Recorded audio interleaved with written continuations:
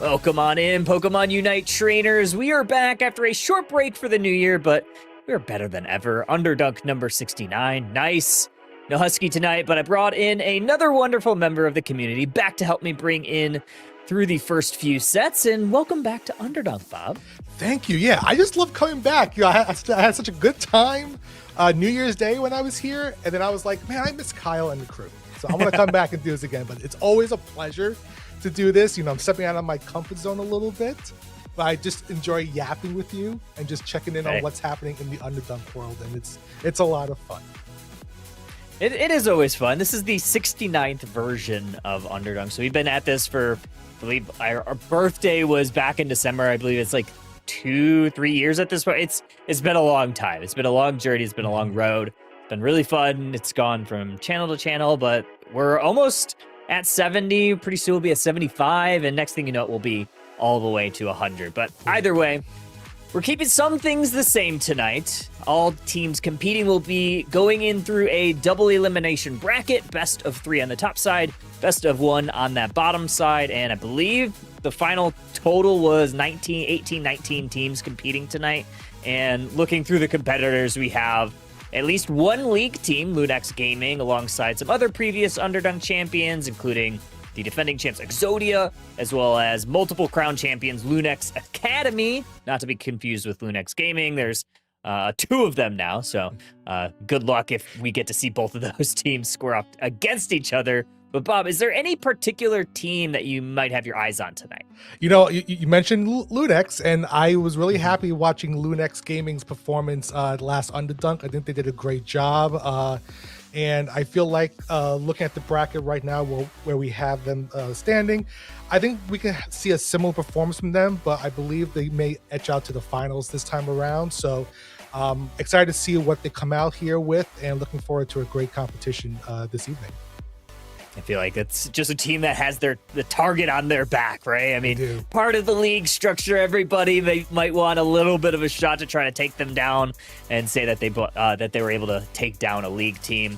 Another team that I think that we probably have to look at or expect a decent performance tonight is Not Enough Kittens. It's a team that I think will be one to watch not only tonight, but as we advance from the league season towards the last chance qualifiers and regionals. It's a team that's played very well on stage at NAIC, as like a majority of these players have had some in-person experience, including Sobi. I believe Russ is on this squad. And I believe, if I'm not mistaken, they had a very good showing at the open qualifiers, just falling just short of being able to qualify into the league. So I'm sure that they're going to want to have some revenge on some teams tonight, and maybe they'll be able to make their way towards the World's qualification towards the end of May or beginning of May.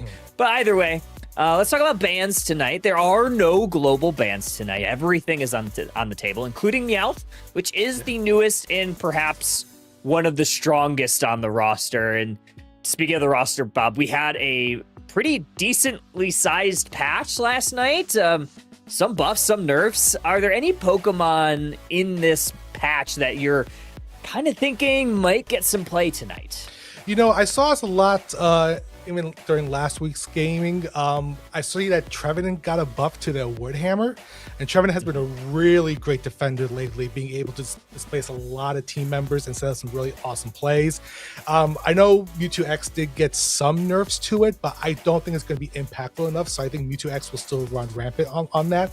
And then, yeah, just because with no bans, I'm glad you mentioned Meowth. I'm excited to see if we're going to have some players tonight using Meowth, because just the way that little feline goes across the map, swiping its way through, dashing through, stunning, it's almost, it gives me like almost like a rapid dash feel a little bit with Meowth. So I'm excited to see some of that gameplay come back hopefully tonight.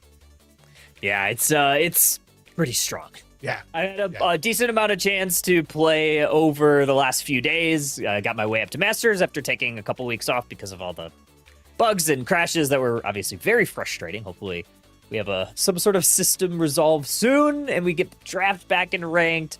But I was able to play in obviously the no draft format over the last couple days. And oh my goodness, every time I play against a Meowth, it is very painful, especially if someone's proficient on the Pokemon. It's incredibly strong, to say the least. Oh yeah, it's all the sure hits. The Unite move, I think I can't remember if I was playing Miraidon or Latias or Latios. It was some sort of attacker, and the Unite move 100 to zeroed me, and I was just like, I can't do anything. And it's just like, it's chased, the coins are chasing. Yeah, very strong. But yeah, Indomitable Spirit is that newest patch. Just a refresher to everybody of what Pokemon got buffed, what Pokemon got nerfed. So Garchomp, Ceruledge, Tinkaton, Trev, like Bob said, as well as Darkrai, Psyduck, regular Charizard, not the Megas. So regular Charizard got some buffs, along with Galarian Rapidash and Comfey. Some very interesting, to say the least, choices. Probably not the Pokemon that I would have buffed, in my opinion. I think Comfey is one of those Pokemon just every time it gets buffed, you see the same things that it enable come out. The Pokemon that are already really strong get stronger. The broken Pokemon become more broken. I'm not a big Comfey fan in competitive, but I do dabble in some Comfey play in solo queue. I think it is kind of a fun adventure. I don't know if you, Bob, have you tried solo queue Comfeying before? I am too nervous, I think, to do solo queue Comfey. I need a good teammate, but no. Whenever I see orchestrated play with Comfey, you're just never having a good time because it becomes almost impossible to take down some of your opponents if you have a Comfey player who knows what they're doing. And just to make a quick note on the patch notes, like I said, one of the Pokemon that did get a nerf was Vaporeon. I still think that thing is just a menace on the field still. I don't think Muddy Water, Flip Turn, 2 great moves. Yeah, I'm looking at the stats here, special attack going down a little bit, the base going down a little bit.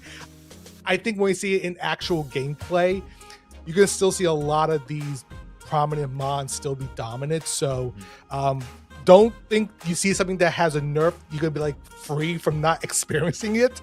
But you're right. I am surprised that regular Charizard did get a buff because we knew, Mega Charizard X was seeing a lot of play. I had a Mega Charizard Y. So I'm curious, Kyle, if we think we're going to see some regular Charizard players possibly tonight with the buff. That'll be quite interesting to see.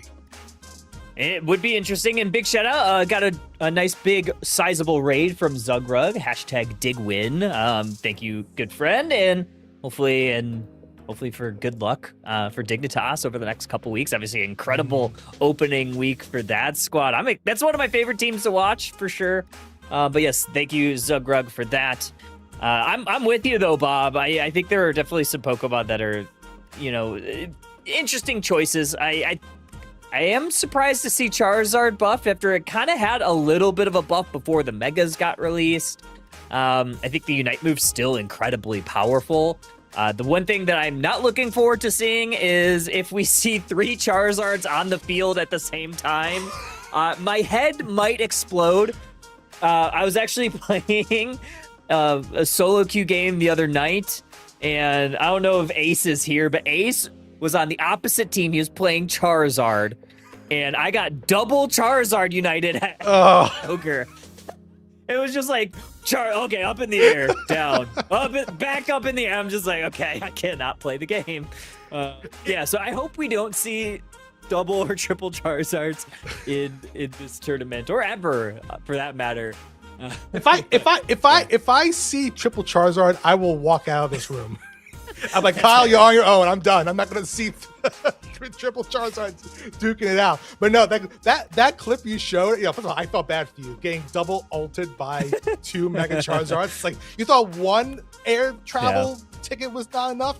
Here's a second one, and just slams you to the ground even more. But no, I think one other thing for the patch notes that I found interesting also is 2 Pokemon got their moves removed from Unstoppable to now a Hindurus Resistance. So you have Zacian's Unite move is no longer unstoppable, and then you have Blaziken's Overheat is no longer unstoppable. So it does open those mons up to a little bit more opportunities for an opponent to take action on that. So again, both those mons still very strong. Zacian's a great ripper, and then Blaziken, triggers at least 700 Unite moves in a match. So it's going to be fun to see some of these mons out there playing and also be vulnerable to their opponents. Yeah, it's going to be interesting. I think some of the nerfs, like you said, I think probably well deserved. Zacian, a lot of competitive play, maybe not so much in the solo queue or less coordinated play environment, but in competitive, it got a lot of play and it performs very well generally. Usually an above 50% win rate. Blaziken kind of in that same boat. The Megas go without saying. They definitely need a nerf. Gyarados, Charizard Y, and Mewtwo X all getting those nerfs. I think you could have probably maybe thrown in another Mega Lucario nerf in there. I think that would have probably made some people happy. It certainly would make me happy a little bit. I love Lucario, but it's a little bit on the strong side, even after a few rounds of nerfs.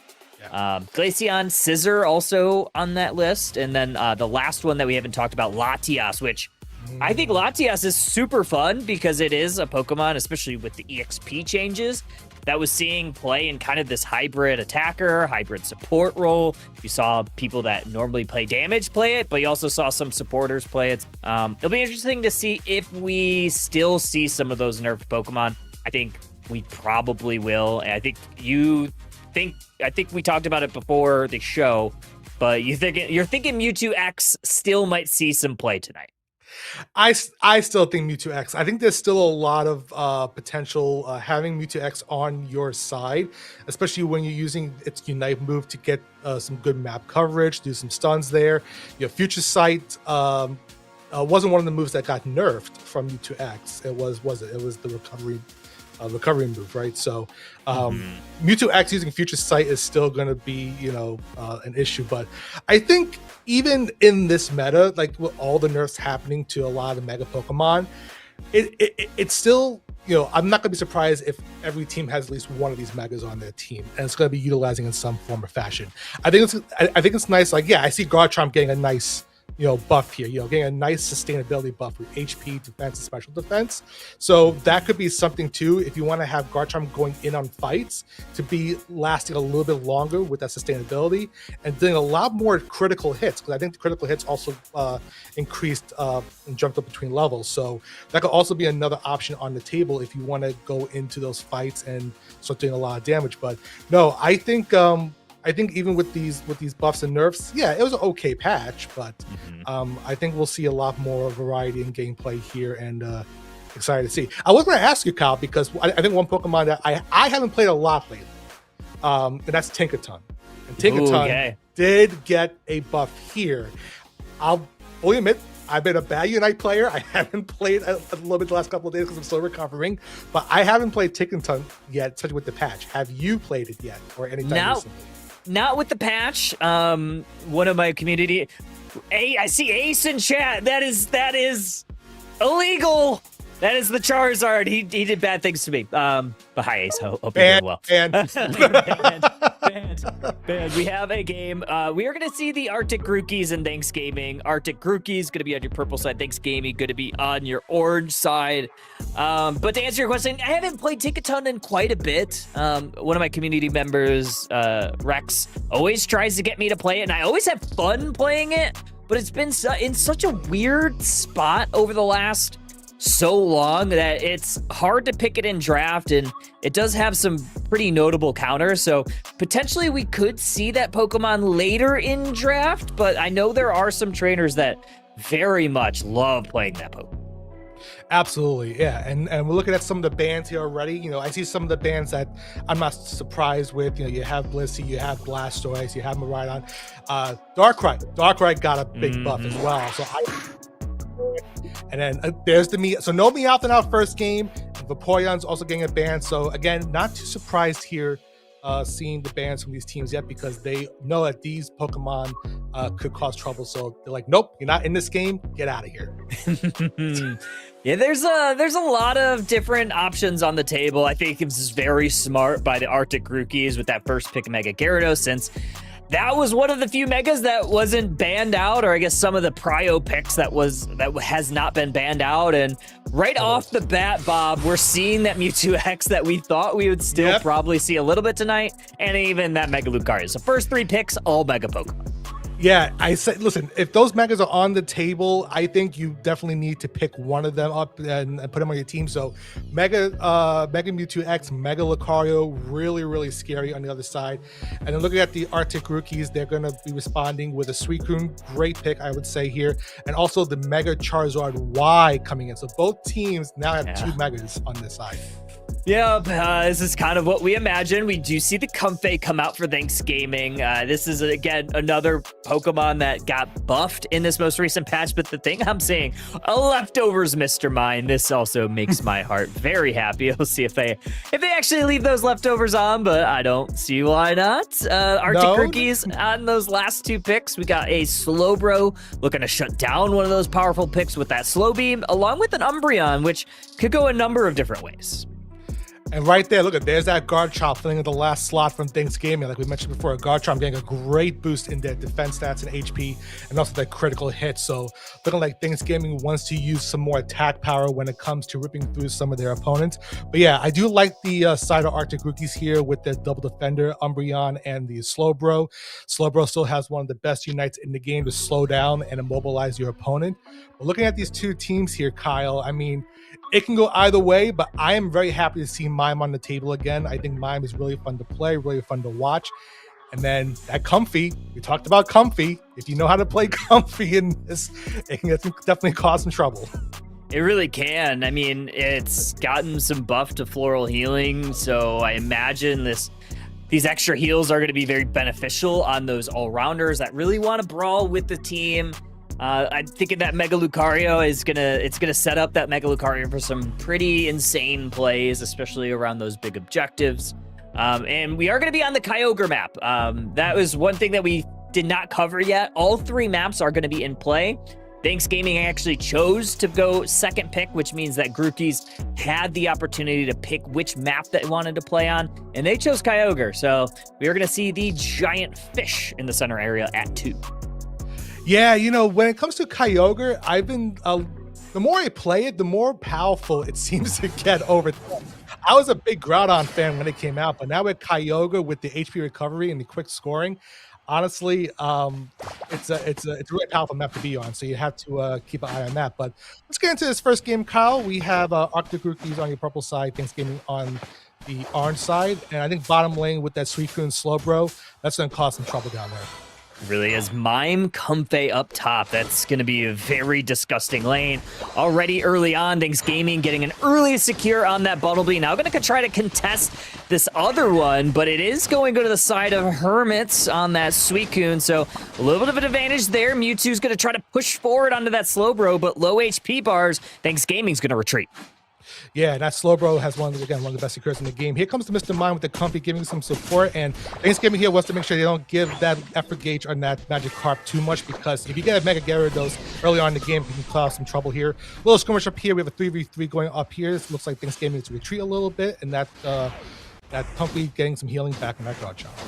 Oh, this is a little bit of trouble for Hermits, but not too much trouble as they take the KO on that Mewtwo X, and now it's the Lucario that's going to scramble up towards the top, try to run away from this Slowpoke that has just reappeared down in that bottom path. Mr. Mime going to go Confusion, and already that Magikarp's going down. Toothless is dangerously low. There's a Sweet Kiss going to pull that Charmeleon in closer, and that's going to enable some scores and a double KO for this Gabite. Great push from Thanksgiving there. Again, not letting that Magikarp get any more levels on the effort gauge. Good push, getting some knockouts, scoring earlier in the top zone.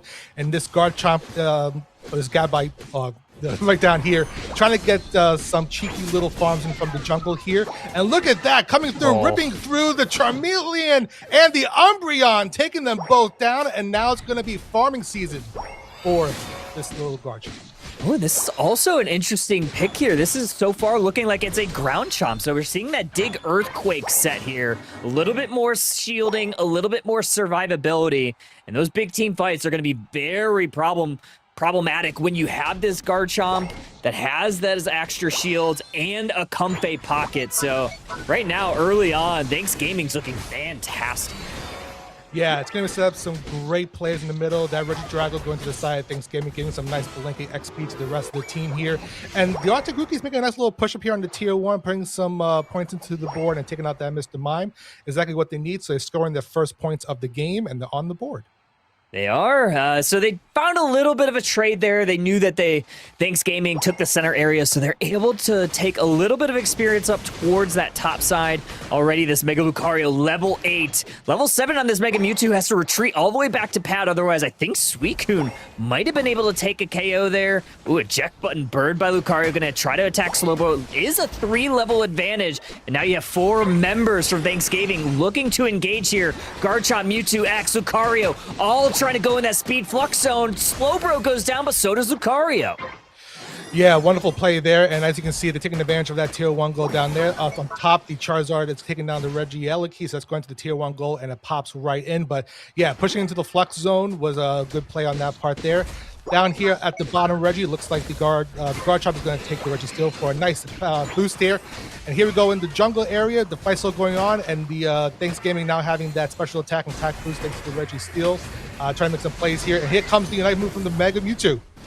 Mewtwo's Mega Evolve. Now here comes Lucario. Actually, that's Gyarados going in. And now the Mega Charizard X. So we have all the Megas on the field. So far, all the Pokemon on the left side are falling down. Charizard, Umbreon, Gyarados all going down. Slowbro, along with Suicune, just there to watch as Thanksgiving takes a pretty good fight, only losing their Garchomp.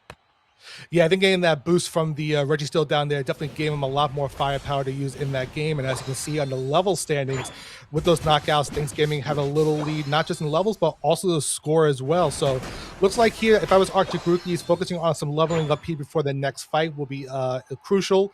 But like you said, Kyle, that Guard Chop and Comfy, they know what they're doing. You better be watching out for them if they're coming into your lane.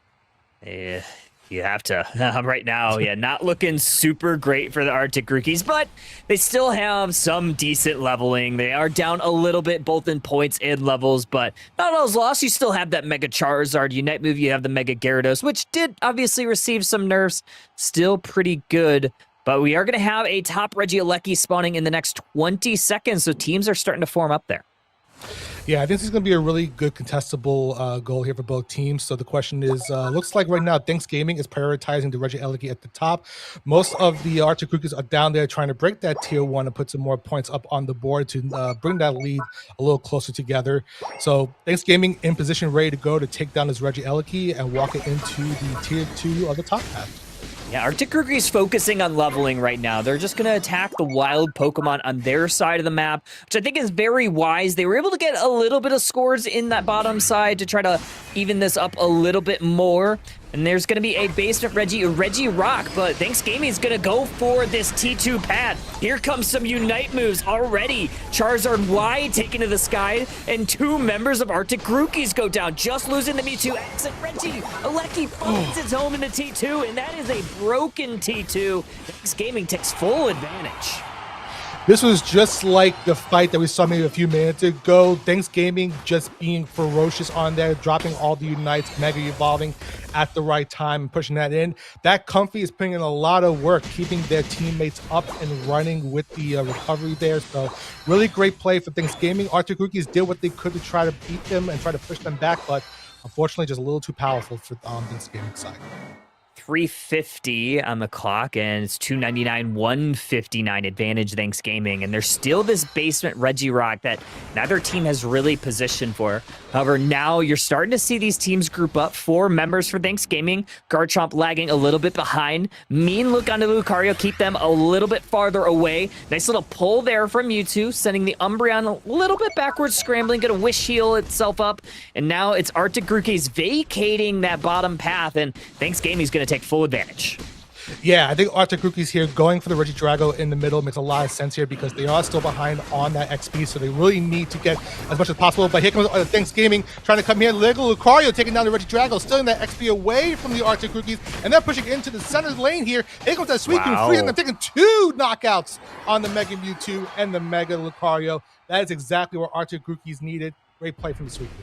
Yeah, great play by Hermits. They definitely needed that, and that is now propelled that Suicune to level 13, so it's reaching parity with some of these other Pokemon on Thanksgiving, as well as this Gyarados. So that's something that you're going to have to watch as we get a little bit closer. Slowbro is going to heal itself up. Razor and Suicune once again. These HP bars are going really low. Garchomp's down. Pumpkin's going to attack to the Mewtwo, but now there's 4 members of Arctic Rookies going in. Mewtwo goes down. Lucario's next on the chopping block. Team White Rookies getting much needed team win here. Man, those mean looks hitting, the stuns coming from Arctic Rookies, they took the time they needed to orchestrate play. They came together and they are taking down Thanksgiving at any opportunity they can. That's exactly what they need to do to get the tempo back in their favor. We're just about to see the big boss hit the map, Kyogre. Let's see which team, and look at that, Arctic Rookies trying to pick at it right away. Yeah, here comes the Mr. Mime showtime. Gonna stun up a couple Pokemon, eject button, burn from the Suicune. Umbreon's gonna seal Soteo. There's that slow beam that we were talking about. First Pokemon falls, that Lucario. Charizard's now taken to the sky. Mr. Mime goes down. Mewtwo's down. Here goes the Arctic Groupie's taking this full team wipe, taking Kyogre for Storm. What a push from Arctic Rookies. They saw Thanksgiving coming in. They're saying not today. When it comes to Pokemon Unite, that is the key word, unite. And you see Arctic Rookies working together to use their moves to disrupt Thanksgiving. And that's how they were able to knock out every single member before securing Kyogre. That's not over yet. They still gonna need some points in. Suicune's the first pin to fall for the Arctic Rookies on this last-minute push. And now Lucario's gonna try to attack the Slowbro. Big surf there. Gyarados takes out Lucario. Mewtwo X is now down. Charizard's trying to hold on by a sliver, but they're getting fought by the Garchomp. Nice little Fire Blast there. Here comes the Gyarados. Garchomp super low. It's just a comfort now. Gates have opened, and Thanksgiving is gonna go down and looking towards game 2. I don't know, Kyle. We just saw the script flip, I think, halfway through this game. The tempo from Thanksgiving, it was there. They were dominating the map in terms of level leads, in terms of scoring, in terms of just knocking out what they can. But halfway through the game, Arctic Rookies, they turned on, they were able to connect and look at this multiple times. All 5 members of Thanksgiving getting knocked out. Brilliant comeback from Arctic Rookies. They definitely deserve this win. They did. I mean, what a good comeback win. Obviously, the scoreboard doesn't show it, but that GG came out from Thanksgiving, and I assume more points would have followed. They had the full team wipe, so what a good comeback it was. I think that real big catalyst moment was that fight for that Regieleki in that top path, which are, like you called it, some of those mean looks were certainly true to the name. They were mean. They kept everybody in place. You saw Lucario just not really able to go through with the power-up punch and attack the targets that they wanted because they're in that circle. And you got to give a big shout-out to the rest of the damage carries for Arctic Rookies who really followed up with the amount of damage that they needed. Obviously, Toothless on the Charizard, Slugger doing great things on that Mega Gyarados despite the nerfs. Yeah, what nerfs? I didn't see any nerfs happening in that game. Yeah, what nerfs, Nope. right? Beautiful gameplay. And listen, Thanksgiving, when it came to that Garchomp had a wonderful showing in that game. The Garchomp Comfy, again, props to the Comfy as well for being able to sustain their opponents for much longer. But yeah, when the Arctic Rookies came together and started to strategize, firing their moves off at the right time to stop that Mega Lucario from even moving, and then you had Suicune coming in, the Surfs coming in from Slowbro. They were just sitting ducks at that point on Thanksgiving side. It definitely seemed like it. No Psyduck, a notable buffed Pokemon, but yeah, they were certainly sitting ducks. Yeah, take a look at the damage numbers. Yeah, 40, 80k from the Charizard. Obviously, the leader was that Garchomp, which I thought that we would probably see some Garchomp. It's been a Pokemon that has shown some promise in other tournaments, but after receiving some nerfs over, I guess, its last few times it was edited, it was touched in a patch, it's kind of fallen by the wayside towards things like all the new Megas, Lucario rejoining the fray both in the Mega and the non-Mega form. You know, Buzzwole has kind of appeared, but Garchomp's just kind of been by the wayside for a while, but it just needed a little bit of a tweak, and this thing looks really good. Unfortunately, it just didn't do everything that Thanksgiving wanted to do towards that late game. Yeah, no, the potential is there, right? You know, Garchomp definitely shows it deserves a place to be in this meta, I would say, like with all these, you know, top tier mega Pokemon. And yeah, the mega Pokemon is still going to run rampant, but having some great answers to them when you can, I think that Garchomp shows how viable it can be and the scaling it has also as well. It just didn't have enough time to shine, like you said, Kyle, in late game, just from the ferocity coming from Arctic Rookies and just stopping their heavy hitters, slowing them down. They can't move. That hindrance was just, you know, being just injected into them. So but I'm happy to see Garchomp on a back and play. I think it's a fun Pokemon to play. I might have to pick it up. I think maybe tomorrow when I have some downtime after work, I might pick up some more Garchomp and start playing it a little bit more. It's super fun. Yeah, I think Thanksgiving was just like missing some range damage. It seemed like every time that they wanted to go in for one of these bigger team fights, didn't go quite as well when it was even strength. So when it was 4-on-4 or 5-on-5, Arctic Rookies just had a little bit more range with that Suicune, which looked really good. Slowbro obviously able to provide a little bit of range, but all the stuns in tandem with both the Suicune and the stuns from the Umbreon. There was just so much crowd control into those brawler Pokemon. If Thanks Gaming had maybe, well, I guess Miraidon was banned, but any other attacker, maybe a Mewtwo Y, something with a little bit of range, they could have maybe provided a little bit more value than like those three melee style Pokemon. Would have loved to see. There's so many good attacker Pokemon right now. I mean, Miraidon obviously being banned. I mean, you could have. Trying to think of like something that would have worked pretty well there. Honestly, even like a full mage Pikachu could have done okay in certain situations. Obviously, you still have to deal with the Charizard and the Gyarados. So even like, Volt Tackle here and there could have maybe stunned them up a little bit more. But I don't know. Something was just missing from that composition. Yeah, I think that's the problem because on the side of Thanks Gaming, like you said, they were all clustered together, right?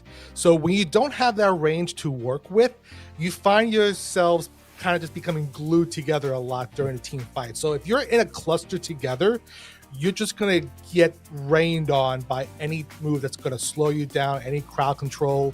Especially, we saw Mean Look, like I mentioned a couple of times, Mean Look just shutting down a lot of plays there. So I would not be surprised if I'm on Thanks Gaming, we might see some type of mage come out of here. Whether it is even some type of like sniper role possibly coming in. We could see Decidueye even there. I've even seen some great Alolan Raichu plays as well. Yeah, so Raichu. I think that'd be fun to see if they come in. But here we go for the second draft mode, and let's see what the teams respond with. That's the Pokemon I think that could have done really well, Alolan Raichu. I think Mewtwo could have done pretty fine okay too. But we'll see. We are going to be on Kyogre once again, so Thanks Gaming had the option of either going second pick or choosing the map. They went with the second pick, and then the map that the Grookey's chose was Kyogre once again, which I think that teams are going to probably prioritize the most because that is the ranked map currently. So I think that kind of makes sense. Bans, though, I believe these are a mirror of what we saw in game number one. I don't think there's any changes. Yeah. No, I think these are the same exact bans. So no targeted bans from the last match. Both teams playing off of, hey, we know these mons are trouble. We don't want nobody taking them. And, stop me if you've seen this before. We have the Mega Gyarados coming back on the side of Arctic Rookies. And it looks like Thanks Gaming, they want to keep some of those heavy hitters. But they're taking away, look at this. They're taking away the Umbreon this time, but still also going with the Mega Lucario. Yeah, I like this. You're taking away a power pick for the Grookey's, which obviously provided almost an infinite amount of value for them. So I do like this. I would still like to see Thanks Gaming, since we are kind of lining up a very similar composition for the Arctic Grookey's, to see Thanks Gaming maybe take a little bit of range with their next set. The Grookey's still have to choose, obviously, most likely some sort of support, but I imagine that they may add some range or maybe another crowd control target. We'll see how Thanks Gaming attacks it. They did like that Mr. Mime, and it did provide a decent amount of value early. I'm not so sure the value it provided late, though. Yeah, no, Showtime Mr. Mime can definitely be beneficial there, but like you said, Kyle, I don't think late game was really where it really shined the most. Looking at Arctic Rookies, there's that Alolan Raichu, so they're taking off another ranged option that Thanks Gaming can't pick. The Slowbro going back to Arctic Rookies, but there you are, Kyle. Looks like they did pick someone who can do some sniping, do some range plays. We're gonna see a decision-wide game. I'm not a complete hater of this. I do think that in that first game they did lack a bit of range, and certainly Decidueye is going to fill that role pretty nicely. Although the thing that you really have to look out for, and it's going to be on this Umbreon, it's going to be on this Mr. Mime, and even to this Mewtwo to some extent, because it does provide some crowd control, is you're going to need to make sure that JKDX is protected, because that Charizard is going to come right for him. That Slow Beam going to come right for him. I could probably see the Slow Beam on that Mewtwo or the Lucario as well, but this Decidueye, you do not want to let it ramp up, and I'm looking at this, Bob. I see an X attack and I see a Drain Crown, so I'm not so sure how much range it's gonna have. To me, that looks like it might be a Razor Leaf Decidueye opposed to a Spirit Shackle Decidueye. Yeah, Razor Leaf, getting that burst damage out there, going right in there. But no, you're right. I think the Thanksgiving needs to protect that Decidueye a lot. I mean, obviously, you have a very strong Unite move where it can zone out a little bit and really take out a lot of members on the opposing side. But yeah, I think it'll be fun to see a different moveset that we don't normally see a lot in competitive. So, but hey, I enjoy a good Razor Leaf game as well. It's a lot of fun to hear the sound effects go off when you're playing with that. But yeah, I think, I really think that Umbreon play was really smart on Thanksgiving. So both sides, I think, have a good amount of CC to work with. It comes down to, can you protect your heavy damage dealers? Because if they get knocked out early, it's gonna spell trouble.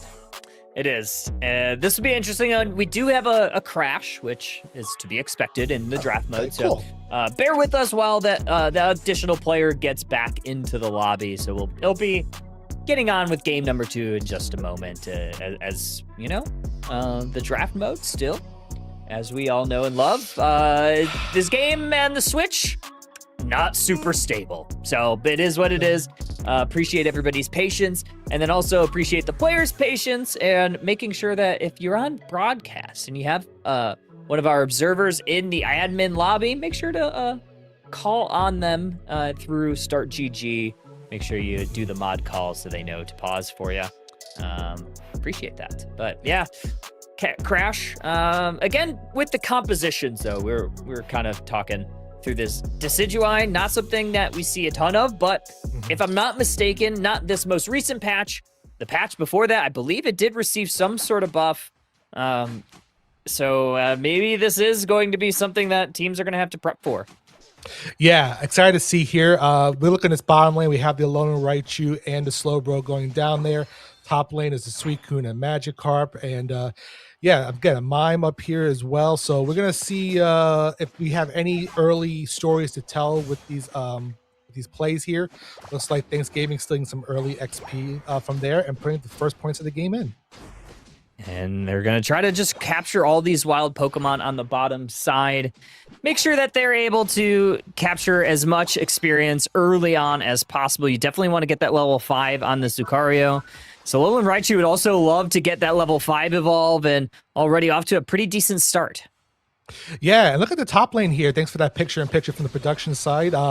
That Magikarp is still standing, trying to get as much effort gauge loaded up, so it hasn't been knocked out yet, so we could see a Mega Gyarados coming online pretty soon. We have our first contested birds in the top lane and bottom lanes here, and teams are waiting to get that XP. Already putting on some damage. You want to try to get this Magikarp, this Gyarados online as fast as possible, which is why this Charmeleon came up to the top path. But JKDX early on with this Decidueye, providing a lot of value on a full HP bar, nevertheless, almost taking on that Charmeleon. Yeah, here comes Thanksgiving coming down here to get those center birds. A lot of times those center birds, people don't usually go to them. That's a free XP waiting to be taken for the liking. So good to see some of the members of Thanksgiving try and get that extra XP here.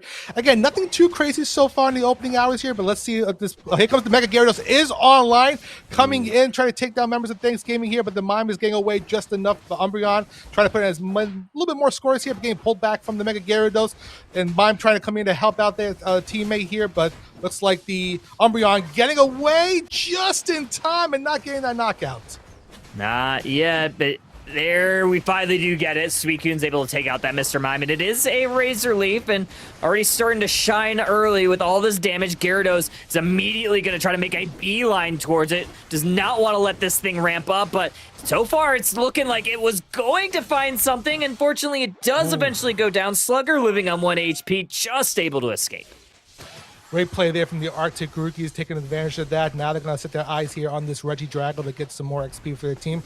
Umbreon Mime coming in, trying to steal away from that. And there goes the Regidrago going on the side of Arctic Rookies. Great play from the Alolan Raichu for that secure. And here comes this Umbreon, already trying to frontline, foul play into the front line, going to try to push that Charizard into harm's way. Unfortunately for them, unable to find really a follow-up value, but it is all 5 members up towards this top path for Thanks Gaming, and the bottom side is going to be that Regieleki and Slowbro, the lone member there defending. Immediate shred onto those Regis from JKDX, and it's Mewtwo that controls it. Yeah, so not a huge fight at the top there. I think members of Project Cookie kind of keeping their distance away from there, giving that objective to Thanks Gaming here. Didn't want to go in too quickly, peel back a little bit. But here comes some of the knockouts coming on. The Mr. Mime going down, the Sidgewai going down as well. And looks like the Charizard trying to get rid of the other. 3 members of Thanks Gaming going down. Wow. Charizard chasing the Umbreon away. Arctic Rookies had a opening and they're pushing through to put those points in the tier 1. Really good push. And that's pretty massive right there. They're going to look for a pretty significant overcap, 27 points on the top side, and Arctic Rookies looking pretty good early on, 136-8, so they have a pretty massive score lead given that it's only been 4 minutes. Yeah, and I think definitely a stronger performance I'm seeing in this game for Arctic Rookies, taking their time to level as much as possible, get that farm, and trying to keep some pressure over on Thanks Gaming. The Eleki is down here, the Whirlpool's dropping up, and here comes the Charizard taking to the sky, dropping down members of Thanks Gaming, taking out 3 members already. Umbreon getting low on health, trying to get away from that fire from the Charizard here, has to heal up, and there's the Whirlpool coming from the Suicune to stop it in its track. Tier 1 being broken down, and this Eleki is going to the side of the Arctic Rookies, heading its way to tier 2. Not bad. 189-8 now, and Arctic Rookie is adding on some objectives. So level 10s on their big carries, so Mega Charizard and Mega Gyarados hitting that mark right now. Thanks Gaming forced to kind of turtle up and just defend this Regieleki while it's Arctic Rookies gobbling up their wild Pokemon, taking this Altaria family, and getting in position for this top Regi Roulette. And as we head down to the bottom here, Thanks Gaming putting in a push here to put out the opponents. Here comes the Unite move from the Sidgewai to take down the Alolan Raichu, and Charizard trying to being able to do some help from the fallen comrade, but gets knocked out itself. And it looks like this tier 1 is going to go to the side of Thanks Gaming with some good points going into it. A nice overcap. I think it was a 13-point overcap there for the side of Thanks Gaming. Not bad, but they are going to lose their Decidueye in the process. There's the Suicune Unite move. Going to try to take out another. They do. Mewtwo X going down. Now it's Umbreon trying to shield itself with a Snarl. Going to go into the back line and go attack that Suicune. Unable to get the follow-up from Mr. Mime, but they were able to maybe stall out that fight and didn't go down themselves. So not a bad play here for the Umbreon. Heading into almost 4 minutes here, Umbreon recalling back to the Pokemon Center. Both teams on their side. Charizard trying to get some vision, it looks like, on the side of Thanks Gaming. Taking some extra XP there. It looks like the teams are kind of taking a little breather here, trying to get as much XP on the map. Still a very small lead with the Arctic Rookies here. We have another objective coming down into the bottom. It looks like Arctic Rookies wants to set up some type of ambush. They're going to set up, and it's a Regieleki, so they would definitely like to push this towards this T2. But on the opposite side of the map, it is going to be Thanks Gaming pushing this T1, likely having enough points to go ahead and smash that through. That is going to give them a temporary score lead as they now make their way through the central area of Arctic Rookies. So Rookies going to focus on this objective and maybe even get a little bit of a back cap. They're actually able to recapture that score lead. Yeah, here comes Thanks Gaming coming down to the center lane, trying to see if they can stop that Eleki, but before they can do, they're getting into a fight here. Here comes some of the Unite moves. Mega Charizard taken to the sky, dropping down, taking out members of Thanks Gaming. We have the Mewtwo going down, Umbreon going down, Lucario going down, Mime going down, 4 or 5, a complete team wipe, and that Eleki is just going to walk right into tier 2, giving the opportunity for Arctic Rookies to extend their lead. They're going to just throw a nice little fire blast down there just to make sure that some damage falls on to anybody that hits that T2. Instead, that T2 is going to go down. Now, a minute left until Kyogre. Arctic Rookie has a commanding lead, not only in the score, but the levels are looking pretty dang good in their self. Level 14 on that Charizard is going to be very difficult to take down. And they already have some positioning for this Reg Ice as Mega Lucario starts to make their way and going to hide in this tall grass. Yeah, you see members of Thanksgiving kind of try to come up here. So we have the Suicune starting to chip away at the Regice, and members of Thanksgiving ready to see if they take it away, peeling back with the Arctic Rookies. They're going to start to look in here. Here comes the Suicune dropping in the Whirlpool of the sun a little bit. Mega Lucario getting the Regice, and they're going to peel back and take that HP buff heading into the Kyogre fight here. 10 seconds left, and it looks like the teams are going to just reset and just gather together, getting ready for this final objective hitting the map. They have full position. They're going to hide in this tall grass. I think Lucario might have been aware where Suicune was, just out of reach with that close combat. Arctic Rookies has great positioning and now has vision of this Umbreon. Instinct's going to have to retreat back towards that back line as Kyogre starts to get tapped on. Yeah, Kyogre being chipped on a little bit. Nobody wants to make a mistake here. Thanksgiving trying to look like the Mimes giving a little bit of extra power to the Decidueye to make a final move there. Still on the outskirts, not making a move yet here. Both teams being very cautious. A minute 30 left in the game. And here comes the comeback here. They're all going in. All going in. The Mega Lucario gets immediately met by that slow beam. All the Unite moves starting to fly, but Thanksgiving still standing tall. There goes the Charizard Unite move, and now it's actually Charizard that goes down. Mega Lucario is going to be 1v1ing the Gyarados, but they lose that. Now it's a 2v2 fight. Nice little foul play into the back line is going to help take down that Raichu, and now Lucario is still down, and the Decidueye somehow gets all of the Razor Leaves out, and now the Rip's on, Bob.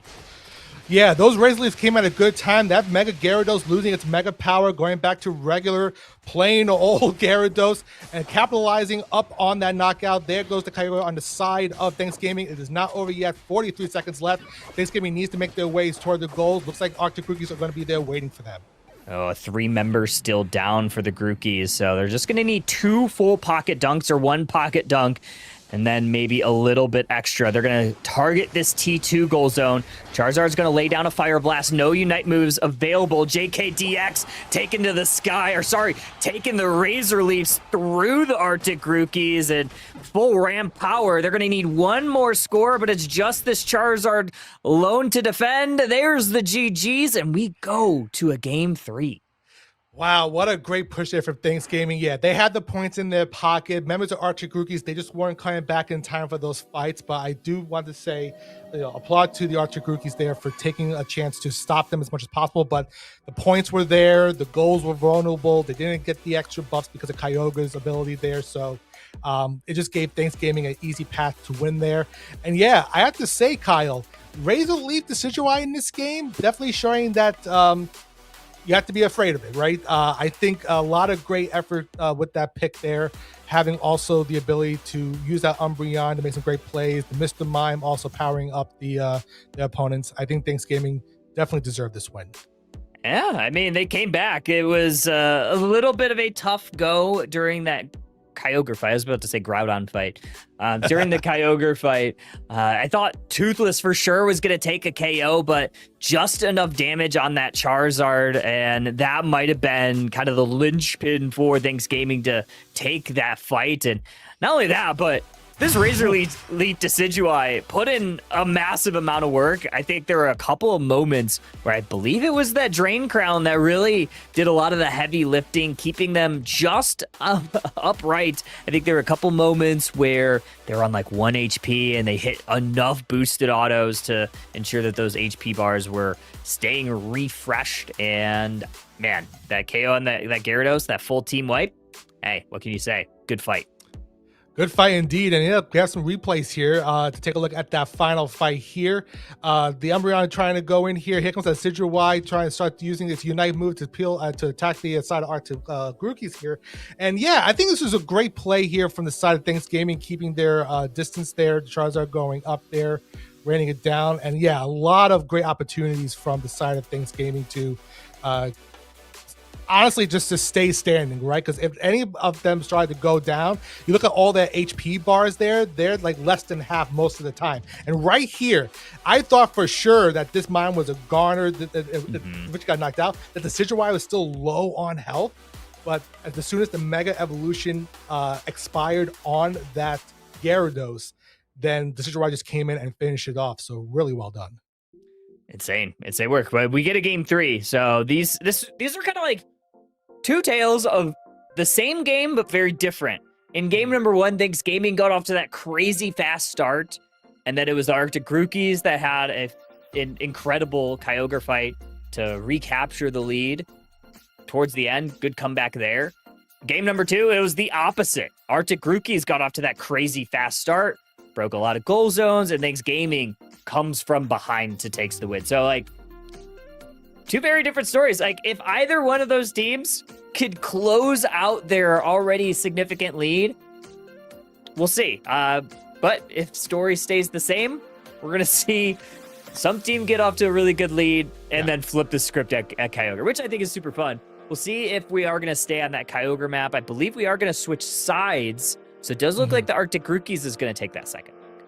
Yep, it does look like we do have a Kyogre map for the 3rd time here. So, yeah, I think, especially like what I'm going to look for in this game 3, I want to look at early game leveling here, because I think if you have a lot of momentum early game, you definitely set yourself up to be more successful in those late game fights. But like you said, Kyle, it only takes one of these altercations to, like, if you're ready to just take down your opponent, get that XP back, take the objectives, you can easily turn the page to a victory for your side. But I think that early game scaling, being able to secure a farm early, put those points in, if we're seeing, going back to the Gyarados again, you know, how fast can you get a Mega Gyarados online? Because the quicker you get that online, the Gyarados, I think you're in a great position to really walk away with the win. Yeah, we'll see. I mean, it's going to be a different draft, at least from the standpoint of this is the first time that the Grookies will be on that orange side and the first time that Thanks Gaming will be on the purple side. So Thanks Gaming is going to have that opportunity to take that first pick. In games 1 and 2, we saw the exact same bands, and we saw pretty much a very similar, if not the same, draft in the first like 4 or 5 picks. We'll see how it goes. I imagine if I'm the Arctic Rookies playing Mega Gyarados a few different times, I would imagine that they may go ahead and ban it here. But I mean, time will tell. There's so many powerful Pokemon that might be a little bit too strong that you would love to have banned out. We'll see what gets left on the table for those first picks. Yeah, I won't say I will not be surprised if I see a targeted ban come in the 3rd draft here. But if that does happen, it definitely means, well, then you have another Pokemon that you did not ban that is up for grabs, and you can easily fill that slot with something as just as powerful. But going into these game 3s, it's really fascinating because both teams have an opportunity to kind of assess, like, both games, the one that they won and the one that they lost, and now they have more information on their opponent. So I really think game 3s are you just have much more information to work with. So it'll be interesting to see if we see some of those same strategies again, because I see things that work for Arctic Rookies and I see things that are working for Thanks Gaming. Will the other disrupt the other from not being able to pick a certain mon? I think that'll be interesting, but I will say those range picks I think was definitely smart. And if you're one of these teams not having a range attacker on there, you should probably focus that. And I think that's what they should do. Yeah, it's just unfortunate for Arctic Rookies that they weren't able to get to the Decidueye in time. And that's the problem with a Razor Leaf Decidueye. You have to attack it with everything that you have. Otherwise, it does have a pretty decent amount of self-sustain if it gets ramped up, especially if it's hitting those multiple targets. But let's get into game number 3, bans and picks. We're seeing very similar bans still so far. Miraidon, Darkrai, Blissey. And Arctic Rookies, they took the Charizard in the first 2 games. This time they are going to go ahead and ban it themselves. Yes. So yeah, similar bans we're seeing here. Again, nothing too crazy. It looks like the Blastoise is there as well. Yeah, so the Charizard Y, taking that off the table there. So Thanks Gaming taking the first pick here. Seeing what they're going to hover over here. They decided to pick the Vaporeon. We said earlier in the pre-show, Vaporeon, yes, they did get a bit of a nerf here, but I still think it's one of the strongest defenders you have in the game, especially when Crocotrol is the name of the game, actually. Vaporeon, we saw it banned in the first 2 games, so we'll see it out of play, or I guess out in play in the Thea Sky Ruins in game number 3. Hermits looking to hover that Suicune once again. Arctic Rookies have been able to gobble that thing up every game this series. Nog got it stole that Umbreon stolen away in game number 2, but they are going to be back on it here in game number 3. Thanks Gaming lining up maybe a Lucario pick once again. I mean, what can you say about this Pokemon? But it has great potential, especially when it's in that Mega form. Absolutely, very powerful. Just a menace to deal with. We see the Trevenant being picked on the side of Thanks Gaming. Yeah, Arctic Rookies, like you said, with that Umbreon Suicune pick, very dangerous. We've seen what it can do. We're gonna see it again in this game 3. Slugger hovering over the scyther there, but going back to the Mega Gyarados looks like. 1 second left, and here's we have a Decidueye and Mega Gyarados being picked. Okay, I mean, Gyarados kind of was on the board for quite some time. Very interesting that it's fallen this far, but I mean, it kind of makes sense. You'd want to make sure that you get your prio picks if you're Thanks Gaming. The Trevenant is something obviously that has been buffed. You're seeing a big root on that along with a float stone, so I think it's going to be a very fast Trevenant, which I think is really fun. But it is going to be a Decidueye on the side for Arctic Rookies, which was kind of the main player, maybe the MVP for Thanks Gaming in game number 2. So we'll see it over for the Grookies this time. And you have one final pick here. Gutter pick a Speedster would be really nice to try to maybe shut down this Greninja. I do like this Leafeon. I really do as well. I think that was a great response to the Greninja being picked on the side of Thanks Gaming. We are going to have the Duck. The Duck's going to be in this game. I'm excited to see that. But yeah, I do like the side of Arctic Rookies here. Seeing the Decidueye there, seeing the Leafeon, being able to just zip around that map and take knockouts where it can. It is fast. It is powerful. So really excited to see that. But no, I think both sides... excited to see the Trevenant out there again with its recent buffs, but yeah, I think between these two teams, it's going to be in for a good show for a game 3, Kyle. Yeah, I think so too. I think the big thing here is going to be, can we get some early KOs for this Leafeon to help out that Mega Gyarados? I think it got off to a really good start in game number 2, which is why I think the Grookies got off to that like crazy start as a team, getting all those points in, breaking that tier 2 on that bottom side, and really cementing a lot of team wins. However, obviously the big thing that they didn't have in their advantage was that Kyogre fight didn't quite go as good as they want. So they're really going to have to pay attention to their target priorities. I think this Greninja, if it gets scaled, could be a very big menace, especially for that Decidueye. One Unite move, one Water Burst Shuriken into the back line, and that owl is gonna have its wings plucked. But that's why we play the game. Game number 3, Thanks Gaming on your purple, Arctic Rookies on your orange. And down here, we see the Vaporeon Lucario going down to the bottom lane for Thanks Gaming. We have the Psyduck in the tree going up to the top lane here. Here comes that Suicune. But like you said, Kyle, the name of the game is all about the leveling. You have to make sure you are not taking that XP early on. You are depriving it from your opponents, because once one of these two gets online early, it's going to spell trouble.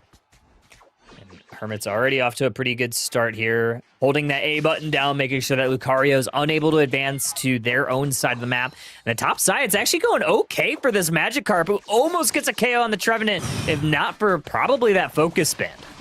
Yeah, if that KO came on the side of Magikarp, man, we can see that Gyarados coming on really early. Leafeon coming down to the bottom lane, trying to take out some early knockouts here, help out to the top lane, get some knockouts early, but... good little skirmish up there. Both teams playing back to their side, get some more XP as we wait for the birds to spawn. Yeah, you definitely want to get this effort gauge up for this Magikarp. So far, it's looking pretty good. 3v3 up in the top path, 2v2 down in the bottom path. Already some damage from this Leafeon. Looking to try to attack the Psyduck, whose passive pops and already has to rush back towards the back line. Eject buttons burned from the Grookies. No KOs found, so you still have a Magikarp. Yeah, so I'm sure we'll see that Magikarp evolve pretty much soon, because it has not been knocked out yet. So really strong on the side of Arctic Rookies here. Down here in the bottom lane, Vaporeon trying to stop the Umbreon from coming in here. This is why on the back here trying to help out. Umbreon trying to escape, but Vaporeon just a little too overpowering there. They had to peel back. And now we do have the Mega Gyarados online, finally. Maybe not finally. You got it before the 8-minute mark, so it's not all's lost. But you definitely would love to get it a little bit sooner. Slugger waiting in the tall grass, looking to try to steal this last little hit. I'm able to do so, so that's actually very nice here. Oh, and now it's the Suicune that gets caught off guard by this Greninja that just hit their level 7. Yeah, that Greninja already level 7, so we're going to start to see that power creep coming up there. So Arctic Cookies needs to make sure that they're not in the way of those water stars coming their way. Looks like the Regigirac is going to go to the side of Thanksgiving to give that blanket Y XP as it looks to come down into this tier 1 fight. It'll be our first big fight of the game. And they're going to try to push on forward. It's a good play from the Trevenant. Doesn't get the push that they were wanting with the Woodhammer. Umbreon going to foul play. However, they're going to meet their doom. It's going to be Greninja that takes that KO for Thanksgiving. And now it's going to be this Dark Trick. Hold their A button, try to find some XP because they still would love to get this level 7. Thanksgiving is pretty relentless right now with all this healing from this Vaporeon. They're going to continue pressing forward onto this T1 pad. Dark Trick's going to have to run away. Woodhammer misses the mark, and it's actually Leafeon that goes down. Wonderful push here from Thanksgiving. Like you said, that Vaporeon giving them enough life to hang on to, being able to take down opponents of Arctic Grookey to clear a path to put into that tier 1. And here we go. We see that the no XP for that Dark Trick, unfortunately. That's going to hurt them a little bit in this game. Thanksgiving taking a nice lead in points and XP with that fight as they come down here to take that Elekey and push it hopefully to that tier 2 for some more Dunkaroos. And it's a Regieleki for Thanksgiving. They are hovering this bottom path, trying to grab some vision, playing very far forward as Trevenant doing that exact job. Going to get pushed by the Leaf Storm from the Decidueye. Oh, they're going to try to hit that Woodhammer. Unfortunately, misses the mark. Leafeon, no Unite move just yet, looking to try to go in with that Razor Leaf on the backline. Psyduck running away. Here comes the Dragon Ascent from the Mega Gyarados. Gonna Mega Evolve, hit that Psyduck, hit that Waterfall. Not enough damage, but there's that Emerald two-step. Psyduck goes down. Beautiful play there from Arctic Grookies and the Leafeon capping it. That Greninja did not want to get in there and give up XP that easily, so I had to peel back. But yeah, wonderful play from Arctic Grookies there to take down the Psyduck. We gained some of that level here. Then here comes the Unite moves popping off from the Mega Lucario and taking out members of the Arctic Grookies there. I think I saw this time finally a Woodhammer hitting them target, so that was good on the gaming side. They needed those Woodhammers to hit this time. Yeah, it definitely came in clutch there in the right moment. Nice little snarl there is going to stump up a few members of Thanksgiving. Lucario almost going down, but a lot of healing from those close combats are really hitting the mark. Leafeon and Umbreon goes down. Knock from Decidueye. Going to try to make everybody scramble away from this T1 goal zone. Trevenant going to be the lone KO that the Grookies find right there. And I'm okay with that too. Trevenant just taking the hits there, letting the rest of the team to kind of just peel away there. That Greninja, level 12 as he hit the 5-minute mark. So that is going to be a troublesome mon that the side of Arctic Cookies have to deal with here. Both teams trying to get as much XP as possible here as we get over the halfway point. And so far, I think when in terms of the levels, Gaming having a slight lead over the Arctic Rookies at this time. Nice little Hydro Pump onto the Gyarados. Going to damage it a little bit. Suicune going to throw out some ice, try to hold the Thanksgiving backwards. As we're going to start to go in forward, surf in from the Psyduck. Going to try to hold the line here. All 5 members of Thanksgiving attacking this T1 goal zone. It's going to be Leafeon that's going to try to do something. Decidueye hitting a little bit on their Razor Leaf, but that is a lot of damage from this Greninja. Good stun on the Woodhammer from Trevenant, and Greninja hits a 3 KO. Wonderful play from Greninja there, and then, yeah, I have to say, that Vaporeon putting in the work to keep the teammates healed, definitely great on with the fight on the tier 1. Trevenant coming in with those Woodhammers to displace members of Arctic Rookies there, so Greninja could come in with its level 13 power, probably knocking on the door of level 14 anytime soon here, so really good push there from Thanksgiving. Yeah, 194, 113 currently. Thanksgiving did lose that Trevenant and the Greninja, but they are going to likely win this Regirock for themselves, and they do. Vaporeon gets the last hit there. 330 on the map might be some of the last moments we get to see any Unite moves. However, there's not a whole lot on the board right now. Mostly just the Suicune and the Leafeon. Yeah, be careful here as you're heading close to the end game with just about a minute 20 left. You don't want to get into unnecessary fights if you don't have to. Teams are trying to get as much XP on the map as possible, put those scores in. Not a huge overdunk from the Leafy on there, but that puts them closer to the lead with Thanks Gaming. It does unlock more XP at Thanks Gaming because that tier 1 has gone down here. But both teams trying to keep into their sides a little bit. A minute left before Kyogre, and we're going to see if they can get some more XP on their sides before the big final fight. At 194, 179, kind of the calm before the storm in that central area. Last moments to really get any experience on their side. Level 14 on that Greninja, level 13 on this Leafeon, and on the Gyarados for the Grookey. So those are going to be two very important Pokemon as we get closer and closer to this Kyogre. You definitely want to try to maybe target this Greninja because you do not want it to get onto this Decidueye. Exactly. Seeing that level 14 Leafeon, I feel like it's having its eyes on that Greninja. Decidueye just on the back there, ready to unleash its Unite move if it needs to. Both teams just kind of get some vision, see where they are, so we can find the Vaporeon. Vaporeon peels back. Here comes the Trevenant with its Wood Hammer. Gets a little contact on the Suicune, also peels back a little bit. And we're looking for some pokes here and there, but Kyogre's on the map. Teams just still being a little cautious here, Kyle. Very close battle, less than 20 points going to separate these two teams in game number 3. It's been close matches in the first 2 games, coming down to a little bit of a flip here. Oh, there's that Water Burst immediately onto the Leafeon. They go down. However, Greninja gets traded in kind, and now Suicune also going down. Mega Gyarados trying to attack the Trevenant. They go down as well. Hermit's doing a lot of work. There's that knock Unite move. Scrambling is the Psyduck. They go down. 3 members down for Thanks Gaming as they move towards Kyogre. Yeah, that was amazing there. Coming from Thanks Gaming going in early with the Trevenant, trying to get some action going on. Here comes the Kyogre going down, less than 5% left in HP. Who's gonna get it? The Vaporeon takes down the Kyogre with that steal, trying to get away there, and looks like the Mega Gyarados coming on back. Here comes members of Arctic Grookey trying to push back against Thanks Gaming there. Another fight coming in. Whirlpool's going in. Woodhammer going down. His stun displays. Leafeon goes down from there. Umbreon just close enough going down and pushing him back from Gaming. And looks like Gyarados has to peel back a little bit there. Also Umbreon. Head to head here, Kyle.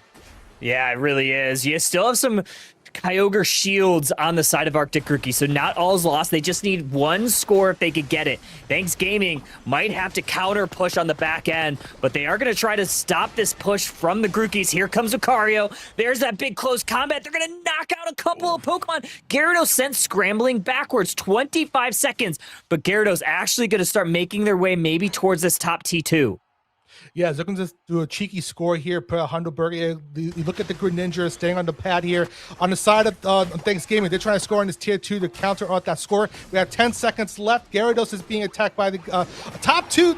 We have 100 points going in from the side of Thanks Gaming. Looks like no points from the side of Arctic Monkeys going in as the Gyarados was being stopped by the Greninja. Great push from Thanks Gaming, and they're going to take this 2-1 in the set. Insane work there from Thanks Gaming. Great poise. More heroics from that Vaporeon. Incredible last second secure. When the back was against their wall, their odds were stacked up against them. It's PK making a heroic play. MVP honors certainly deserved for them. And Arctic Grookey is going to be scratching their heads at how this Vaporeon got to walk through. We saw Vaporeon banned for the first 2 games, right? And when it was opened up here, we just saw why it was getting banned. It is such a threat with the ability to just keep people alive for so much longer. Yeah, I go back and said what I said earlier. What nerfs, right? That Greninja scaled beautifully this game on the side of Thanks Gaming, getting up to the levels and out-leveling even the sides of the with Toothless and Herms on the Leafeon and the Decidueye respectively. That Greninja getting up where it needed to was dominant in fights, being able to rip through as much possible. Again, that last push towards the end, you saw members of Arctic Grookey trying to score with the last 10 seconds, but Thanks Gaming stuck together, pushed toward the bottom tier 2, was able to put 100 points in to secure that win. Insane. Yeah, 294, 179 going to be your final here in game number 3. Thanks Gaming coming out on top. It was a close one, just as we had a match going into this one. Yeah, At the board across the scoreboard, very close throughout, as well as the teams kind of split on both ends. Thanks Gaming getting a few, Arctic Grookey's getting a few, but it is Thanks Gaming that got the most important one at the opportunity onto the lead. They didn't need those extra, but they certainly got them, and what an incredible fight that was. Incredible indeed. And here comes just some of the replays we've seen in the game. The power of Thanks Gaming. When those wood hammers come down and you're pushing members away, and it opens up a nice pathway for you to have those combo plays to secure, you capitalize on that. And that's what Thanks Gaming did. And here, right here, we see the Vaporeon is slow-mo. Oh, look at this slow-mo. I love it. We have the Sidgewai Razorless going down, the Vaporeon blasting into the Kyogre here, as well as the Gyarados trying to get some moves as well.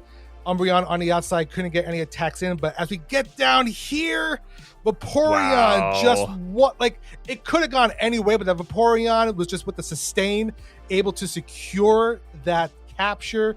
And yes, even though Arctic Cookies were all 5-up, ready to push back and make an impact, we saw the Greninja coming through. We saw Lucario coming through when it came back online in this fight. A really great effort from both teams here. But yeah, that Vaporeon, look at it. Look at the healing it's doing on the Trevenant and the Psyduck there, Kyle. Yeah, all the healing, and then you have that Kyogre buff to give you even more healing at this point. And yeah, I mean, just very unfortunate for the Grookies, who it seemed like they really had everything figured out. They had that insane comeback in game number 1. Unfortunately, in game number 2, they kind of squandered their lead. And then in game 3, unfortunately, the unfortunate flip. Fortunately for them, they are going to be going down to that lower bracket. Fortunate, though, their night's not over. They do have a best-of-1 gauntlet to go up against, so we'll see if they're able to make their way all the way back towards that grand finals later in the evening. But with that said, we are going to take a quick break as we get set up for our next round matchup, so don't go too far, folks. We will be back very, very soon.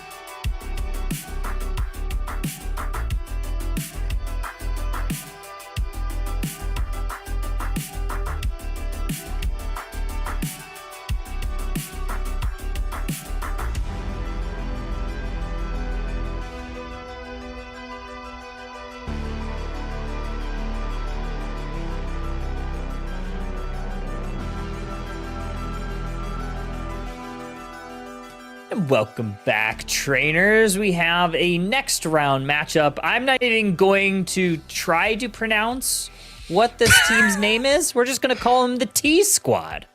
TGS? TGS? I don't know. TGS versus DKD3V. It's there's a lot of abbreviations going on here, and I'm not sure I like it, Bob. I kind of like T Squad. I kind of want to know if it stands for something. Because I love, listen, I love a good acronym. If you tell me what the acronym is, I'm all for it. But yeah, T Squad, DKD, definitely ready for this match. I think we're about to jump into it right now, but it was fun to start off with a nice 2-1 set here this evening. Really some good games. We get to see a lot of power back and forth. Yeah, looking forward to what we have coming up in just a bit here, Kyle. Yeah, it's going to be a good round matchup. A little bit of across the board of kind of what's happened in the sets that have not seen, the ones that have been appearing off screen. So we saw Thief take down Hazel Toast, so they'll take on Lunex. Actually, that's already going on. Lunex Gaming up 1-0 in that set. So already we're like kind of starting to get through this bracket pretty quickly. Obviously, that's what's going to happen when you have a 3-game banger of a set like we had in that last one. But Lunex Academy going down to this KD3V squad, which pretty surprising because considering Lunex Academy has been a consistent winner of Underdunk. Yeah, and so they're going to head right on down to that lower bracket there in the losers round. So yeah, it was a 2-0 set that they lost. So very interesting there. But yeah, as the rest of those games continue to formalize, let's get into the one we have right here. We're looking at the draft screen. So far, we have the Psyduck and the Machampion band. On the side of the T Squad, we have Meowth and the Mega Lucario being banned as well. Darkrai showing up on the side of KD to finalize their ban, looks like. And then on the side of T Squad, hovering over that Mega Gyarados to finalize the bans. Oh, yeah, wait. Okay. Okay. They're playing with me. Always hate when teams do that and like, they just completely psyched us all out. But no, they still stick with the Mega Gyarados. So we saw it in all 3 games of our previous set. Not going to see it here in game 1, which considering how that Pokemon performed, like, I'm not super surprised, but obviously it did lose 2 out of the 3 games that it played, despite it looking pretty good in all 3. So something to take note of. But something even more notable is the Scyther pick on KD, because Scyther has been kind of running amok in a few different ways, although it did get a little bit nerfed recently.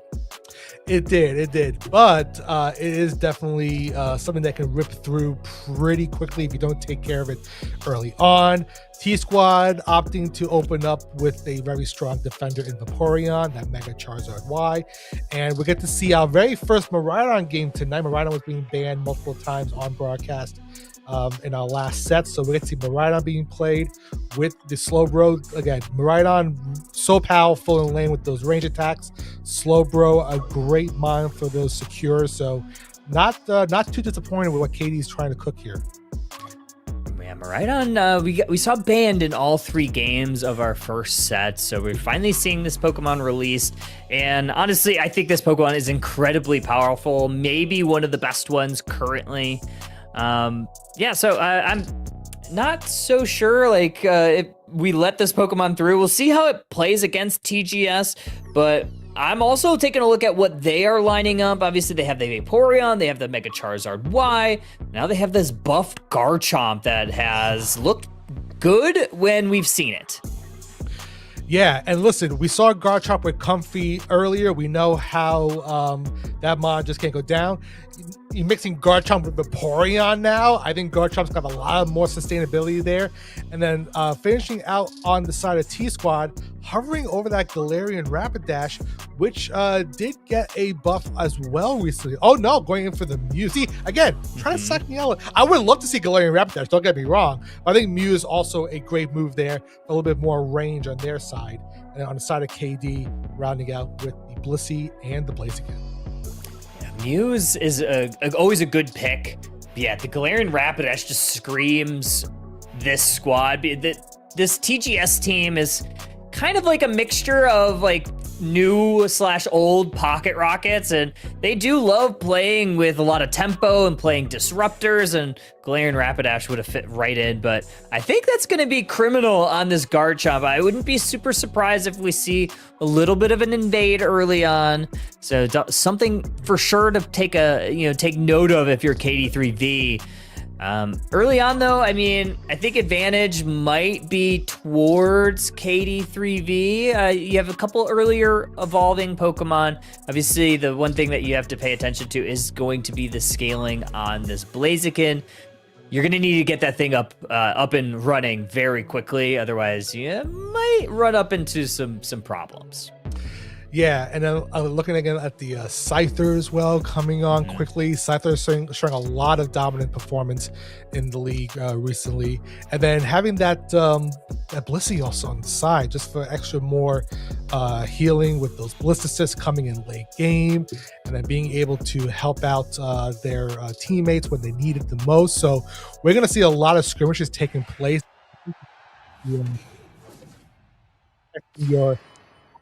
Those are going to be very important, but let's get into the first game here. We have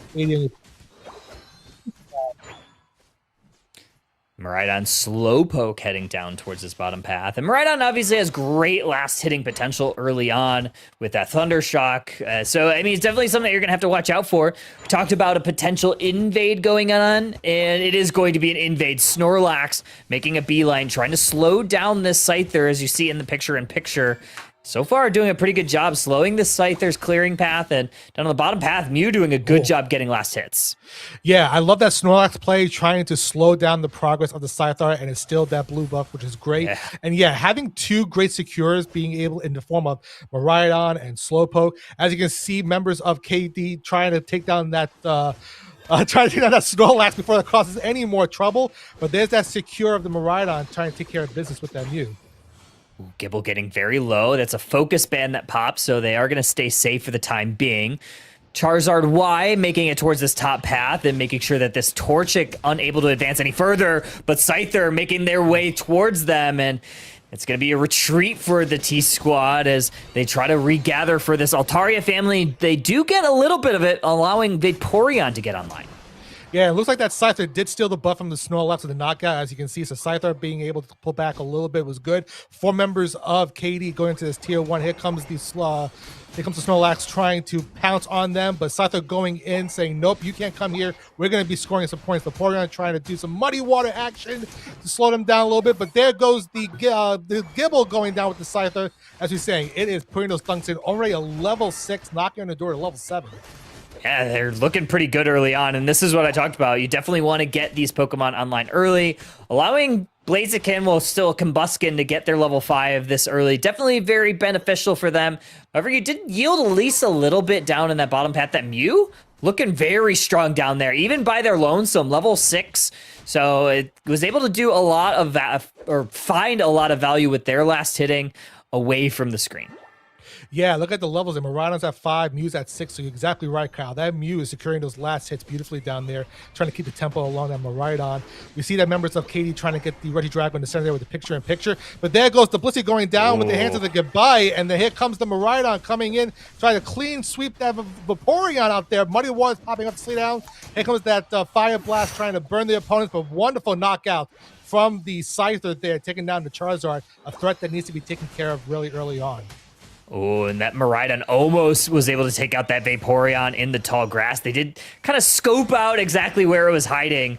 Unfortunately, a little bit of a hands in a cookie jar moment for KD3V as Scyther is the lone KO as they were trying to push that T1 goal zone. The T-Squad responding with all 5 members up for this Regidrago. Immediate damage put on it. Charizard trying to burn it down. Blaziken looking for an overheat, but Garchomp able to close it down.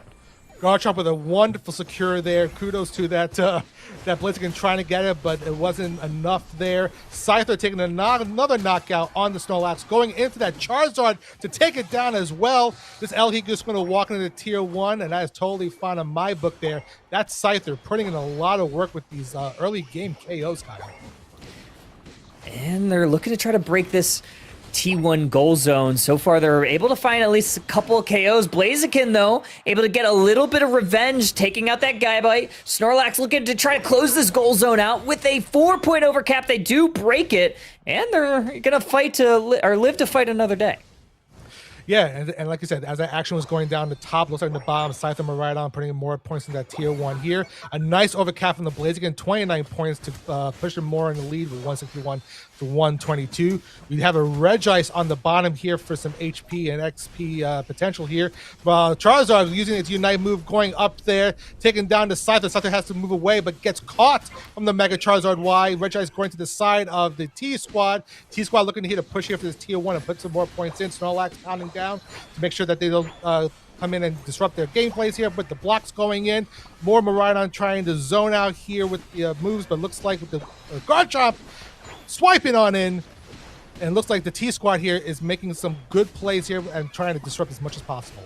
And here comes that Garchomp Unite move into the backline, into the Speed Flux zone, able to take down that Miraidon. However, Scyther away from them was able to find 2 Pokemon, and Slowbro able to close down that Garchomp, who was able to take that Miraidon. Musidauto going to connect on that site. They're going to have to be very careful here. They're going to look for that Snorlax. Unfortunately, I believe they missed their dual wing beat, meaning that they did not get those resets, and they're going to have to push on backwards, try to get some health back before this next fight.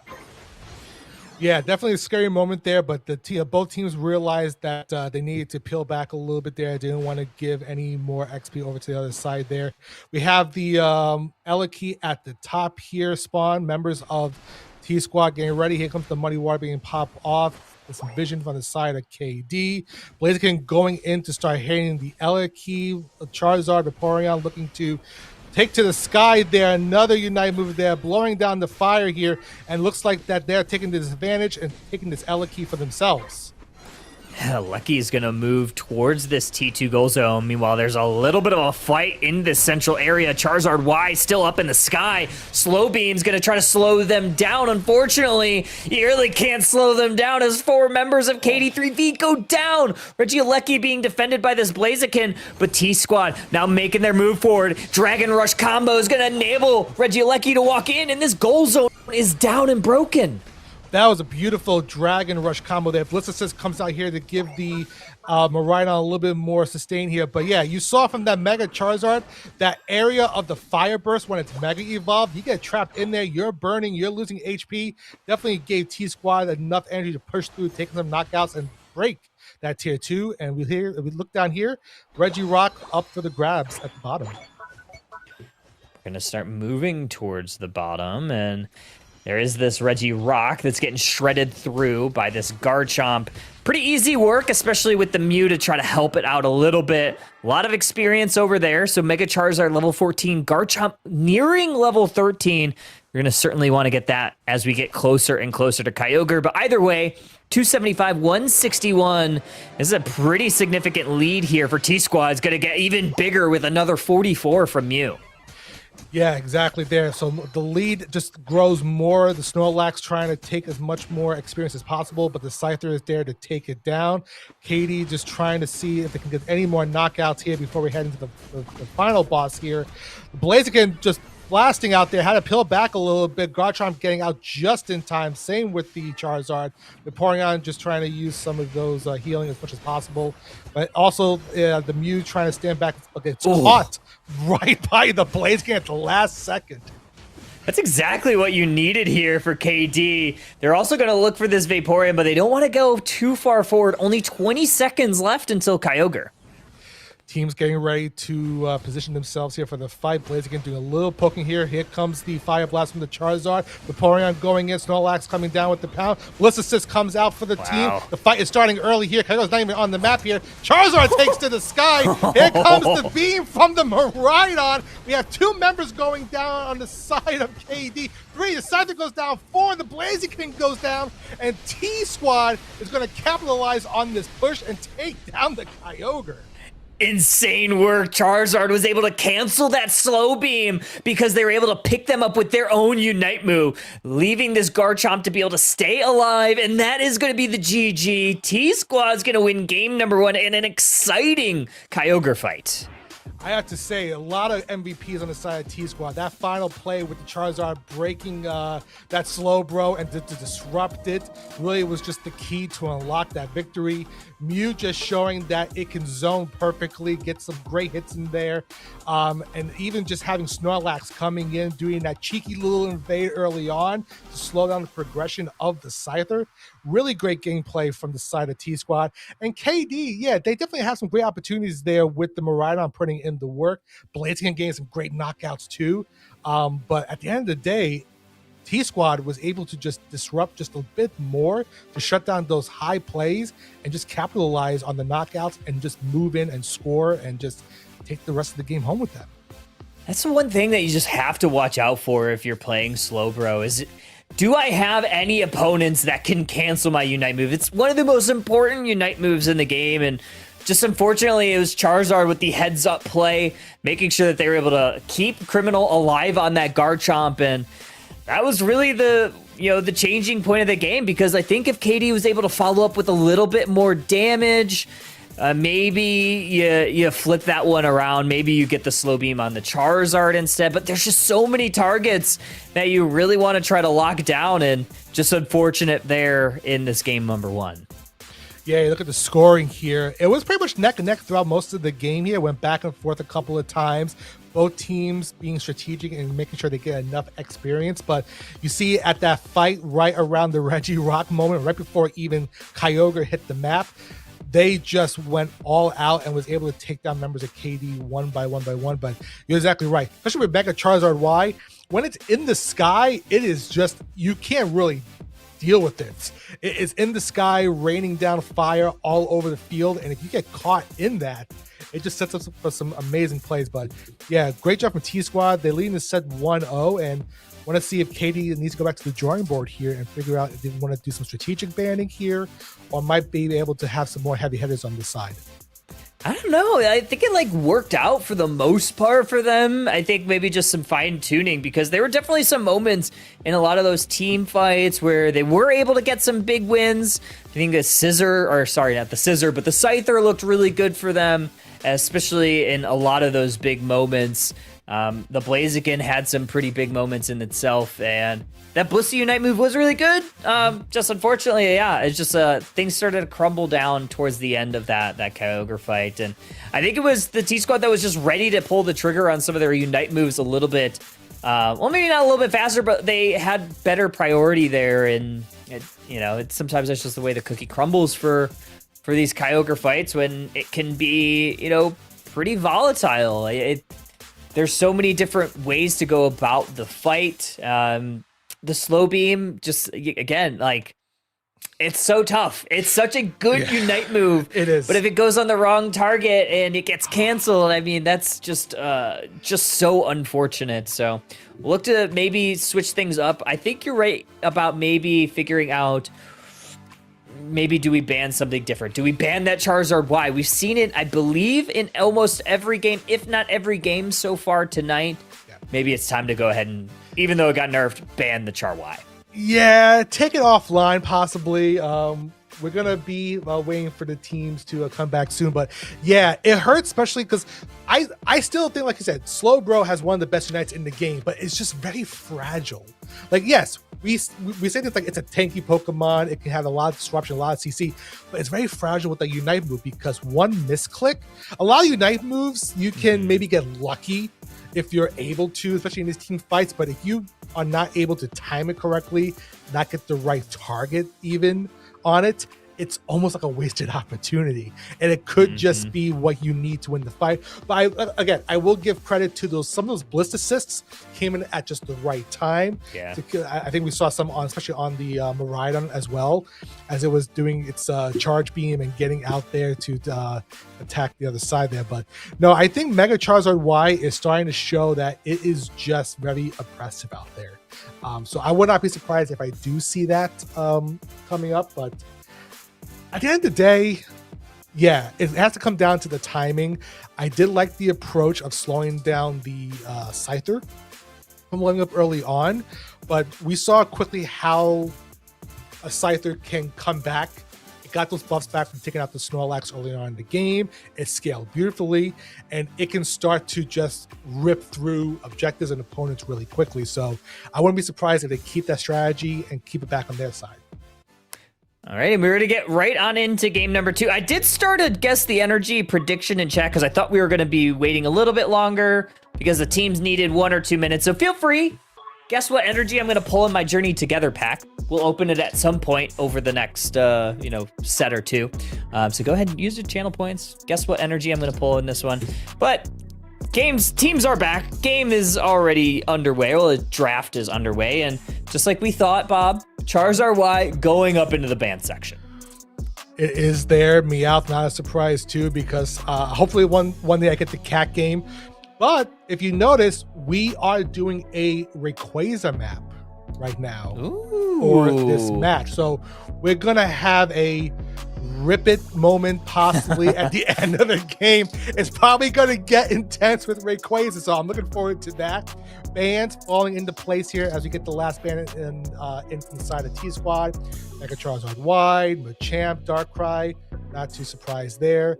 Meowth, the Mega Mewtwo Y. It looks like, and also the Blissey there as well. So another ban from the side of T-Squad to say, nope, no more Bliss assists from you. Yeah, 1000%. I think Blissey is almost always a good ban.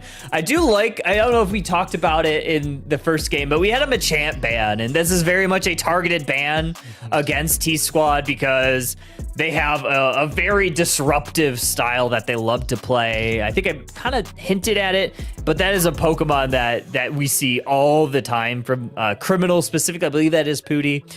So I would not be surprised if we see maybe a different type of disruptor. But with a Rayquaza map, I think you might be onto something. I think we may see a rip it and flip it type of composition here. So I wouldn't be surprised if we see the T-Squad lining up something with some pretty good secure, maybe a Blaziken, maybe a Snipe Shot Inteleon. There's so many options. I was hoping to see a Talonflame there for a moment because I know Talonflame is so much fun to play, especially on maps with these objectives that you can rip over. I do like T-Squad with the Blastoise there. Blastoise is very powerful out there, being able to disrupt a lot of team members. There we have an Inteleon and Garchomp on the side of T-Squad, so a lot more power coming on their side with some more range attackers. Katie's side, the Alolan Raichu, the Hooper there. We'll see what comes out from that. Blaziken's being hovered over. There's the Scyther again. So yes, we're starting to see a lot more power creeping coming up in this game. Okay, we got maybe a Gengar. Okay, we did see that Inteleon. So Inteleon and Blaziken, both Pokemon that I assumed that we would probably see in this one, given that it is Rayquaza. Both have fantastic last hitting ability, either with Snipe Shot or with that Overheat. Potentially we could see Liquidation, but I imagine we're going to try to go with Snipe Shot likely for those secures. Gengar, another Pokemon that has decent amount of rip. You see this Garchomp has good rip. Gengar has good rip. You have good secures with Inteleon. On Katie's side, good rip from this Alolan Raichu. Also Scizor and Blaziken having decent secures. So you're on to some, Bob. I think Rip It and Flip It is going to be the name of the game. We're going to have to see what these teams do at 2 minutes. Yeah, I'm excited to see this game. I'm very happy to see the Gengar in here. Gengar is a solo rip mob in itself. And like you said, yeah, I think the Inteleon's there is just to clean up any unfinished business as possible. Looking at the side of KD, yeah, Hooper's there to have some good plays to bring the teams together for those fights. So if they need to call them in, come over here and start ripping and flipping. So yeah, a lot more power on both sides here, Kyle, and that's why I think you and I were expecting on a map like this. So really excited to see. Again, I'm such a Gengar stan. I love seeing more speedsters come on this map. So very excited for that. Yeah, Gengar, a notable menace when it's played well. We saw a couple of teams take it during the UCS League week last week. It could be really good. I could imagine there's no Blissey on the table. Seeing a lot of players still try to play around Blissey if they do want to go Hex Gengar, and I think Hex Gengar also fantastic for rip, right? So if it is a rip and flip in composition, Hex Gengar could be something that is really valuable in those end fights. And also you have some good targets to take down. But let's get into game number 2. KD3V on your purple side, T-Squad on your orange side. And we are going to take this Alolan Raichu Vaporeon to the bottom path. I do like that path a lot. And here we have the Blaziken, the Hoopa going top. Scyther trying to get online as fast as possible. Both sides getting their farm, getting early on. Psyduck and Gibble up there. And let's see some of this last hit potential here. It goes to the side of KD. So getting that early XP, really helping out that Vaporeon to come online hopefully soon. Squirtle getting dangerously low. Gonna have to burn and eject just to get away from that basic attack from the Pikachu. Almost went down. They do grab this Citrus Berry, but they live to fight another day. Definitely a close call, but close calls don't get KOs. Exactly. No, you have to get those KOs. You have to secure that farm if you want to keep the pressure on your team here. Getting ready for a little fight up here. We have both junglers, both center lane mons getting ready to take on the birds. We have the 9-minute mark, getting ready. Scyther ready to hide in the bush. Hooper getting ready to be a little mischief Pokemon like it always is. Here come the birds, and here comes one of the first fights of the game for the XP. And Hunter's waiting to engage there. They're waiting out that Hoopa portal. Psyduck's passive is going to push a couple Pokemon away, but here comes the Pokemon right back through that portal. It was Torchic and immediately sent back to the Pokemon Center the hard way. Scyther dangerously low, going to get a Hoopa portal back to the Pokemon Center the nice way. Full HP, no KO found onto the Scyther. Great trade-offs there. It could have gone either way there, but both teams were able to get a knockout on both sides there. Really well done. Early points going in on the side of KD. Gain those points. We still have a Sobble down there. Not for too long. Vaporeon's online. Pikachu there. Very troublesome side. Alolan Raichu just coming up online. And that Gabite already a level 5 there. So KD needs to slow down some of that progression there before it gets a little too dangerous. Yeah, there's going to be a fight over this Altaria family, Gengar versus Scyther. Gengar finding a little bit of damage, able to dodge away a Scyther burst. Not too close, though, as Blaziken, actually Combuskin, almost able to get there. Hoopa looking for it. They get it with the portal. They take down the central area Pokemon, now sporting both buffs. Man, getting taken down by a portal. I'm sorry, Gengar or Haunter. You have to go back to the Pokemon Center for that. Not in the best way possible. But beautiful play from the Hooper there, trying to chase it down and kind of slow it down a bit. Haunter back on the top lane here. That Gabite getting more XP. The birds are there as well. So that Garchomp is going to come online pretty quickly. They also got some value on that bottom side at KD as they're able to lower that goal zoned pretty significantly. However, they are going to trade it for a lot of scores up in this top path as this Haunter starting to look pretty good. They're taking a little bit of revenge on KD for what they were able to accomplish there. And now Scyther coming to the top path, going to find the Inteleon, going to look for a little bit more. There's that War Turtle. However, Scyther still goes down. Here comes Vaporeon trying to attack this Gabite. Not enough range. Gabite just able to get to those Citrus Berries. We are seeing a lot of close calls this game. Pokemon getting on the fringe of being knocked out, peeling back just in time. So you can see how they can start to engage, poke a little bit, but have to be aware that if I'm going down, I'm giving up XP, and I do not want to do that. Eliki going to the side of the T-Squad, going to push into that tier 2 on the side of KD. But on the bottom side, we have a Registeel up and running. That Blastoise trying to zone out a little bit. KD trying to secure it. Here comes the Surf from the Blastoise, and the Blastoise looks like it takes it with that Surf. Nice secure. I think it was actually Inteleon that was able to get that. So, yeah, insane work. Stealing that away. And not only that, they're winning on the top. They're winning on the bottom now. That T2 goal zone is going to go down. So 201, 105 as T-Squad just really handing it to KD. They're going to also invade the central area, grab a buff for good measure. It's not looking so good for KD. No, those Hooper portals trying to come in to regroup the team for some of these fights as they can push back. That Inteleon peeling back a little bit. Psyduck getting caught in from the Scyther, bringing back to the center zone.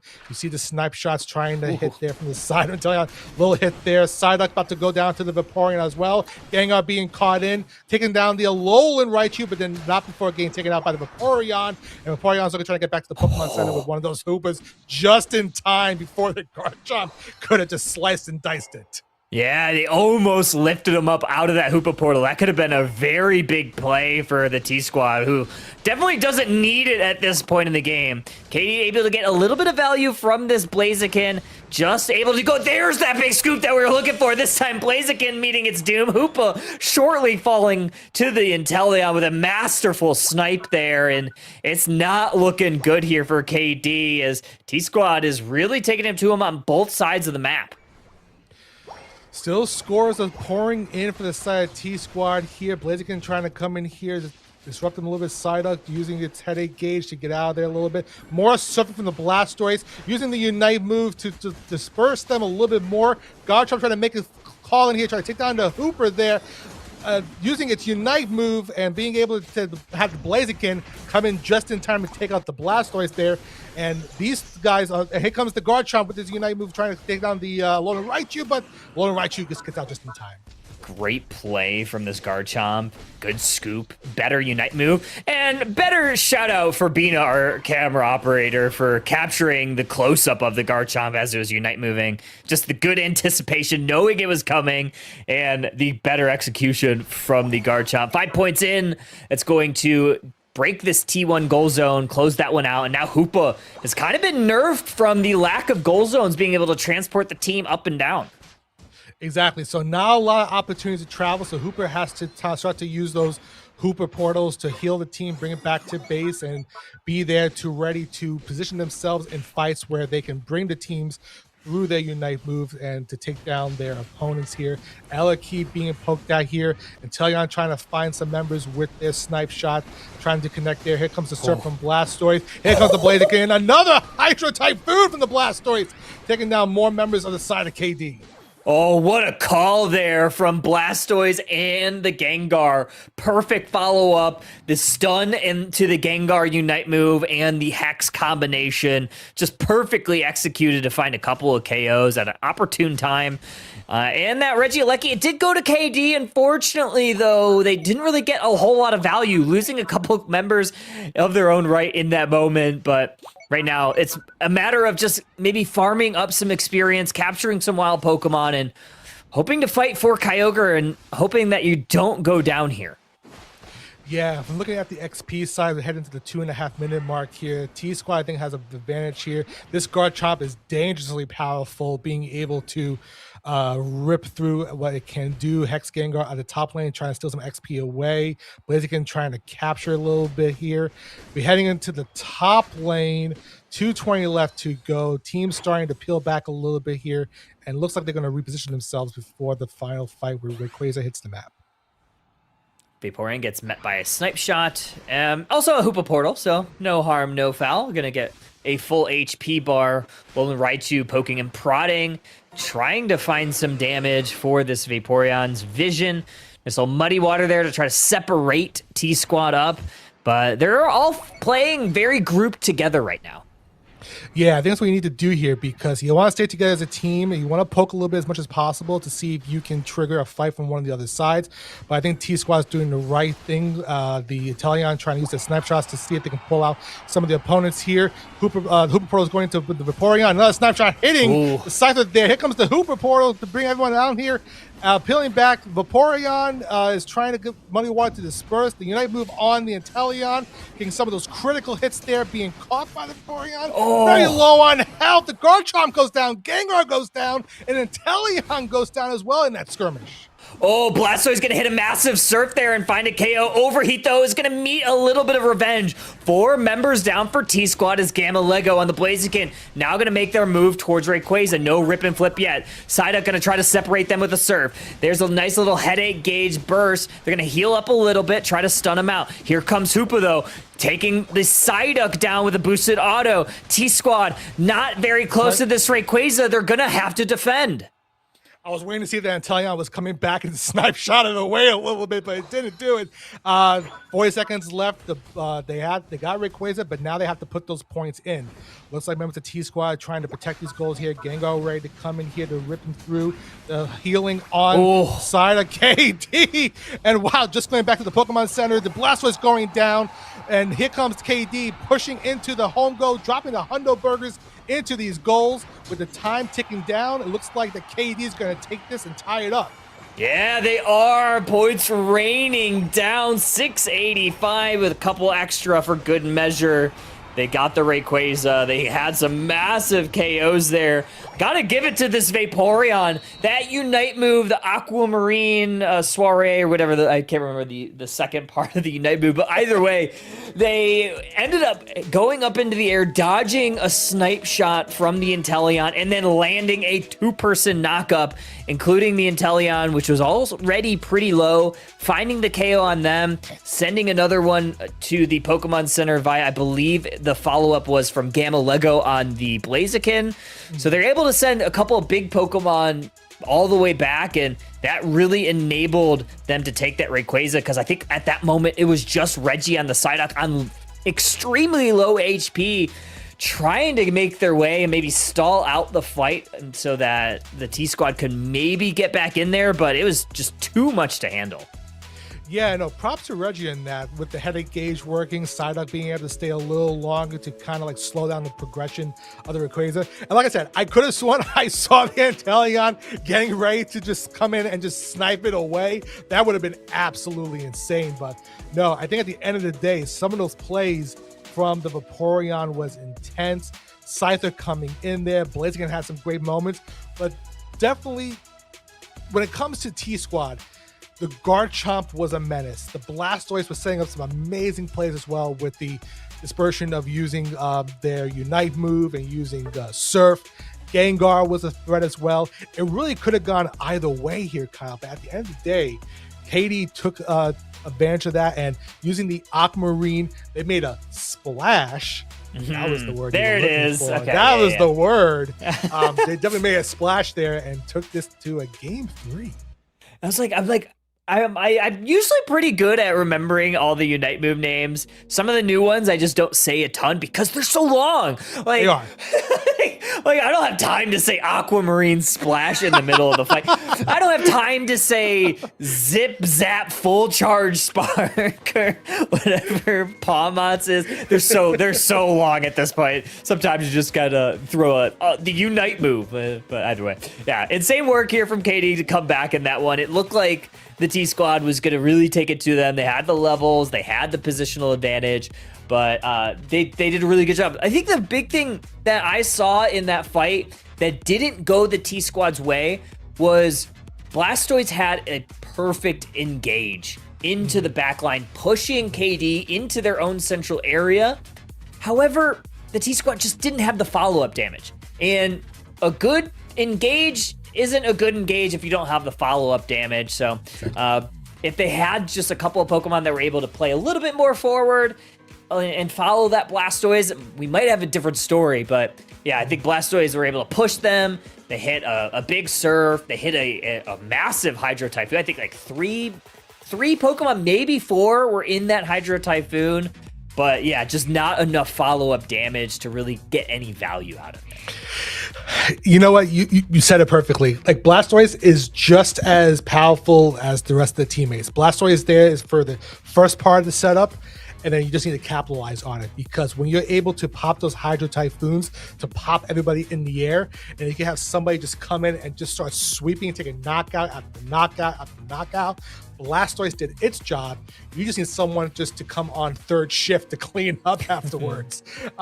So if they decide to keep a similar strategy there, hopefully that's something that they can work on, because we have seen how powerful it is for Blastoise to just disrupt positioning of anybody in its way. It can set up some really, really strong plays like we saw.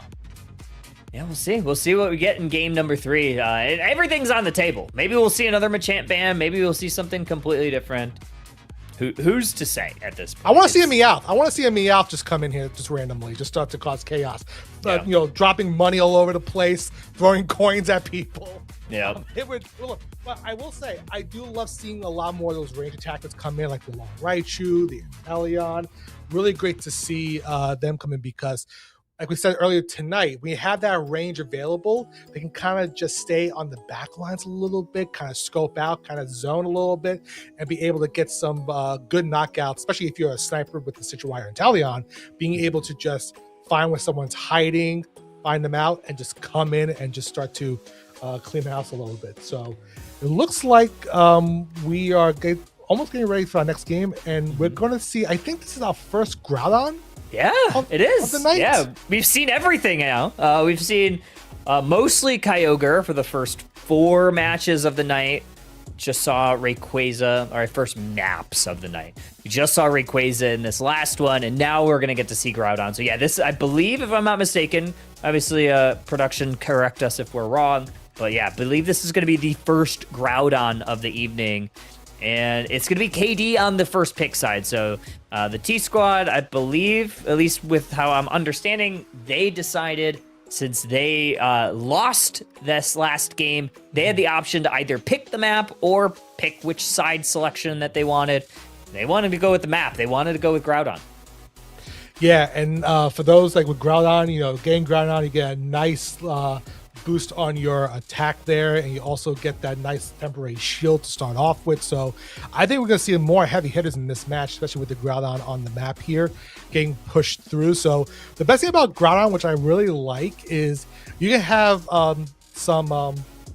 if you secure that final objective, because you have that power boost, you can kind of disperse a little bit. You can kind of go like solo on your own journey if you want to a goal and start to put some points in. So we could see some very strong hyper offensive mons here with that Groudon buff possibly available. And you can see a lot of them just kind of soloing through if they secure it, getting to put those points in. So looks like the teams are ready, Kyle, and we're about to just any moment getting into this draft here.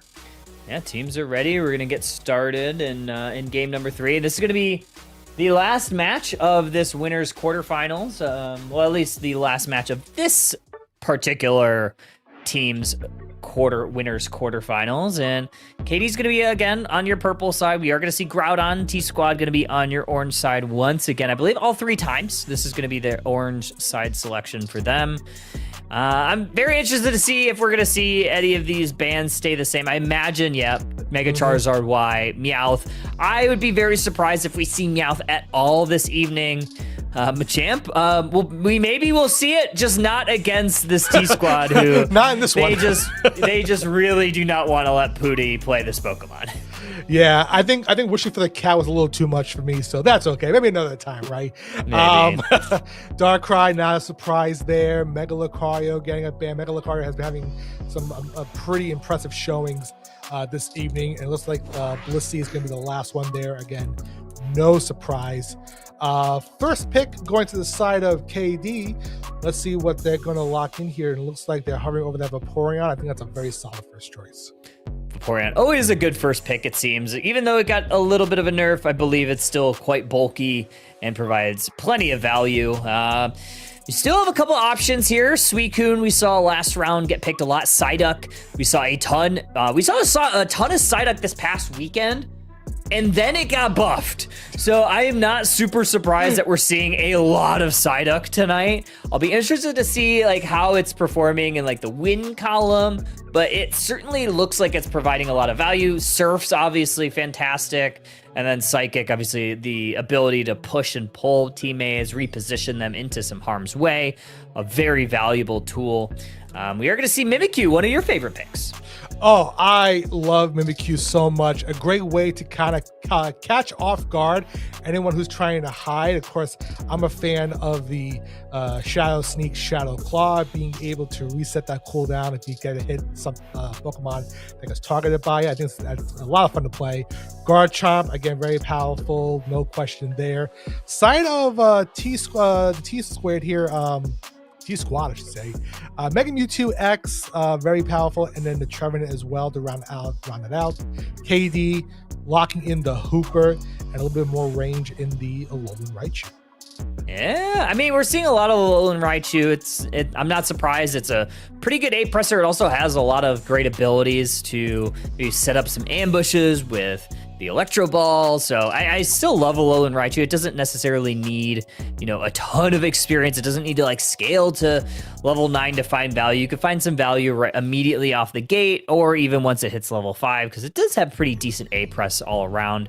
Last pick, though, we are going to see this Inteleon once again, which I do love to see some more Inteleon. It worked really well in that last game. Unfortunately, just kind of got picked off by that Vaporeon.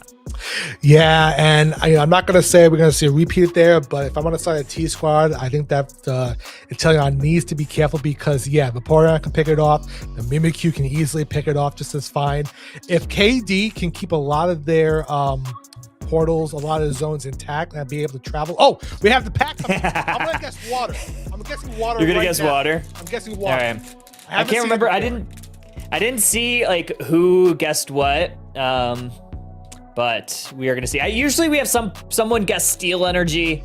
It is Dark Energy. Okay. Let's see if we get any hits. We got Shelgon, Milcery, Paldean Wooper, Black Belt Training, Spike Energy, Excelgor, Hops Corviknight, Hops Cramorant. Oh, look at that Furret! Adorable. And Ends Reshiram. Okay, that's a cool card. I love Fur. It's super cute. But we have a game.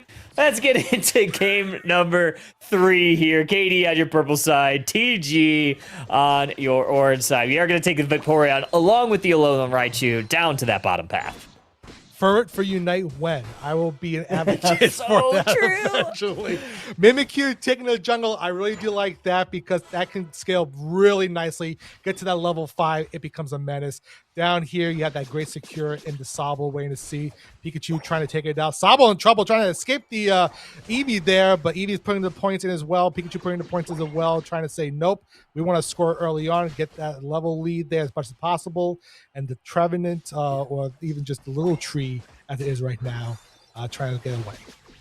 Yeah, almost getting the KO on the Sobble before even the citrus berries were up to gobble for them. So yeah, good stuff there. Ame on the opposite side, just trying to get some stacks in. And Mewtwo X also getting damaged pretty low. Mimikyu was able to do the damage before Scyther came to the rescue, and they did come in just in time. We're going to see a 3v3 up in this top path over this Altaria family.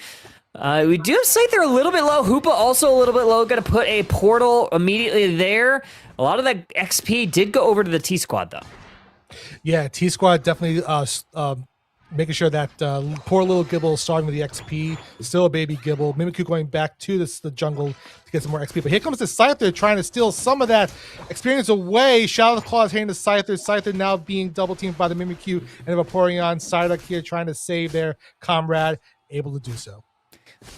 Yeah, Scyther also already level 6, out scaling their central area counterpart. That means that they are going to look for an invade in the central area before Mimikyu can maybe respond towards this red buff. However, Mimikyu does get it 2v1 against the Psyduck Scyther. Also going to just try to put a ton of damage on Reggie. It's going to pop that Psyduck passive, and they're going to surf them into the wall. Yeah, beautiful play from the Psyduck getting out of there, getting its headache gauge up and using the fullest potential there. Scyther getting caught, getting from the bite there. Sorry, the Mewtwo going down, excuse me. Regidrago coming here in the center here. Scyther doing business with Vaporeon. Seeing if he can do a nice little kill there, but couldn't get it. So the XP goes to the side of the T-Squad there. And it looks like that the members of T-Squad are just trying to get as much farm as possible and hopefully get the Inteleon online pretty soon. Ooh, man, that's a lot of damage found from Scyther. Garchomp, still a Gabite, going to push them into some harm's way. But Mewtwo pulls them right back in. 30 points in from the Scyther. They're going to have to dash on away. Hits the dual wing beat, but able to narrowly escape 2 members of the Vaporeon and the Hoopa. Mewtwo X, Mega Evolve. Shadow Sneak's going to connect, and that is going to send Mewtwo X all the way back to the Pokemon Center. That Shadow Sneak, it locks on. He can just transport right to it and start slashing and dashing with the Mimikyu. The Mewtwo also being able to use that Future Sight to get the pull away from the Scyther so it doesn't go down. Beautiful play on that part. We look down here with the edge. The Elekey's on the bottom here. Looks like that's going to be contested only by the T-Squad. And the Hooper Portal trying to bring its members down here to see if the Alolan Raichu can make some type of steal here. Gonna look for a steal. Hoopa hitting it pretty nicely. However, it's It's going to be the Inteleon with a true secure with that snipe shot. Fantastic work there. That's why you pick that Pokemon. Good pull here from the Trevenant. 3 members into some harm's way. Trevenant just able to get back to pad for a tiny bit of shielding, but that's all they needed. There's another snipe shot. That one's going to miss the mark. Hornleech into the Hoopa. Shadow Sneak into the Trevenant, but they're met by a masterful snipe shot from this Inteleon. Low HP bars. Vaporeon goes down. Raichu goes down. Points go in. T-Squad gets a massive win in the bottom path. That Inteleon was putting in work, firing off those snipe shots any way possible. And also, kudos to that Trevenant for being able to just keep pushing back, still staying up on its feet, and can't go down without a fight.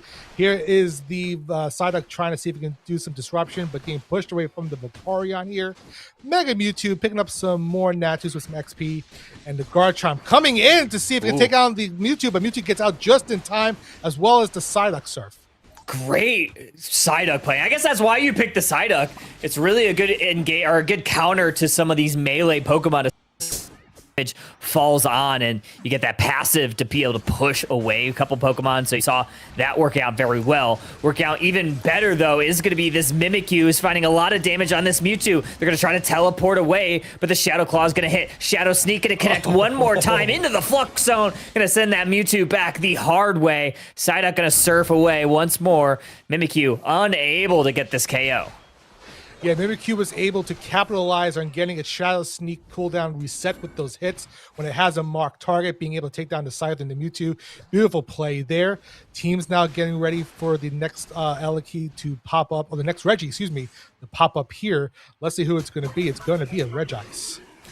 Yeah, Regice, and Garchomp's going to try to push a couple Pokemon away, especially this Inteleon. You do not want it to have an open lane to hit the snipe. Getting dangerously low. Scyther's going to try to find the back line. Vaporeon, though, going to be the one that's going to capture this Regice for KD. Another good play here from this Trevenant. However, they're still going down as Mimikyu able to find some KOs, 2 to be exact. Another Garchomp combination going to send a couple Pokemon into the Flux Zone. Good pull by Mewtwo, but they meet their match. They go back to the Pokemon Center, and KD finally able to break a goal zone here. Yeah, KD definitely needed that. Put some more points on the board, get some more XP in the patch. Really great play there from the Garchomp, trying to push back members of T-Squad so that the rest of their team can put the points into Tier 1. Regidrago up here in the middle, more XP up for grabs. Scyther slicing through the Hoopa.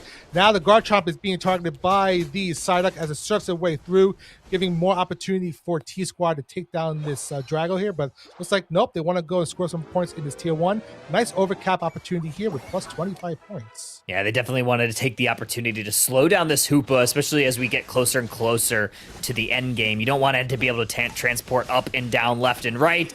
Secures here, Regieleki going over to KD. Snipe shot misses the mark. 4 members of KD now looking to push forward on this T1 goal zone. Being defended by 3 members of TG. This Hoopa portal reset's going to send this Garchomp back to the Pokemon Center. So good plays there from Hoopa. Mimikyu's going to hit their Unite move. No KOs found yet. Regieleki finds its way home into this T1 goal zone. Points found for KD. Yeah, that Mega Mewtwo was just about to become Mega, but Mimikyu quickly shut that down. Beautiful push from the side of KD. They have taken the lead by only 10 points. 2:40 to go until Groudon hits the map. But yeah, that's exactly what KD needs to do to apply some pressure there. And now both teams are just trying to see if they can get some more XP before the final fight ascends. Oh, good snipe shot there to steal that away from the invading Vaporeon. Reggie rocking the top path. Neither team yet getting in position to that 20 seconds until Groudon hits the Thea Sky Ruins. And it's actually going to be TG ignoring the top objective. KD also doing the same. Looking to fight for position as TG. And KD doesn't know exactly where anyone's set up. TG with aggressive positioning to start it off. Yeah, TG definitely need to have that positioning on point, having the Inteleon being ready to snipe shot. Mimikyu, level 15 on the map. Very dangerous. Be careful of that. Looks like the members of KD still waiting to make a play. Vaporeon trying to do some pokes here and there. Psyduck starting to poke there. Trevenant looking to see if they have to bring down a Woodhammer possibly. But yeah, so far nothing really hitting yet. Both teams being very cautious, Kyle. Very cautious indeed. Snipe shot gonna hit the Vapor. Actually, it might have been a little bit short, but Hoopa's gonna reset them anyway. Another snipe shot misses the mark. TG playing very cautious, but snipe shot hits the Hoopa. And damages down half of its HP already down. Scarchomp's looking for a flank on the back end, but sees nobody just yet. Hasn't wanted to make a move. Hornleech gonna miss the mark there. Vaporeon able to avoid a lot of that damage, but they're gonna pull the Vaporeons down. Hoopa's gonna go unbound now. Presses forward. Garchomp Unite moves, but doesn't really find a soul. Trevenant, Phantom Force is out, gonna try to hit this Hoopa. Psyduck gonna surf away a couple with a low HP bar. They go down. Mewtwo Unite move. Hoopa goes down. Mimikyu play with me, but they are still upright. TG is taking it to him. It's just the Raichu. What an amazing run and knockout from the side of TG there, taking down 3 members. Easy secure over the Groudon from the side of T-Squad. Still 30 seconds. These points need to go in. They're only down by 10, but they have the points ready to go. Katie needs to make a stop here as much as possible. Alolan Raichu gets knocked out. Vaporeon with the muddy water trying to pop them up. The Inteleon on the outskirts trying to zone there. 100 points go in. 20 seconds left. Garchomp ready to come in for the fight, and here comes the Scyther going down to the side of the Vaporeon. Insane work. Yeah, insane work. I mean, what a fight. I mean, this is kind of what we imagined this game 3 would be, with both of the first 2 games being incredibly close. TG coming up on top, and they are going to be moving forward to your winners semifinals. Man, I have to give some kudos out to that Inteleon for most of that game there. Being able to stay outside of harm's way, being able to have some really great connecting snipe shots. But listen, that Mimikyu was very dangerous on the side of KD. Definitely leveling and scaling to 15 before the final fight. But at the end of the day, you have the Psyduck. Man, Psyduck coming in with those surfs, getting out in time. Trevenant coming in with those horn leeches to push them out of the way. The sniping from the Scyther, the sniping from the Inteleon, Scyther coming in, slashing, Mewtwo X. Oh man, I think TG really came and shown the potential they have here, and taking this win definitely deserved it. Definitely deserved it. Good stuff here for the TG squad. Yeah, I mean, this Inteleon, 84k damage. They were definitely hitting some key snipes there. I think one of the biggest ones was on that Hoopa, kind of forcing out a couple of Unite moves. And I mean, you got to give it to Ame on that Trevenant, pushing that Vaporeon into harm's way, and perfect follow-up from the rest of the squad to make sure that the Vaporeon wasn't able to really participate in that Kyogre fight. So good stuff there as we advance forward. Very close game throughout. Obviously only 10 points separated them up until that Kyogre fight. So I guess like the good news for KD, their night's not over. Obviously go down and make a pretty good run in that lower bracket. The bad news, it is a best of 1, so it's going to be a little bit of a gauntlet for them as well. But they looked really good against an incredible squad, so I'm excited to see if they can make their way back up. But I do believe that we are going to be ready for our next break while we get our next matches set up. So don't go too far, folks. We'll be back with more Underdunk 69 nice after this. Nice.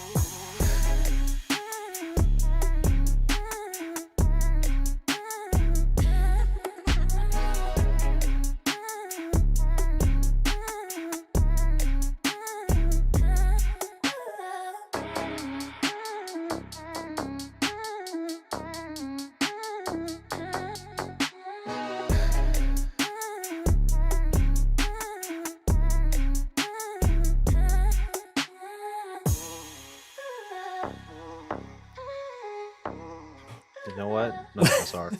Welcome back in Pokemon Unite trainers. Bob had to go, but we have Draku in, and welcome in. If you're just tuning in, this is Underdunk number 69. Nice. And we are in the winners semifinals, and we have Lunex Gaming versus Production. Our observer wanted to call this team Team Jojo Siwa, so we are calling them Jojo Siwa. Team Jojo Siwa. I think whoever was typing in this team name may have just like slipped a couple of letters in their keyboard. You know when you get really mad at your keyboard if you're playing like some sort of keyboard game, you just start mashing your keyboard? Yeah, that's basically what their name is. They're just like, yeah, nice. Yeah. But yeah, I guess we do have a little bit of a difference from UCS. So we do have all 3 maps available. If you're just tuning in, we've seen all of them. We've seen Groudon, we've seen Kyogre, we've seen Rayquaza. The way that we are doing it is a little bit different from how the main UCS has done it, where it's one at the start and then the teams have options. How we are doing it, the lower or the higher seed team has the first option in game number 1. So Lunex Gaming is taking that first pick side, and then Jojo Siwa, they are taking the map selection, which means that they have chosen, as you see in the center area, Kyogre for match number 1. Yeah, Lunex Gaming, it's a pretty formidable team. I mean, obviously they're going to be playing in the UCS Regional League, going up against Jojo Siwa. I think that the smiley face next to their name, I know who this team is. I'm pretty sure it's like part of Pocket Rockets, and there's a couple of other players kind of in there that aren't in the regional league, but this is going to be a really fun one. This is my first time casting with all 3 maps available, and also with a lot of new Pokemon available as well. I think I haven't casted for maybe a month or maybe a month and a half or so a lot of new Pokemon coming to Thea Sky Ruin for myself, but looks like a lot of them are going to be banned. Yeah, pretty much all of them. Yeah, Gyarados banned, Meowth banned, Charizard Y also banned. So the 3 newest Pokemon on the roster all not getting played. We have seen all of them with the exception of Meowth this evening. Still some power picks available. I think Vaporeon has been picked a ton. This Miraidon, which has been banned a ton, would also be a good one, but I think teams have very much prioritized Blastoise in this meta. Correct me if I'm wrong, but has the most recent balance patch been unveiled? This is the one that Garchomp was buffed, Darkrai was buffed, a couple nerfs to, I think, Charizard Y, I think regular Charizard got buffed as well. Have we been seeing any of the other all-rounders who are kind of lower on the hierarchy of all-rounders, like Tinkaton, Ceruledge? Have those all-rounders been selected at all today? We've seen some Garchomp. We have not seen any Tinkaton, though. I was really excited to see if maybe we had seen one. If we do see Tinkaton, I think this would be the team that we would see it with, because Lunex Gaming, Celestial, a very notable Tinkaton believer. We've seen him take it in several different tournaments. Would be interested to see it if maybe the stars align. Obviously, Tinkaton has some counterplay to it. If you could get that in that last pick, it could potentially just start hammering things. A very bulky start here for Lunex Gaming is going to be very good for this Garchomp in particular. It likes to hit Pokemon, or at least multiple Pokemon, with those auto attacks. Boosted up are those defenses, and I think a couple of other attributes of Garchomp. But a Tinkaton would be really cool, especially going up against a Garchomp that likes to stay up and in their face. Tinkaton can do a ton, can heal a ton. I think 20% more healing on its boosted autos now, and all of its abilities are buffed as well. But as we're getting to the ends of this draft, once again, a very bulky composition for Lunex Gaming. It's going to be a very much protect the presidents. A lot of auto attack pressure from Lunex Gaming. Yeah, this Blastoise is going to be kind of a menace, as that, I guess, the linchpin in the top path will be more of the damage carry style, whereas the Vaporeon and the Blissey are going to be providing the shielding or the healing, depending on which way they want to go. I am interested to see this Cinderace hit the map. We don't oftentimes see this Pokemon, but I played quite a bit of it this season, and it definitely seems like it's going to have some options and some counterplay into some of these Pokemon, especially if we see maybe a Faint game. Yeah, I mean, this is going to be a hard composition to break for Lunex Gaming, right? You have double defender supported by a Blissey, and then you also have the auto attackers as well. I think this is, if you're Jojo Siwa here, this is definitely going to be a game where you're focusing more on guerrilla tactics, right? Using submission on Machamp, you can see the X speed there, and maybe getting a Unite move off once Gengar hits level 9. But in terms of team fighting, the presence for Jojo Siwa is really not there. Yeah, I mean, you could have maybe those split 1v1s if you could get Gengar on one of those squishier Pokemon, but there's not a whole lot of those squishier Pokemon. Normally you have like those 3 damage carries to attack, but with Blastoise being as strong as it is in that top path, it's almost like having another defender and an all-rounder all in one. Yeah, I think this Blissey is an obvious safeguard choice. You're going to be trying to protect those auto attackers from submission, and or this Gengar if they decide to go Hex, and or Dream Eater, both of those providing those status conditions which you can cleanse with the safeguard.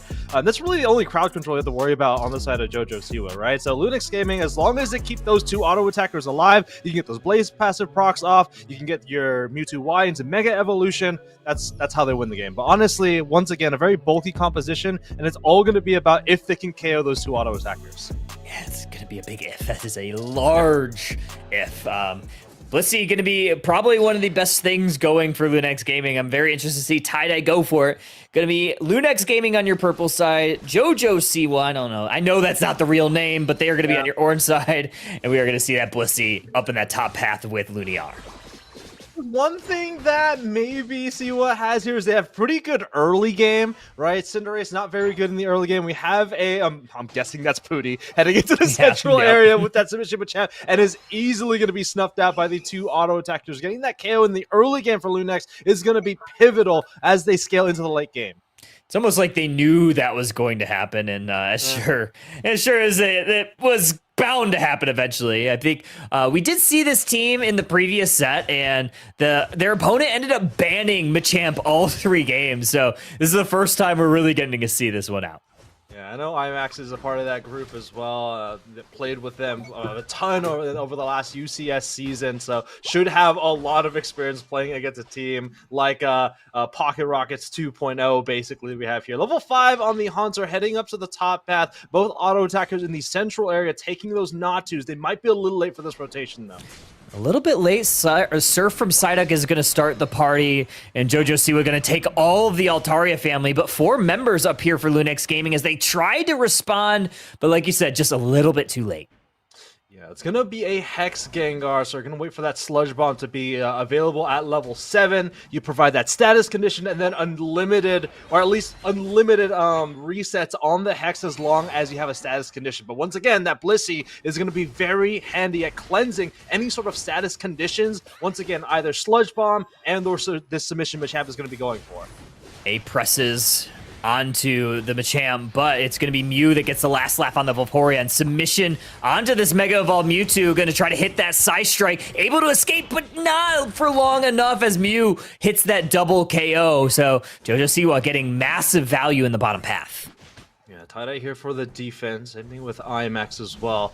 Regidrago heading to the battlefield. Once again, this is the Kyogre map, so you can see a lot of different tall grasses available for either team. As they also have those citrus berries there instead of the Salak speed berries. Oh, look at the auto attack there from the Blissey. Look at the confirmation, and Tie-Dye dancing on them for that one. Oh, what a great secure. One of the best secures in the game is always a supporter. And Blissey Egg, Blissey Slap doesn't make much difference. Lunex Gaming gets a massive value from their support Pokemon, who now has a score buff. Level 14 points on the board for both teams. A sum up of 2. 720 birds on the field. Garchomp going to pull that with that Dragon Rush. Going to close it out with this Haunter grabbing the last Altar. They're going to push forward onto the Tier 1 goal zone. Really nice patience there by the Haunter to wait for that safeguard to expend and then use that Sludge Bomb to get those hexes off. 30 points going in. No more points unless they get a KO here. They're going to retreat back over to the Reggie Rock that has spawned in the top path.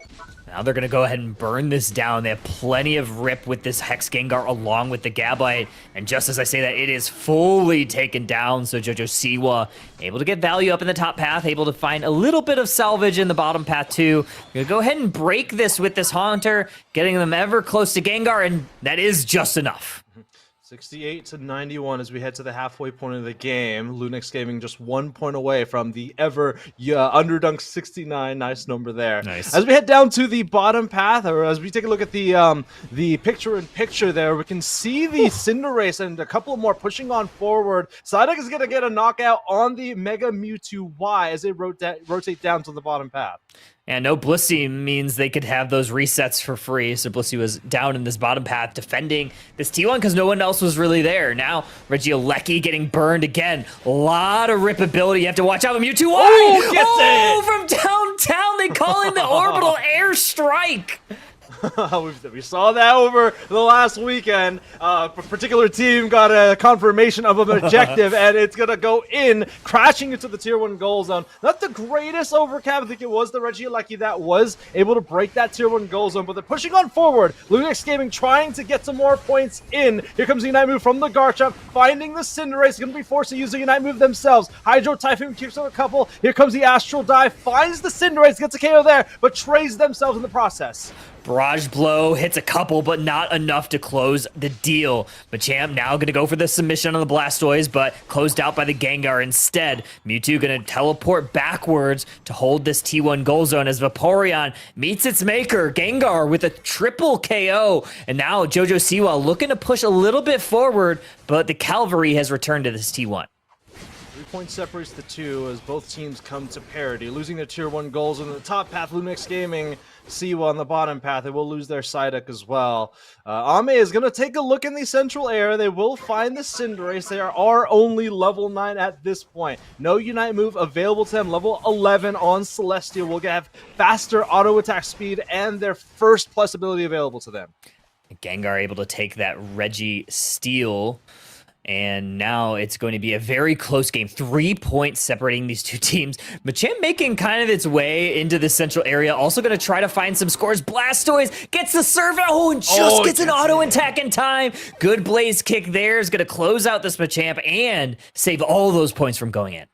I don't know if this Machamp has a score shield. I think the surf just expired right before hitting the Machamp, and then the auto attack disrupted the score there. But nonetheless, good defense there by Lunix Gaming. They still hold on the lead by 3 points at this point. And am I freezing?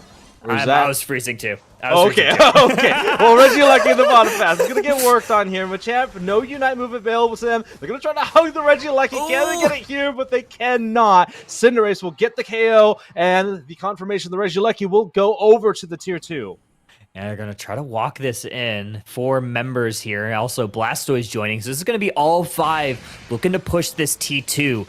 Jojo Siwa responding with all 5 of their own. Surf's up. Oh, we have the Mewtwo Y Unite to try to spot and make sure that they see everybody. Psyduck gonna Unite, also reduce a lot of the damage. Now Gengar's gonna go in. Big Surf from Blastoise. Engage with the Hydro Typhoon. Knocks up 4 members. Gengar goes down. Machamp goes down. Psyduck dangerously low. We have the Dragon Rush from the Garchomp, and that's gonna save 1 because they're gonna get that Cinderace.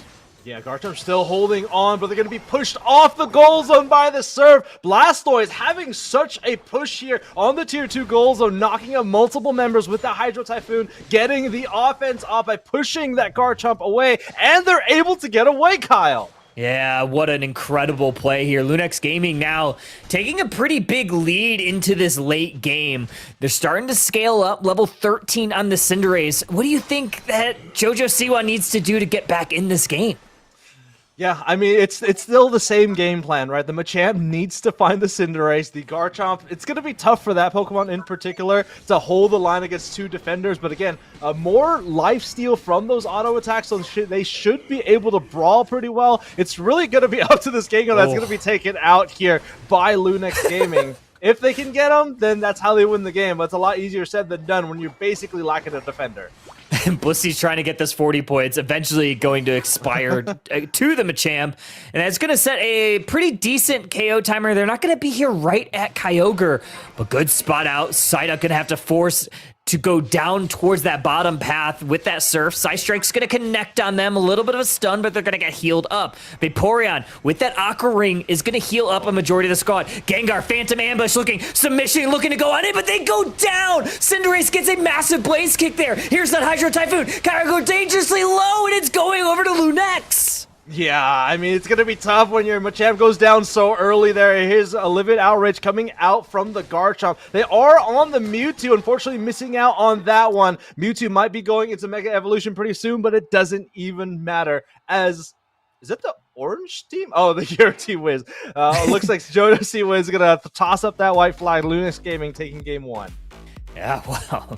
What a exciting close of that game. I think JoJo Siwa thought that they might have at least a little bit of opportunity, but Lunex Gaming definitely shut that door very quickly. Holy with a masterful Hydro Typhoon to close that deal. I mean, Holy hit like several big Unite moves in that game. Yeah, and even more impressive is that this team, talking about Siwa's team, they don't really play very much as a group together, right? I'm talking once again the kind of guerrilla tactics warfare with this Machamp running around, this Gengar doing speedster things, this Mew kind of dashing in and out with all of those abilities, and hitting multiple Pokemon with that Hydro Typhoon with the composition that they're going up against is huge props to Holy, honestly. Yeah. Insane work. Wait, is that actually Holy or is that Luniar? I thought that was going to be Luniar. I don't know if they've changed names or whatever, but either way, yeah, insane work. Looking at the score line, I mean, obviously very close match throughout. It was that separating moment on that T2 on the bottom side that really put Lunex Gaming ahead. They invested a lot of resources. I think they used a majority of their Unite moves at that fight. Yeah, and they lost their Machamp early. That's one of the tools to get to the Cinderace, and not only that though, one of the big things about Submission Machamp, and I'm assuming that this is Pooty playing Submission Machamp. One of the biggest downfalls of that ability set is that now that EXP share is not really a thing anymore, you can still run around the map, of course, but you're not getting that passive experience that this Pokemon desperately needs. Right? Level 9 is a huge breakpoint for Machamp. You get that Unite move, and it sometimes can get you back into the game, especially when you're behind on EXP, but that's being pushed later on because you don't have that passive EXP, and then all of a sudden at Kyogre or whatever legendary Pokemon at the 2-minute mark, you're suddenly like level 10, right? Whereas if you have an EXP share, you can be level 9, you at least get one break point, maybe even level 12 if you have a better game, but going into the final stretch at only level 10 is tough. Yeah, which is interesting because like we're seeing so many different strategies around EXP in the UCS League. We saw, I believe it was Dignitas that still ran on a majority of their comps, if not all of them, to EXP shares for that exact reason, just to make sure that you weren't lagging behind, that you still had at least somebody that was not stuck at level 10. Yeah, without you really need to focus on which Pokemon don't really need experience as they scale throughout the game, right? You're not really focusing so much on damage, right? When an EXP share holder, has an EXP share, obviously, they're not really focused on providing damage for the team. They're providing utility in other things, right? Healing, if you're a supporter, or for a defender, you're really focusing on the hindrance and the stuns that you're providing for the team. But a Pokemon like Machamp, of course, submission is there, but that Unite move is also really important for that kid too. Yeah, we do have a little bit of information of what Game 2 has in store for us. So Lunex Gaming, they're going to go with that first pick side, and then JoJo Siwa, they are going with that Kyogre map. So we're going to see Kyogre once again, and we're going to see Lunex Gaming still on that orange side. At least on broadcast, Kyle, have you guys mostly been seeing Kyogre? We've seen some Groudon, any Rayquaza. What's the distribution been like, at least for today's broadcast? I think we've seen one of each of Groudon and Rayquaza. I believe it was just one of each. I could be wrong. We might have had one additional one. But yeah, teams seem to be prioritizing Kyogre. I wonder if part of that is just because this is what is in ranked right now, so they're able to get the most practice on it. Obviously in comp, and you could run the other maps. Obviously casual's not that much of practice, but you could do it in scrims or whatever. But obviously if you want to test out kits or whatever in solo queue or unorganized play, Kyogre is the current rotation map in ranked. So I imagine that might have something to do with it, but who knows? I think in terms of, and I'm going to totally make up a word here. In terms of polar ability, I think it goes like Groudon is like the most balanced of the three, and then it would go Kyogre is like right in the middle, and then the most polarizing, the most unbalanced, we all know, is that Rayquaza map, right? Yeah. So It's really interesting. I don't know if we had enough time, honestly, in both Groudon and Kyogre to really understand how to play these two maps. And we played the heck out of Rayquaza, right? We've had that map for like 2 years or something. And Groudon came out in what, August or September? I think it was September. And 2 months later, it was gone. So like, and there was also like no significant UCS event. I think there was just like, was there any significant UCS event? There was like there was Spraggle's like big tournament, and I think that was it, right? So like in terms of letting these maps, lack of a better word, cook in the hands of these players, like I think we're still definitely developing how these different maps interact within the map and how to really approach this map appropriately. You said it best. I think that's so true, and having all three available just adds another layer of complexity, or is that even a word? I don't know. Complexity, yeah, that one. You know that word. I don't know. We're just it's making late. up words now. You made up a word. I'm First of going all, to make up a word. I had a disclaimer, okay? You just pulled out words. I just sent it. I don't know. But yeah, I think it adds another layer of complexity. Yeah, it's like a cake. It's late. It's like a cake. Ooh. Yeah. No alchemy here. No Speaking of alchemy, cake. Yeah. I could have also went onion too, but okay. Darkrai, this is the first Darkrai we are seeing this evening. It's going to be paired with that Wigglytuff, and we are seeing Oblivion take away the Machamp, which I think is absolutely hilarious. You know, it's actually not bad. I don't know if they're going to go submission here. They have X attack instead of an X speed, which I know submission does really well with, right? I'm just going to theory craft a little bit here. Submission has some interesting properties in terms of what abilities can actually stop Machamp, right? I don't think there are many. It has pretty high priority. So when you're thinking of things that like put him to sleep, I don't think it really matters very much if it's in submission, but that's all up to Oblivion depending on what he wants to go here. But taking a look at Siwa's team, it's interesting to see like two counteracting forces on the same team. When I say counteracting, you have a sleep Pokemon, and then you have two sleep Pokemon, and then you have Miraidon, right? I don't know how that interaction works. If like the electric terrain that's placed down by Hadron Engine, is that like a global thing? So like, even if your teammates are putting the enemy team to sleep, like they can't be put to sleep because Hadron Engine. I don't know how that interaction works. I had that question in the past. I don't think I've ever gotten it answered, but I guess we'll see. We'll see. I mean, we'll find out. I mean, we'll certainly see. I don't believe it interacts with the enemy team, but I don't know if I've ever actually like really fully paid attention. If it kind of like griefs your own team if you play it, but. I mean, that's how it works in VG, right? True. You put a terrain down, like both teams get benefits from it, or disadvantages for it, I guess in this example here. So if it's truly canon to VG, then both teams quote unquote benefit from it. But then again, the electric terrain also applies different properties to goal zones too. So terrains haven't really been explored in this game. Same thing with the weather effects. There is like drought right now with Mega Charizard Y, but we're never going to see it. Yeah. Well, we're going to see game number 2 here of our winner semifinals. Blastoise Hoopa hopping to the top path. This Machop along with this Vaporeon heading down the bottom path with the Gengar taking the central area for Lunex. Yeah, 2 orbs heading into the central area, followed by a Hoopa. No donuts here, unfortunately. 50% on Ame already as they rotate up to the top path. They will get the berries here in a couple of seconds. They'll grab one, potentially the other one. Ejects through the wall, gets the Astonish off, will immediately go over to the red buff to, once again, just be that distraction. Ame gonna look for this last hit on this red buff. Good plays there for Ame, unfortunately.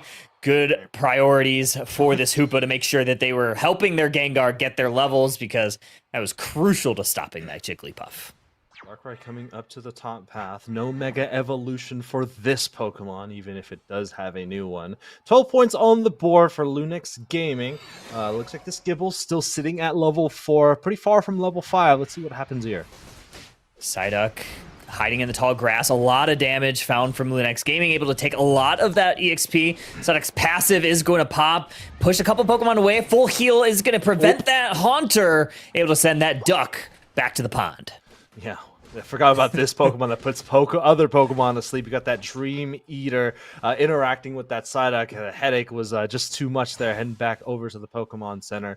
Darkrai, Pokemon that got a pretty significant handful of buffs in the most recent balance patch. Wonder why that is. Expect to see a lot of this Pokemon in the regional leagues to come in the future. I mean, it was already doing really well. I think Dignitas played that a ton last weekend or a couple weekends ago, and expected to have a lot more playability as it's being buffed pretty significantly.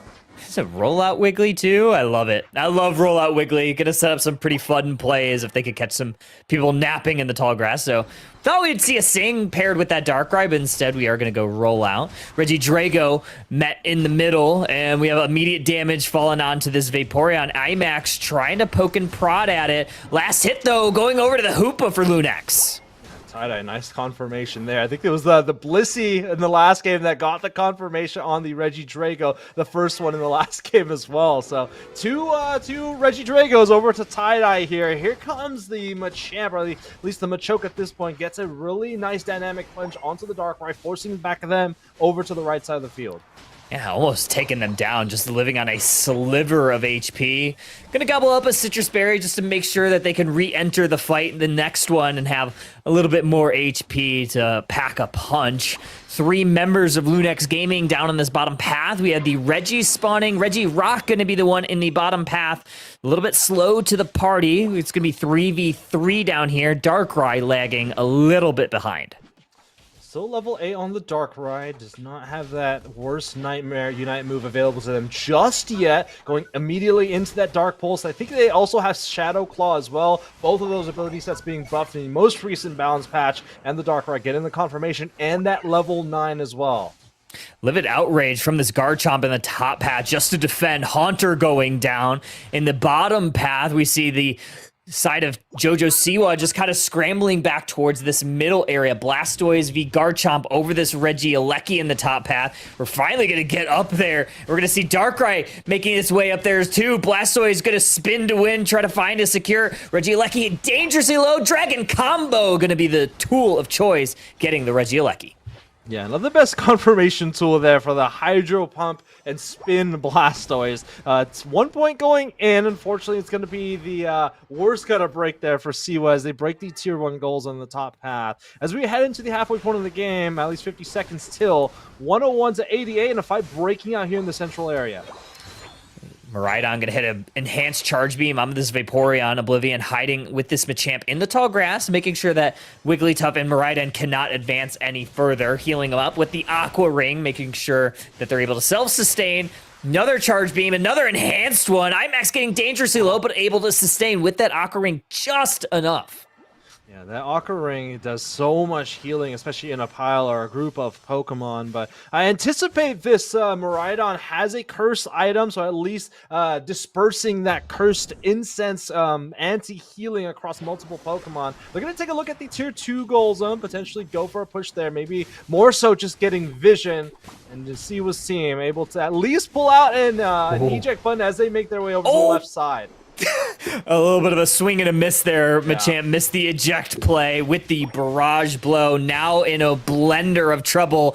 Dragon Combo going to send them back to the Pokemon Center. It's actually Darkrai getting that one. All 5 members now making their way towards this bottom path with Vaporeon with a little sneaky 13-point back cap. 40 points in for this Darkrai. A couple more to follow. Only a 12-point overcap, but Jojo Siwa gets some good positional advantage for this Regirock.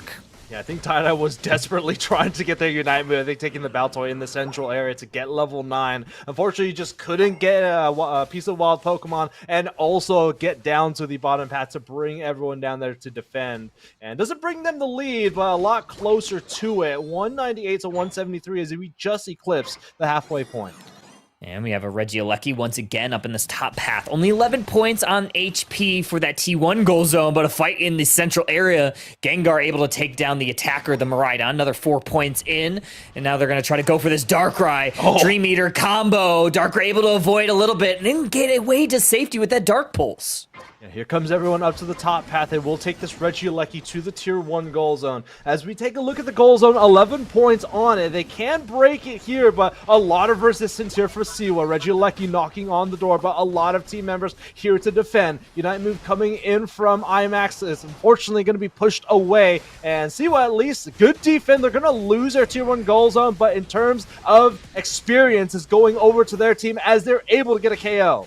Oh, nice little rollout play into the Dragon combo, sending IMAX back to the Pokemon Center now. Now, JoJo Siwa looking pretty good. Dream Eater combo misses the mark. Another Charge Beam Thunder combination and a rollout. Miraidon takes Gengar packing. And this Siwa team looking a lot better in Game 2 than in Game 1. They lost their tier 1 goal zone, like I said, but they got a couple of high-value KOs. I think they were able to KO one of the highest Pokemon on the field in that Gengar. Level 12s on the Pokemon you want to be, that Garchomp and that Darkrai. Miraidon just shy at level 11. They got 45 seconds here, 9 points going in. Not going to give them the lead, but once again, we'll bring them within 1 score going into the final stretch. Oh, Reggie getting caught out here. 2 members of Lunex Gaming able to chase them down, but Reggie able to get away to safety. Also avoids using that Citrus Berry, which could be pretty valuable. 25 seconds until Kyogre hits the map, and Lunex Gaming actually going to prioritize this bottom path because it is a Reggie steal. Yeah, that's going to be huge. All right, you have some Pokemon that have huge burst damage on your team, this Gengar and this Machamp in particular. Kind of going off what you're saying before, Oblivion has kind of swung and missed out on all these barrage blows. Let's see if we can get one here, but always got to watch out for that Wigglytuff. That Unite move is going to be very pivotal if multiple Pokemon get caught out by the Blastoise or the Machamp. Oh, Psyduck able to pop the headache and also get away to safety. Casper's freaking out. Miraidon's going down. Psyduck also down. Machamp able to take out that duck. And now we have the Unite move from Blastoise. He's going to knock up a couple. He's going to take that Hoopa Portal. And just like that, everybody from JoJo Siwa has fallen down. Darkrai trying to make a play. Kyogre at half. What does he have? Can he get in there in time? No. It's Machamp that secures it. Yeah, clearly there was a Pokemon here that was casting, and it wasn't you, Kyle. 222 to 182, and all the Kyogre buffs on the side of Lunex Gaming. They're going to crash this goal zone. Score a small score with, I think that was that Vaporeon, but they have a lot of points to score in now. Jumping onto the tier 2 goals on that, Miraidon's going to go down. Nice defense. It is still a 1-score game, Kyle. If they're able to take at least one of these shields, or one of these buffs, I think it would be very helpful. But it's going to be really tough because of that passive healing you get from that Kyogre buff.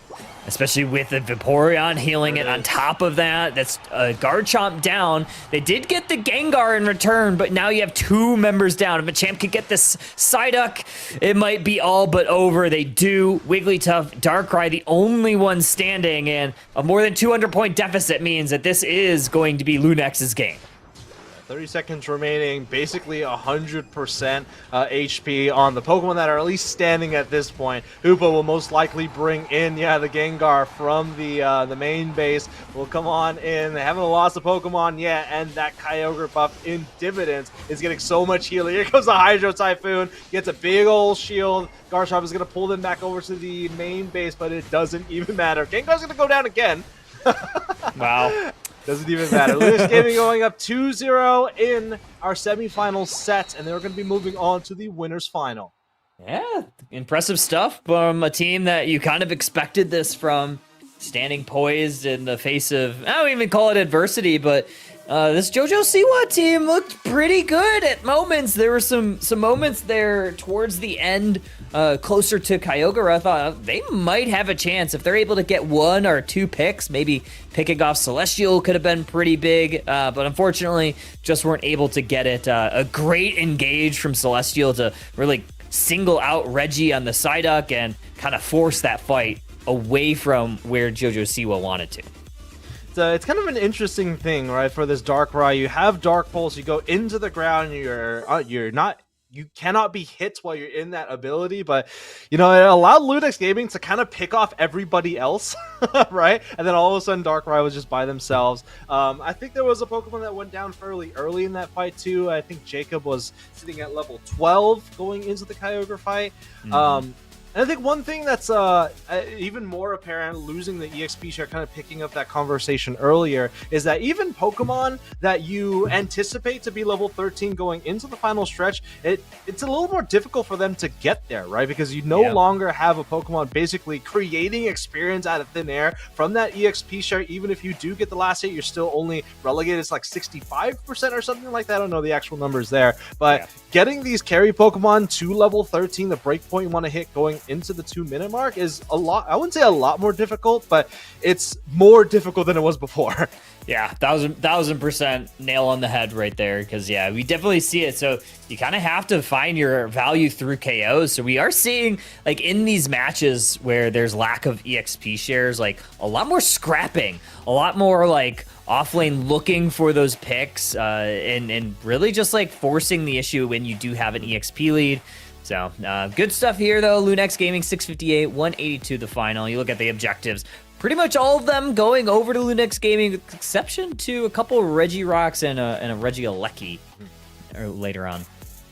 Yeah, it's an interesting thought for particularly attackers that don't capture wild Pokemon that camps very well. I'm like thinking about Miraidon, like Mew kind of falls under this as well.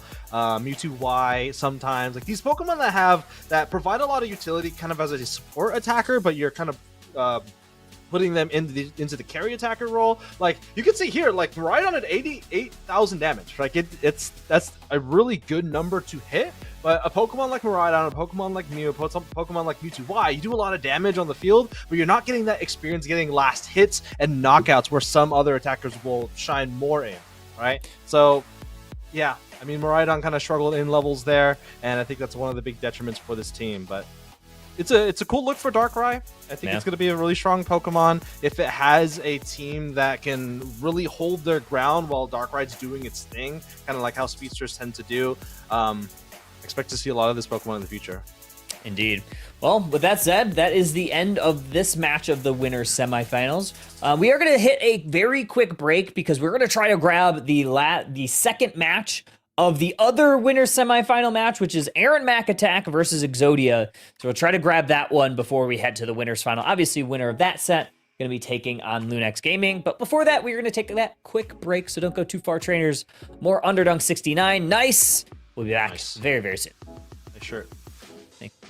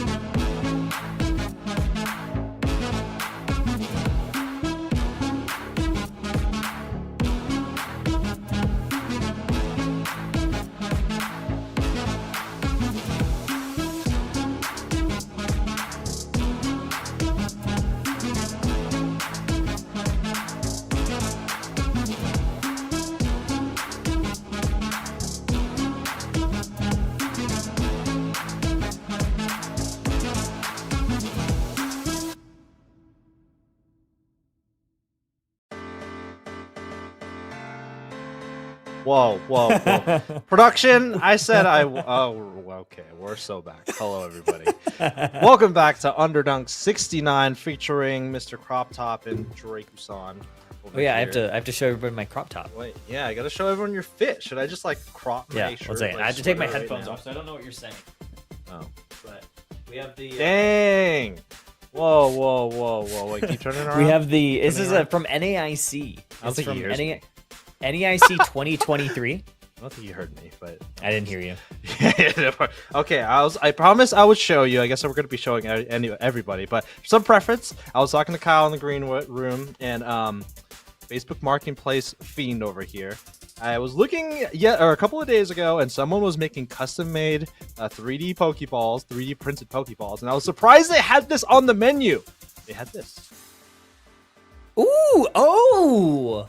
It's a That's Unite pretty barrel. cool. I was like, "There's no way." It's like That's pretty This cool. person actually like even like in Pokemon Unite, like they don't lean heavily on like the Pokeball concept at all, right? You see like the Pokeball come out like you know when your Pokemon gets KO'd or right at the beginning of the game, but there's like it's not like leaned in or emphasized at all. So I thought it was pretty cool. And I had to buy it. It was $10. Not bad. Yeah. What are we doing? That's pretty cool. We have we're doing another Aaron game. Mac. Yeah, we're doing Aaron Mac Attack and Exodia. If I'm not mistaken, it's been like a few weeks since our last Underdunk, but I believe Exodia won the last one, Underdunk 68. I'm gonna double check my work. Yes, they did. So they are the reigning Underdunk champions, and they are down 1-0. So this could be a potential shot to knock them down to that lower bracket. Aaron Mac Attack of 1-0 on our purple side. Do we know which map this is going to be? I wish it show. Is this map? Yeah, it shows it right in the center, right? With the water in the center. Okay, so it is gonna be the Kyogre map once again. I want to see some Groudon. I honestly like the Groudon map best out of all three of them. Kind of like what I was talking about earlier, and then Rayquaza is. Yeah, you know. Yeah. Is that a Mega Lucario? I'm guessing that's a Mega Lucario ban, unless it's I think it's regular. Lucario. Okay, there might be a regular Lucario ban with Lazy Free on the other team. I think this player is really proficient at E-Speed Lucario, but lots of no bans on the side of Aaron Mac. I don't know if that was crashing that's going on right now, but here we go. Well, I'm gonna double check the Start GG chat just to make sure. There was nothing in the Start GG chat, so this tells me this seems intentional. They have a plan. They have a plan. They have come prepared with a plan. And well, Mega Charizard Y is available. All the Megas are available unless they select them here. So expect at least a Gyarados. I know Gyarados is the highest performing Mega Evolving Pokemon right now. Same thing with this Pokemon, Mega Charizard Y. Lazy Free's going to be looking over to Zoroark potentially, who I think, at least on the rank ladder, is like at a 43% or something that I saw. It's like, I don't know exactly why, if it's like specifically because like EXP share and Comfey isn't really a thing anymore, but I don't know. We'll see. Tell that to all my Comfey bots. Oh yeah, they're a thing. Or something, I don't know. Mega Charizard Y is gonna get gobbled up by Exodia. I think Aaron Mac's gonna probably, I would imagine, go mean look to maybe slow down this Charizard Y. It's kind of been what we've seen throughout the night when Charizard Y has been played.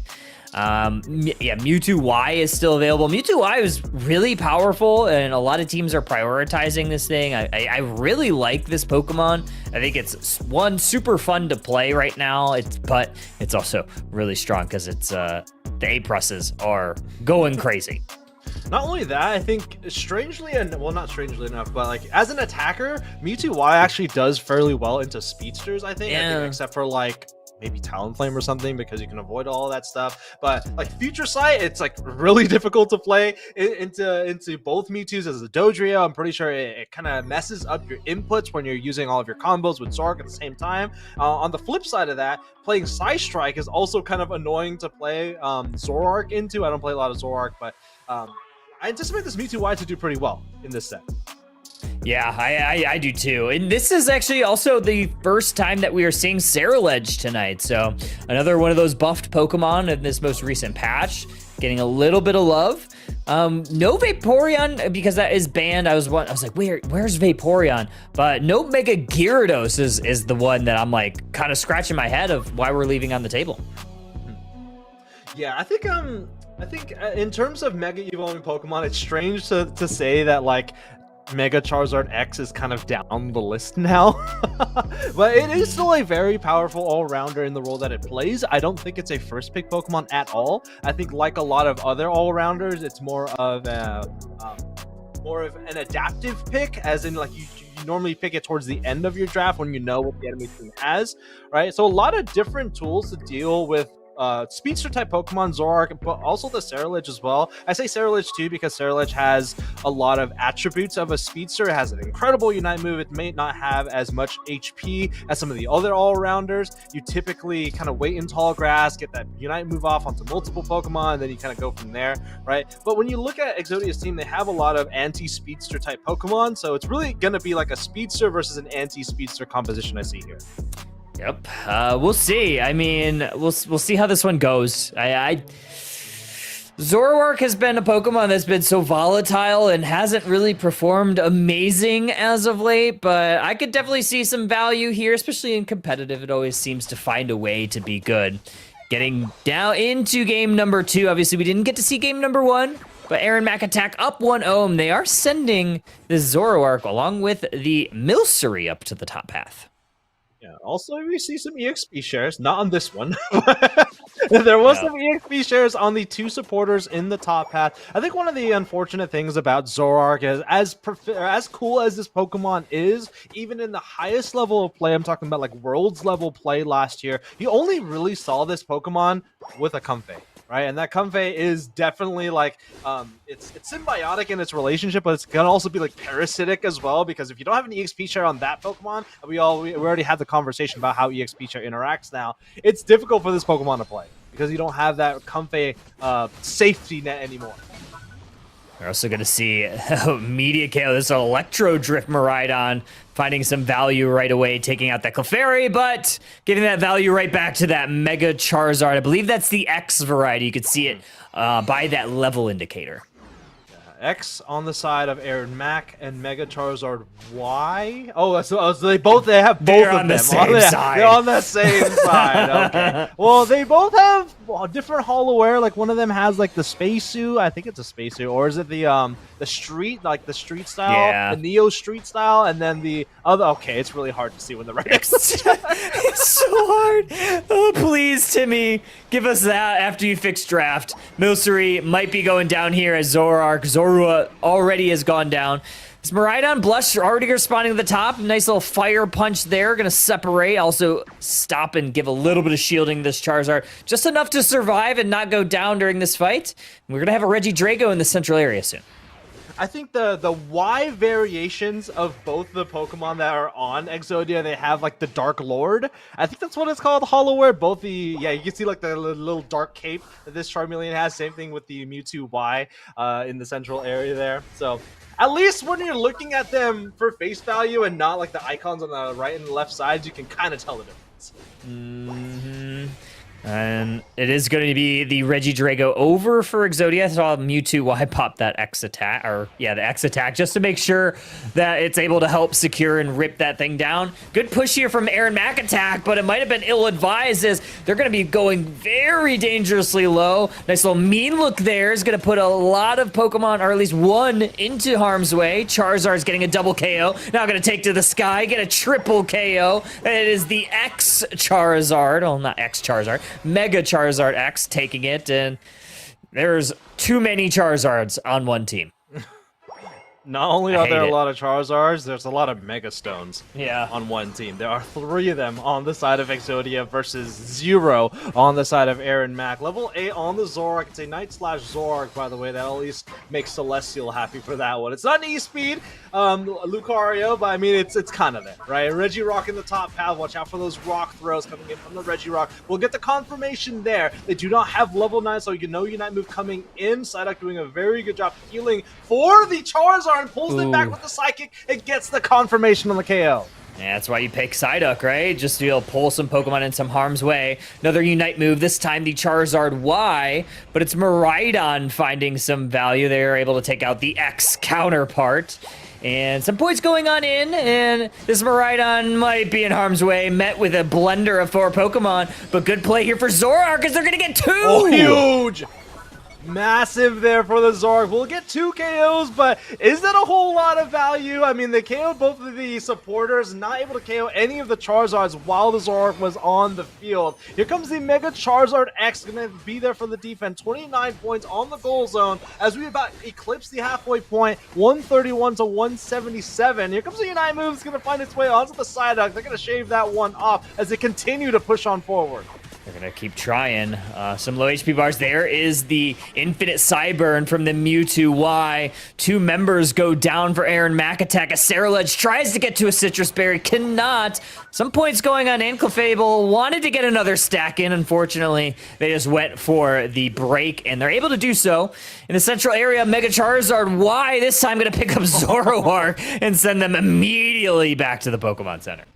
Also see that harsh sunlight, the droughts coming in. It increases the attack damage of this Pokemon when they're in that harsh sunlight. Doesn't matter as they head into the central area and back out into that harsh sunlight zone. You can see that circle there. Once again, as we eclipse the halfway point, 131, 193, level 12s now on our Charizards, ticking in, or at least one level away from that break point of 13 we were talking about before.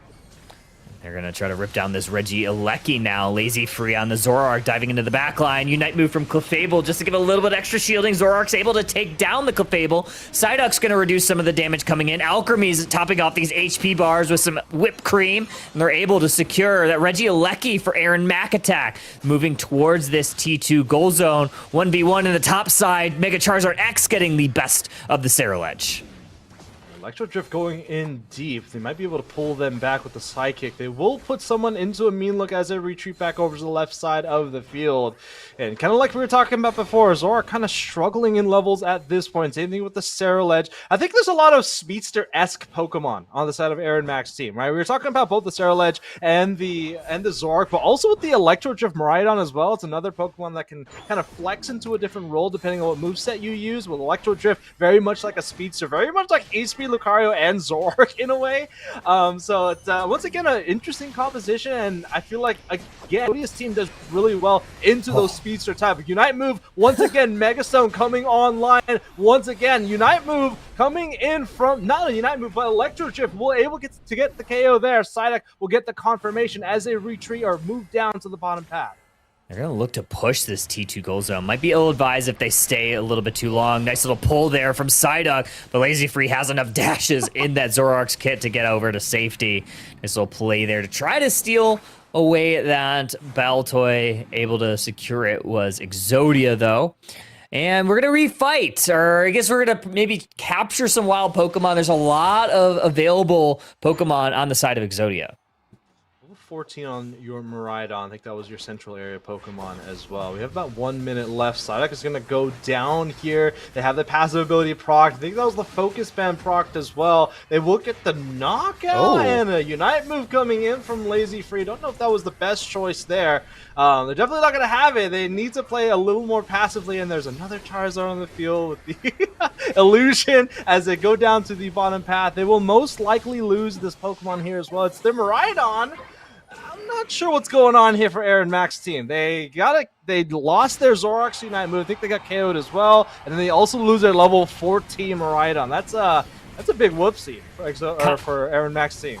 Consolation prize, though, they were able to score about 90 points in that T2 on the bottom side, giving them a little bit of a cushion here as we get closer and closer to Kyogre.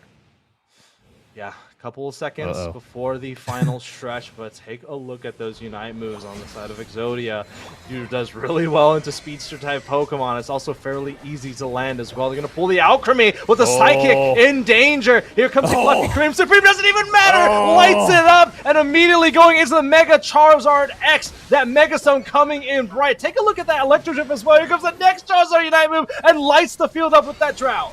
Yeah, that was a massive play there, pulling that Alchemy out. Now it's Exodia moving towards this Kyogre. Oh, Zoroark just gets absolutely melted by the Charizard Y. Now it's at half. Aaron Mack looking for a way in. Very low. Do they have any last hitting ability? Looking for a mean look. Sarah hits it. They get it away from him. Exodia now going to have to try to find some KOs. Yeah, they will get one KO here. So one shield going over to one of them. Look at that healing, though. Umbreon finally going down. It's going to go over to the Mega Charizard X with the blue aura underneath that Pokemon. Now let's take a look at the defense of Aaron Mack. Can they defend against Exodia with all of their Pokemon online? No Unite moves available to their team. A couple of Unite moves on the side of Aaron Mack, but in terms of levels, it's definitely in favor of Exodia. We'll see how this goes. Not looking good right now for Exodia as they need to traverse across the map and they have full pockets, so it's going to be very difficult to score. Ceruledge hiding, working their way up through this top tall grass. They have a full 50 points and they can also score pretty easily with that Kyogre buff. Exodia looking for an engage. Miraidon might be getting caught here. There's that Electro Drift going to dive in through, and now we have the Mega Charizard X on hot pursuit on that Miraidon. Get a shield as well. They do get 100 points on the other side. Will give them the lead. Another score going into the tier 2. Here comes a press on forward. All members still on the field. Revenant Ren finds its way onto 4 members. First one going down is the Umbreon. Can they get some scores in? It's going to be an insane end here, and we're going to need to go to the scorer's table, but I think with the score of the Ceruledge on the tier 1, that is enough for Aaron Mack's team to get a 2-0 here. Yeah, I think they'd win by about 20-something points, maybe 20 and some change. Yeah. Just barely. Massive play, good back cap by Ceruledge, holding on just barely. And not only that, but Exodia had a very big shot there at that home goal zone. They just needed a little bit, but I think everybody had too full of pockets to try to get any sort of score in. And I think Psyduck at that point was too low. And Aaron Mack attack. Now moving on to your winners semifinals. Well, I mean, Ceruledge's name, Lips is God. They definitely had a god-like moment in the final stretch there. It may not be a Rayquaza, but still stealing the final objective still has a ton of benefits. You can still, or you can now steal that buff away from the enemy team if they get a steal like that. But Eclipse waited long enough to get the secure. Multiple members on Aaron Mack's team was able to get the benefit of that Kyogre buff. They lost their Umbreon's buff to the enemy team, but they just could not capitalize off of that one. A really good job by Blush to kind of engage on the approaching enemy team and still be able to escape away with that Electro Drift, and then of course getting the defend on that tier 3 was very valuable there. But if they lost their Miraidon, they'll probably have a pretty high KO timer. Probably wouldn't be there for that tier 3 hold, and then that would have given the game and maybe a game 3 between these two teams. But nonetheless, got a team that won with no Mega Stones on their side of the field. They said we don't need those Mega Pokemon, regardless of how broken they are. Yeah, insane work here. Yeah, winners finals now going to be Aaron Mack Attack versus LuneX Gaming, and we'll see how this goes. But yeah, LuneX Gaming, kind of the team that we imagine would be in that position, and they haven't lost a map so far tonight. We'll see if this Aaron Mack squad could maybe break into that win column for the first time against LuneX. But with that said, we are going to take a very quick break while we get that winner's final match set up for you. So grab a drink, grab a snack, and we will be right back. Cheers.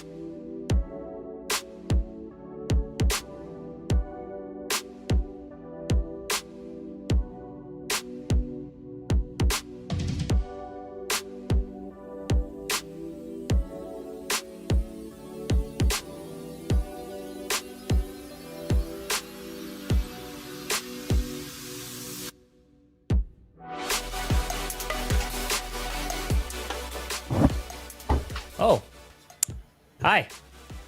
Hi, Rowlet. I was wondering what this guy was doing. I heard a bunch of noise. All right, you're on your own. Well, you're with Rowlet.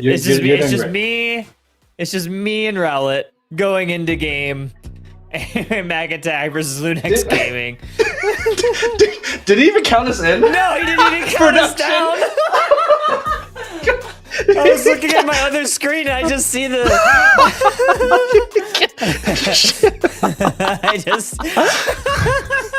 I just see the transition and I'm like, uh-oh, we're going live. And I wasn't ready yet. I see the little Rowlet looking good, but all right, we got a game going in. Vaporeon, Meowth, and this Sarilege getting banned so far. I think that was a no ban from Aaron Mac Attack once again. I think this is going to be Rayquaza, if I'm not mistaken. Yeah, you can see there's no kind of environmental change in the center part of the map, but also in the jungles on either side, the larger, I guess, walls, those curved walls are on the same side, whereas in both Kyogre and Groudon, they're kind of offset from each other. So a couple of differences there, but I haven't casted Rayquaza since probably NAIC. So this is going to be interesting. Yeah, we'll see. We'll see how it goes. We did one earlier, and it looked like it was going to be like a rip and flip comp, but it actually ended up being a more prolonged fight. So I'll be interested to see if we will have more of a rip and flip comp, and Mega Lucario tells me that that's certainly on the table. Yeah.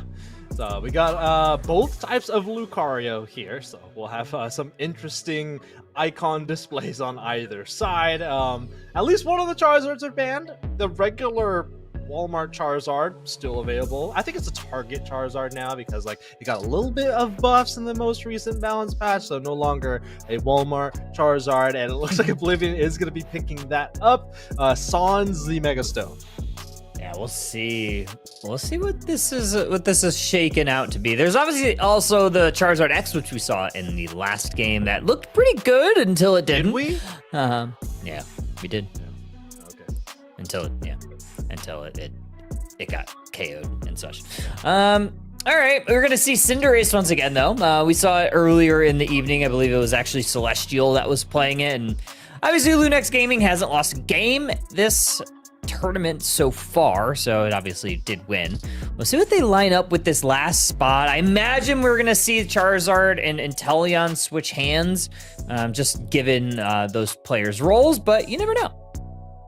Looks like they also did replace Tie-Dye with Gardenia. It's coming in with the Eldegoss, and we have an Inteleon as well. Inteleon is I think really interesting in the metagame right now. I think a lot of players, Snipe Shot is still very consistent if you're able to hit those shots, of course. But I know there's been a lot of liquidation, at least on the ranked ladder, because that ability set was most recently buffed. I think it was 2 or 3 balance patches ago. But a lot of interesting stuff here. You see a Cinderace, you see I don't think super interesting, but the Mega Lucario and regular Lucario I think is the more interesting one. Oh, for sure. So it's going to be Lucario on Lucario. Luckily, we won't see double Charizard because that was a nightmare. Especially when Zoroark transformed into a Charizard, that was just game over. One of these days, we are going to see all 3 Charizards. And that was like, I don't know about you, Drake, but that was like my biggest worry when I saw regular Charizard being buffed. I was like, oh, we're going to see all 3 of them in a match. Yeah, and I'm sure there's just going to be 4 Charizards with the team also picking up like a Zoroark, like you were talking about as well. But yeah, here we are. We may see, and I'm not like, it's not spoiling anything. I'm just like predicting, but Charizard is like Pokemon's favorite Pokemon. Is there a likelihood we see a Mega Charizard Z in the future? Oh, it's not unlikely. Please no. Please don't do that to me. Maybe Mewtwo Z, who knows? Already getting a little bit of damage is the Charizard in the bottom side, so they're going to have to go back to that pad, grab some shielding. Aaron Mack, good job pushing and securing that bunny away from this Slowpoke currently. So right now, early game, looking pretty good for Aaron Mack. If you were able to get that the Indy DOA, you can see IMAX here about to tick in to level 4. At least is getting close to level 4 here. If they get this confirmation here, and they do, really nice water gun away from the Kanto starter, and we got level 4 on the field. Ooh, Oblivion actually did stay on this Charizard, so but yeah, a good play there from Slowbro. IMAX able to kind of block for its damage carry. Make sure that they stay upright. 850 birds up in this top path. Going to be a 3v3 matchup. Mega Lucario getting a little bit, but I believe Miraidon did a lot of heavy lifting there. We'll see what Lazy Freak goes in terms of their ability set. They have E-Speed available to them, and there's not a whole lot of crowd control on the side of Lunex Gaming. Of course, got to watch out for Surf, but other than that, there's not a whole lot. So we could be seeing an E-Speed Lucario on the side of Aaron Mack attack. And they're going to peel backwards. And now in the bottom path, there is the Slowbro pushing a little bit forward with Charmeleon also kind of hovering there. Top side, they're also just mostly trying to gather up their levels as much as they can. Slowbro actually getting pretty low on that bottom side of the map. You see in the picture-in-picture. A presses forward, but actually a really fantastic play there from Oblivion to save that Slowbro. And they almost, I was waiting for, I thought they were going to go down to another that burn. One too. Yeah, another one too, as Slowbro's going to forget a little bit of that damage as they go back to the tier 1 goal zone. Another fight breaking out in the central area. It is Celestial on an attacker. We typically see him on a more speedster-esque or another Pokemon with high mobility, but it is going to be Snipe Shot Inteleon as they make their way into the central area, going back into the main screen. Here comes the chase down from Celestial. Can they get the shot off here? Unfortunately not, but here comes Lucario. We'll get the confirmation. Almost. Okay, basic attack. Boosted auto should be able to do it. They do finally get that Miraidon that was lurking in that central area. Still a reboot in that bottom side, so has not been able to get fully online with that level 7 Cinderace. So these teams have been kind of scrapping back and forth, but the thing that I'm most... I guess I'd be very happy about if I'm Lunex is at level 9 on the Inteleon already. Yeah, it's a huge number to hit. Have all those critically hitting diamonds as well to do a lot more damage. Holy has level 7, so they will have close combat available to them. Another auto attack will KO the opposing team's water type starter. Both objectives on the field. If you take a look down here, the Ice Golem can be worked on by Holy. Should be an easy confirmation between the two. They have both Power Punch and the Snipe Shot. Can they get an auto attack in here? No, they cannot. Reggie Ice going in. It's going to be handy for this push on forward. Ooh, good Snipe Shot there on the Suicune as Lunex Gaming is still looking forward. Regieleki in the top side is the play for Aaron Mack attack. But as we see on the bottom side, this Mega Lucario is pushing deep out behind enemy lines. They do get KO'd for it, but not before this Celestial Inteleon is able to provide a lot of damage up front. Blastoise, it might be going down as this Charizard joins the party in the bottom side. 40 points going in. Up. No, able to get the stop there. 6 points going in. So I don't know if they were wanting to score that 6 points there, because now it's going to be a small break of 40. They are going to opt to break it, so they're going to trade their top tier 1 goal zone for a bottom tier 1 goal zone. That will give them more experience as more of those golems spawn in the bottom side of the map. But in terms of levels, Regieleki in the top path, tried and true, will continue to score on that tier 2 as it's vulnerable as it crashed in. Oh, they did find a lot of value to Aaron Mack attack. Yeah, it crashed in 50 points or so going into that T2. So they have a pretty decent score lead despite being kind of down in levels right now. But, I mean, not all's lost. They still have access to a lot of experience on the map. We have a little bit of a fight here as the regular Lucario goes down. Blastoise Unite move, but there's the Charizard to kind of counter it. Yeah, I'm not a big fan of that Blastoise Unite move. It is a very powerful Unite move, but no one really to follow up on it, even if it didn't get united by Oblivion. They'll score 23 with the Mega Lucario in the top path. It's just a Cinderace in the top path. They do not have level 11, so slower auto attack speed. 36 points going in. Really good identification of the Pokemon that is scoring on the goal zone, and good defense here by Eclipse. Ooh. Yeah, great defense even. And now they're going to try to take this Mega Lucario down. They're able to do so. And now they have positioning for this top Reggie with the bottom Reggie also spawning actually a little bit sooner. It's going to be a Reggie Ice there. Instead, Aaron Mack attack going for points 19 as well as a 5. Now with the 40 from Cinderace, they're going to actually opt to go ahead and KO that Eldegoss. Good response here from Lunex to make sure that they cannot continue the push. 40 points going in for Charizard in the bottom path. Of course, we can't see the perspective of this Cinderace, but I wonder if they have the target wheel available to them. I know it's kind of annoying to deal with if you're playing long-range Pokemon like Inteleon or a Decidueye because it sometimes gets in your range, but close-range Pokemon like the Cinderace and have a lot of smaller auto attacks coming out, the selection is very, very important. Blastoise just trying to get this Hydro Typhoon off, was united by the Mega Charizard the first time. He gets slow-beamed here, and just no value out of this Pokemon right now.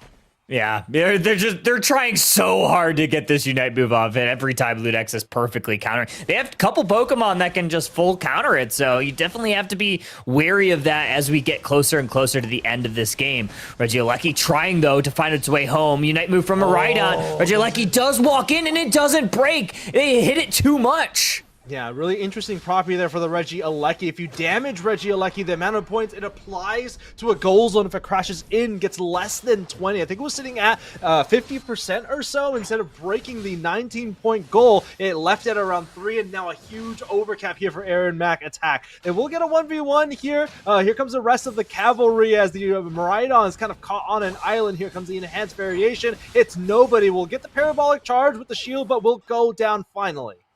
Finally, that's exactly what Lunex Gaming needed. Maybe a little bit of a consolation prize as we get closer and closer to the end. A Reg Ice, though, for Aaron Mack attack. That's going to be a nice little buff there as we get closer to this Kyogre. 40 seconds left until this one. How are we seeing this endgame fight shake out, Draco? Well, it's not a Kyogre. It is going to be a Rayquaza in the center area. Yeah, we have a Walmart Kyogre buff on the side of Aaron Mack attack with the Reggie Ice. You get a little bit of passive healing. Honestly, it's going to be really well. They have basically 2 defenders on their side of the field. The Suicune is kind of a defender, right? You have the Blastoise as well. And then you have all these other Pokemon that kind of self-heal themselves. Parabolic Charge, auto attacks from the Cinderace, Lucario also healing with the E-Speed. So that Reggie Ice, it's not nothing. Right, but you gotta be careful of Aaron Mack here. Forcing out the eject button is gonna be huge. They're not gonna be able to reposition that Hydro Typhoon, even if they can maybe get it off. I don't know. We'll see. Snipe Shot misses the mark on the Miraidon, waiting for an engage. Nice little play there from Suicune. They're going to have to back into their own central area. Looking at the flank on the box side, we have Lucario and Blastoise looking for their way in. Reminder, no eject button for this Blastoise, so they're going to have a clean engage. Already putting a little bit of damage on Rayquaza. Surf in from the Blastoise. There's that Hydro Typhoon. Knocks up one, full heal for another. Rayquaza now at half. There's that Mega Lucario. Lunex Gaming looking for a rip. They're going to have to find a secure. Unite move from the Miraidon. Lunex Gaming. There's the Miraidon. Snipe Shot gets interrupted, but Lunex Gaming able to get it with Lucario. Yeah, really tough break there for Aaron Mack attack. It was kind of a good engage there for the Blastoise, but kind of like the first one where they got united by Oblivion on the Mega Charizard, not Mega Charizard, regular Charizard, I apologize, but no one really to follow up on it, right? So in terms of at least using your Unite move in optimal positions, that Blastoise kind of struggled in this one. Yeah, unfortunate too, because they actually did a really good job making sure that Celestial on the Inteleon couldn't land a Snipe Shot. I don't know if it was so much planned that way, but I believe it was the last hit of the Miraidon Unite move that knocked him up right at the right moment. So maybe not planned, but we do have 35 seconds left, so it's not over technically. Still only a 140-point lead. If Aaron Mack attack could somehow find some backups, they could potentially still win. One of the unfortunate things, or I guess, I would say unfortunate things about Rayquaza is that you cannot steal the buffs that is provided by the legendary Pokemon, right? Whereas Kyogre, you can steal that. Same thing with Groudon. The other added benefit that we have had to deal with for a long time was the score shield that Rayquaza buff is given to the player that has it. But they're going to try to push on to the Tier 1 by themselves. We'll score 18, but definitely not enough to close the gap.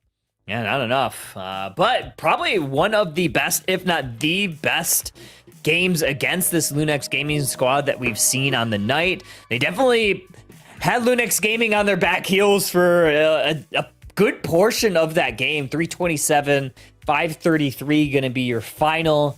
This was these are 2 really good squads. One team that's, obviously a league qualified team, and it certainly looked like it tonight. Yeah. won't even call them league qualified anymore. League participating team. Like, definitely, I've already participated in one of those weeks. But I mean, if there's one thing that I give over to Aaron Mac Attack's team is, I mean, I've only seen them for a total of what, 2 sets so far, or 1.5 sets, and they haven't picked a mega Pokemon, and they're doing really well. Yeah. And welcome on in, Raiders. We got Dusk Runner coming on in. I imagine that means that the kittens have been eliminated. I imagine that's what that means. And looking at the bracket, yes, unfortunately, the JoJo Siwa squad took down not enough kittens. So good work there, and hopefully we'll get them next time. But thank you for bringing in the Raiders, Dusk. Hopefully you have a good rest of your night. Yeah, 533, 327. I mean, what else can you say here for Lunex Gaming? This is another win for them. They still haven't lost a map on the evening, but I don't know. The no bans certainly kind of put a wrench into some things. Can we see some like Tinkaton? Can we see like some Phalanx? Like, come on, Oblivion. I know you like to play Phalanx. I know the Pokemon is like in the gutter right now. Yeah. But, like, I think Tinkaton's a fun Pokemon. I would love to see that one come out. I would too. We will get another game between these two. Again, we're still in the winners final. 1 game away for Lunex Gaming to make their way to the grand final. And then, of course, we'll get to the lower side of the bracket for at least 1 game of the lower side of the bracket. Will be a best of 1 down there. But I mean, in terms of just talking about the differences in map, right? We've seen Kyogre. I don't know if you saw Groudon earlier today, but we saw Rayquaza in that last one. But I think Rayquaza is, I mean, now like looking in retrospect, like it's a map that needed to change like a long time ago. Like I know a lot of other content creators like we're talking about the inclusion of Rayquaza into the 3-map rotation, and it definitely should be reworked. It should be able to be stolen. It shouldn't have the score shield. Like how the other 2, Kyogre, Groudon, don't have the score shield. I think that's probably the most polarizing attribute of the Rayquaza shield. I think faster scoring speed is fine. The other 2 have it. Like it could be, faster movement speed. I mean, I know Rayquaza, like the thing with like Mega Rayquaza is that you get like basically a free Tailwind or something. I think that's how the passive ability of Mega Rayquaza works. I think that'd be cool if you get faster movement speed. It just would like kind of round out the 3 attributes: healing for 1, attack for 1, and then speed for the other one. Then it being able to be stealed. But yeah, I don't know. Maybe honestly, like if it's because like you said, HP for Kyogre, attack for Groudon. Honestly, if you just take the attack buff that you get when you have the Rayquaza shield on and just make it a score shield, I think that might balance it a little bit more. Maybe it's just while you have that buff, it's a score shield, and maybe it's not a shield that gets broken. You have to KO the person. I don't know. There'd probably be some. I don't know. I'm spitballing here. I'm not the dev, but I like the idea of speed. Speed seems fun. Yeah. It shouldn't have both. It shouldn't have both score shield and 30% buff. It shouldn't have both. You can't have both of them. And then on top of that, it can't be stolen. Like stolen would be I think having it be able to be stolen would be nice. I don't know how you do that with a score shield, so I think you would probably have to make it not a score shield. Yeah, and maybe I mean, we can make potential argument of keeping those 2 if the buff can be stolen, because I think it can make for some really interesting moments. Because you know how Groudon is there. I think of the 3, Groudon is the easiest to come back if the enemy team has taken it. Stealing it gets you that boost in damage. And then being able to do basically the 30% damage plus the faster scoring speed could make for some really interesting comeback moments. But of course, you don't have that attribute currently. True. Well, let's get into game number 2. Lunex Gaming going to be on your second pick side this time. Aaron Mac Attack has selected to be first pick. That was their option. Lunex Gaming, since they were the winner of it, they have that second option of selection. And since the side selection was gone, they chose Kyogre as our map of choice. So it is going to be what we will see in game number 2. Already in the draft, and Aaron Mac Attack, we should call them the one ban squad because I believe we're going to see only one ban once again. And the only thing they're banning is picking Mega Pokemon. Yeah. On their side, as we've seen so It's far. a protest. Yeah. There's a lot of things to protest right now outside this game. But anyway, as we head into game number 2, still a lot of Mega Pokemon to be selected. There is that Blastoise first pick once again. And wow, they're going to start with a double defender start here. Haven't seen a lot of Ho-Oh. Yeah, I don't anticipate Ho-Oh to come out here. Lots of Trevenant. I know I can't remember who it is. I think it was Smuglax that had a really cool moment in that UCS weekend with Trevenant getting like 3 or 4 Pokemon with Woodhammer. And that ability set has most recently gotten buffed as well, I think. It either has more damage or lesser cooldown or probably both or one or the other. I can't remember. It doesn't matter. Snorlax coming in. Yeah, Snorlax. I was wondering if we would see IMAX on the Trevenant. It's one of those Pokemon that's just super fun to see. We've seen it a couple of times tonight as well, so I wouldn't have been surprised, but yeah, Snorlax, obviously a tried and true defender, does everything that you want out of a defender, so I'm excited to see that one. We're going to see the regular Lucario once again, along with this Miraidon.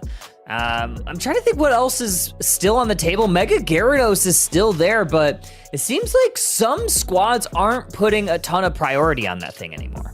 Wow, interesting flip there by Gardenia. I mean, they're playing Mr. Mime, who can like flex into the defender role, has a little more sustain with the Resonant Guard held item, but yeah, I mean, cool to see. I don't see a whole lot of Mr. Mime. We don't see Team Peps on the field right now. Talking about Bruv in particular. Yeah. But yeah, love to see it. I wonder how it's going to play. True, and we're gonna lock in this Blissey as well. I'm just taking a look at the move, or sorry, not the move set, but the item set. Currently holding a leftovers leads me to believe that we are likely going to go with the Safeguard Helping Hand set opposed to the Egg set, which is the heals. Obviously, the leftovers is going to give self-sustain only, so that's if you're able to stay in that back line, you're able to heal yourself and keep your team fueled with those shields and the boosted auto attacks. I think it pairs really well with the Garchomp. Yeah, MLK versus MQL is going to have a tough time if they're going to be playing the E-Speed variation of regular Lucario. I see that full heal, but full heal is one of the most nerfed, if not the most nerfed battle item in the game. And if you take a look at Lunex Gaming, you have a couple of Pokemon that is really tough to play E-Speed into. Looking at Gardenia, Block in particular is kind of annoying to deal with. It doesn't do any damage, but a giant wall that bounces you, basically. So if it could definitely ruin a couple of your resets if you run directly into a wall, literally. You also got Buzzwole. Buzzwole is a really tough matchup into regular Lucario. If you're playing E-Speed, you get kind of crowd control, you get put in a blender for like 3 seconds, and then all of a sudden you're waiting on E-Speed to come back, and we'll see. Let's get into game number 2. Lunex Gaming up 1-0. If they win, they will be going to your grand finals. If they lost, Aaron Mac Attack would be going down to those lower finals, but let's get into it. Squirtle, once again, heading down to the bottom path, this time with a Gibble, and then we're going to see this Blissey along with the regular Lucario in the top half. Just a reminder, this is Kyogre, so you'll be seeing the giant whale, not the pink whale, but a blue whale in the center area. I think the pink, like the shiny version of Kyogre, is like pretty funny. It is all pink. Yeah, and then I think Groudon is green, right? Groudon's green. It's like lime green, like the old Game Boy green. If you ever had a Game Boy Color in that green. Ooh, good eject button from Mr. Mime to steal a Citrus Berry. Gibble on fire right now, gonna have to retreat back to their own side.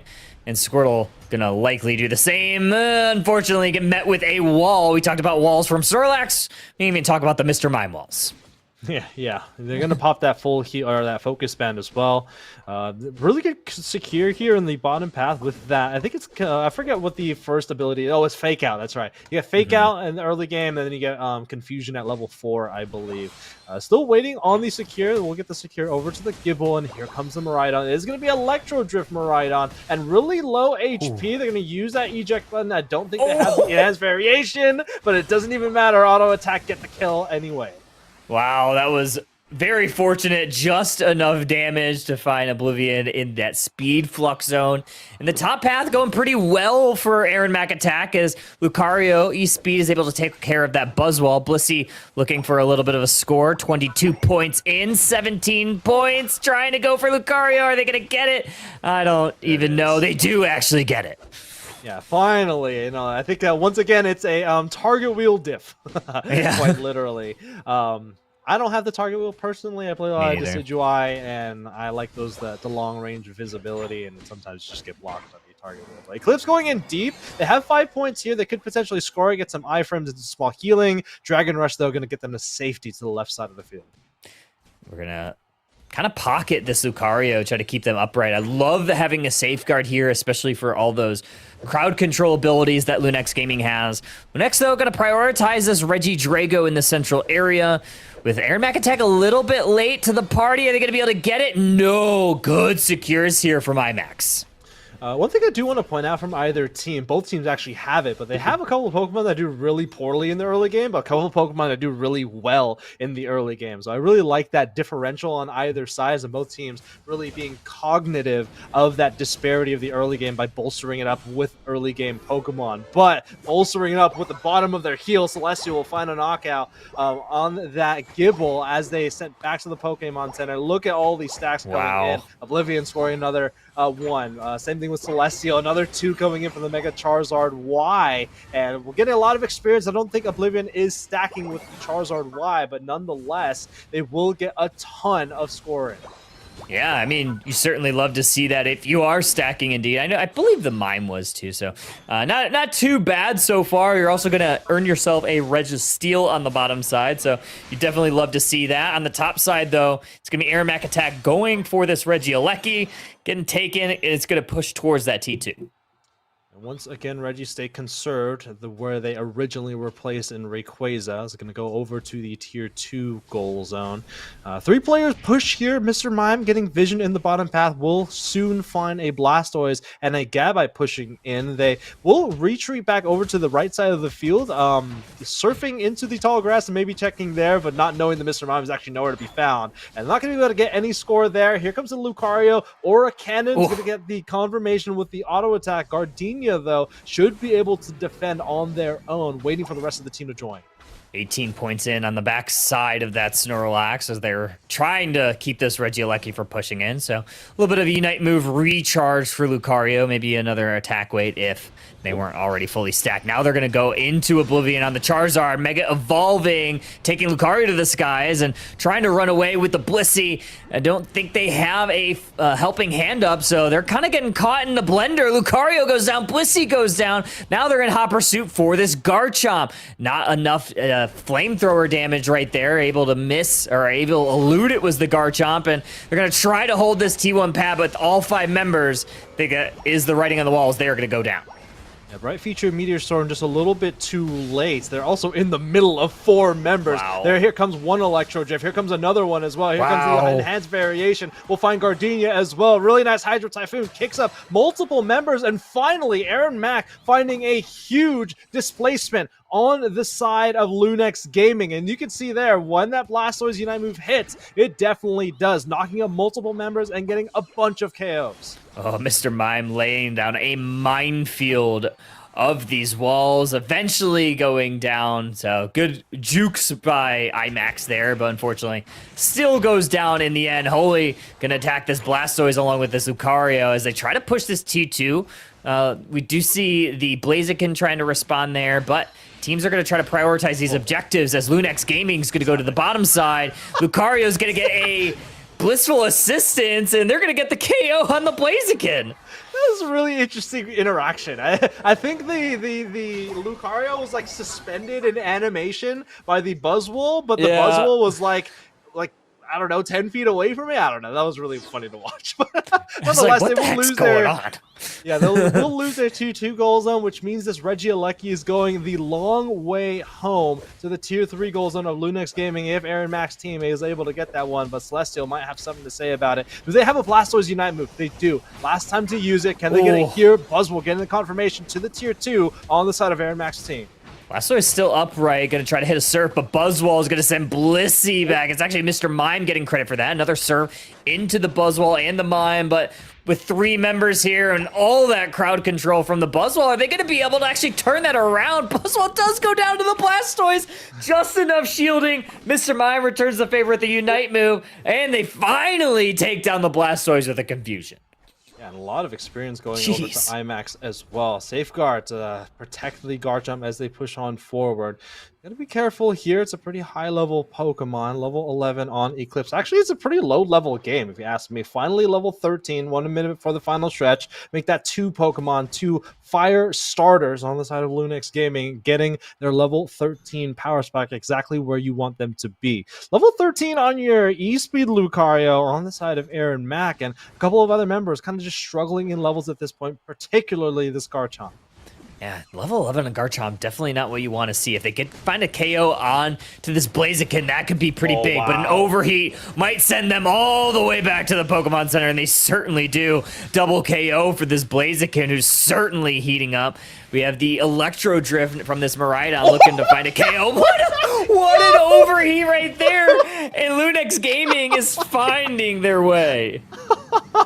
Set up that roundhouse kick and knocked it out of that park. Overheat, getting this KO on the suspended Lucario from the Buzzwole. That was a really what's going on there once again. Teams are getting set up for this Kyogre. Good positioning for Lunex Gaming. We're going to put immediate damage onto this Kyogre. Garchomp into the back line. Charizard's taking him to the sky. Blastoise is also going to use their Unite, but 2 members are down for Aaron Max squad. Charizard goes down, and we're going to have any damage onto this Kyogre. We have Blaziken trying to run away on very low HP. Blastoise sees them in the tall grass. Eventually, Blaziken gets their resets back in. Kyogre still damaged, but a big Surf here from Blastoise trying to put him in a blender. Was the Snorlax. They do. They send them back. Blissey gonna have to retreat, and it's Mr. Mime time. Kyogre goes to Lunex. Primordial C is being drowned out by Lunex Gaming, up 1-0 in the set already. Kyogre buff over to their side of the field will close out the tier 2 goal zone on the top side of the map. Gardenia trying to score right next to Celestial. Here comes the Aura Cannon, just not enough damage for this Blaziken though. Level 15 will get the closeout on the Miraidon, 100 points going in. I think the writing is on the wall. 1 minute remaining, and we may be seeing our first grand finals appearance for Lunex Gaming. There we go. Yeah, 10 seconds left on that. Another 100 points in for Mr. Mime. It's all but confirmed here, I would say. There's another Unite move from Charizard. Just Blastoise lonely holding this T3 goal zone. And, yep, Lunex Gaming are going to take this game number 2, send Aaron Mack attack down to that lower bracket. Yeah. Once again, still not a Mega Stone on the side of Aaron Mack's team. Unfortunately, just not able to get the win here against Lunex Gaming. Still a very valiant effort going up against a league participating team this time. 8-29, 23, 223. Got a couple of more points maybe going in. Oblivion coming in with 27 points times 2 will be 54 in the final stretch.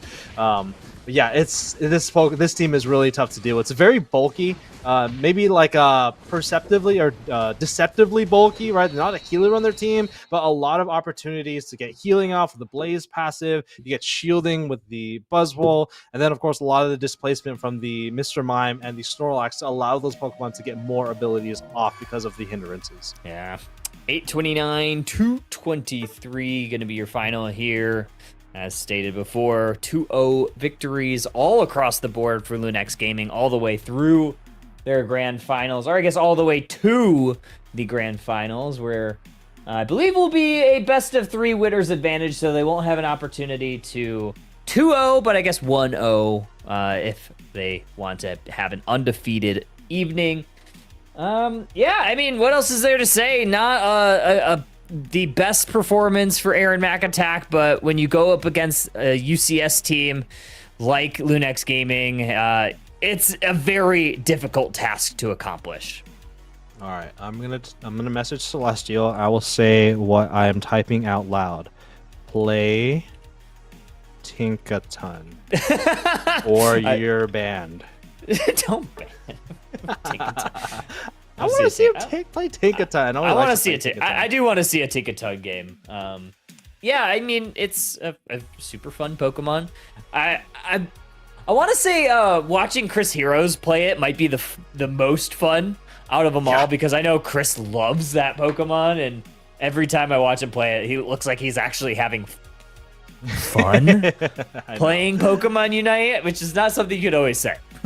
Yeah, and it's not because he plays a lot of Tinkaton, but I know he used to do this. He does this naturally a lot. He says bonk a lot.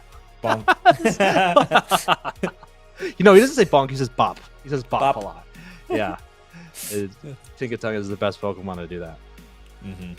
Alrighty, well, that is it for the winners semifinals. We are going to go down to the lower bracket finals, so don't go too far, folks. We'll be back very, very soon with more Underdunk number 69. Nice. Wait. You know, it'd be funny if Shivam doesn't go to break and we're just like here because wait, we didn't taking the loser semifinal match? What if I need a break? Whoa. Hey, we need to call our union for that one, production. Wow, okay. I guess we're going no break. We're unionizing for sure. All right, wow. I guess we're going into the lower bracket semifinals. They just want to hear us say JoJo Siwa again. They do want to hear us say that. Oh, this is going to be a rematch of a previous one. Yeah, this is a rematch of what we saw in the winners quarterfinals. So JoJo Siwa took them down 2-1. So this could be a little bit of a dogfight. Dogfight. I mean, there are a lot of Lucarios running around right now, so makes sense. You know what I'm kind of surprised to see? Speaking of dogs, I'm surprised to see a Zacian nerf. Like, again. I feel like that Pokemon kind of like Garchomp, like maybe a couple months ago, just kept getting nerf after nerf after nerf after nerf. I think Zacian is kind of there too now. Like, in the past, Zacian was very strong, but I think right now with how saturated the all-rounder category is, I think it's kind of in the middle of the pack, and surprised to see another nerf on that Pokemon. I mean, I'm not though, because like it seems like every UCS event we find a way to really make that Pokemon work well. Like every time we have an event, you see like the most picked and the highest win rates, and it seems like Zacian's always like a 55+% win percentage. So it's like maybe, yeah, you know, in like uncoordinated play, it's not always great, but it always seems to find a way to be good. Or maybe it's just the players that end up still picking it are just that much better at it than other top laners. Life finds a way. Yeah, it's Jurassic Park. How many Jurassic Parks are there now? 17 and a half, I think. 17 and a half, yeah. Strangely enough, my CPU right now is running at 1.7, so strange that you said that. 1.75 actually. Yeah, wait, strange that you said that. Speaking of Jurassic Park, we don't have any fossil Pokemon in this game. Yeah, what the heck's up with that? Let's get like a Tyrantrum, dude. Tyrantrum would be so sick. Or Cranidos? Like, Cranidos would be sick. Even like a Speedster. Well, we kind of have it with like it has to be Rapidash like a Speedster, already, right? It's kind of like Rapidash, right? It kind of just charges all the time. Just bashes. Okay. All right, we got a draft and no break. Yeah, we're rioting. No break in specific. Yeah. Shivam says, and I quote in the production chat, "You're free to call me out on stream." Hee hee. Yeah. In this best of one, we are going to see Kyogre. I believe it was KD that selected Kyogre, so first, or I guess second pick went to JoJo Siwa. Looking at the bans, we are this is the matchup where we saw a team target ban Machamp away, so this is the fourth target ban of Machamp between these two teams. 30, 18, S12. 13 seconds, 12? Yeah. Interesting names. Ian, Zaza, Evil Twin, Ame. So this looks like a very different lineup. that we saw earlier today. Like maybe they just changed their names. Might have just been like, names, yeah. That Zaza's funny. By the way, Zaza is one of the people that was involved in the Marvel Rivals drama, so I know that directly. Oh, there's I know that directly. So preference, like there's a lot of Marvel Rivals drama right now. This player named Zaza or something along that line, they're like an OTP Widowmaker who is like a sniper, right? So if this player doesn't pick like Decidueye or Inteleon, they're a fraud. No, I feel like we're gonna see an Inteleon. Surely. please, come on. We're going to have to see. We're gonna have to see something. We are gonna see Nuzzle on this Scyther once again. I believe they picked it a couple of times in that first set and it looked really strong. I think Scyther, still obviously one of the best speedsters, especially in competitive play. And I'm not super surprised to see it. You're gonna see it. I am surprised though to see that Gengar in that like first pick slot though. Yeah, speedsters technically, well, not technically, but traditionally do not or are not picked first, so they're just countered very easily. Glass Cannon Pokemon are just by nature like that. I think thinking about first pick speedsters, like for a time, Rapidash was there when it was the speedster meta. It was a little different, but like just thinking about speedsters that really do well in the first pick slot, like Leafeon is probably like the #1. So to see that Pokemon there in particular is kind of surprising. Unfortunately, the sniper was taken away. On the other side, you still got Decidueye, and Zaza's not looking to pick a sniper, so you're a fraud. Unfortunate. We'll see. It's a normal Gyarados, not even the Mega Gyarados. So I'm also, yeah, Gyarados. Yeah. I think that's the technical pronunciation. Trevenant, once again, I believe, if I'm not mistaken, this is one of the teams that has taken Trevenant a couple of times today. And with the buffs, I'm really enjoying seeing Trevenant play once again. I think Trevenant's a hard Pokemon to play really well. Like, it is a defender, you stay on the field for a long period of time, but there's a lot of really intricate things about Trevenant. Like, you do, like, your abilities do more when you have less HP, which is, like, a really interesting, like, balance between the two. I think for like Woodhammer, you stun them for longer when your HP gets lower. I think like for Pain Split, like you heal or you steal more HP from the enemy Pokemon. That's how Pain Split works in regular Pokemon. But I really like Trevenant. I think it's one of my favorite defenders. You can set up for some really exciting moments too. We saw it last weekend with Smuglax, but we all know like what it looks like and how it feels like to get like a multi-Pokemon Woodhammer, like crawling them together, getting all of that huge Horn Leech damage and that stun, going into even more stun with its Unite move. Like, it's a fun thing to see, and it's a fun thing to experience yourself too. Yeah, I've seen a lot of Trevenants on ladder as of recently too, and sometimes you get caught off guard on how much they actually do. So we'll see what it's able to bring out here in this single game of our lower bracket semifinal.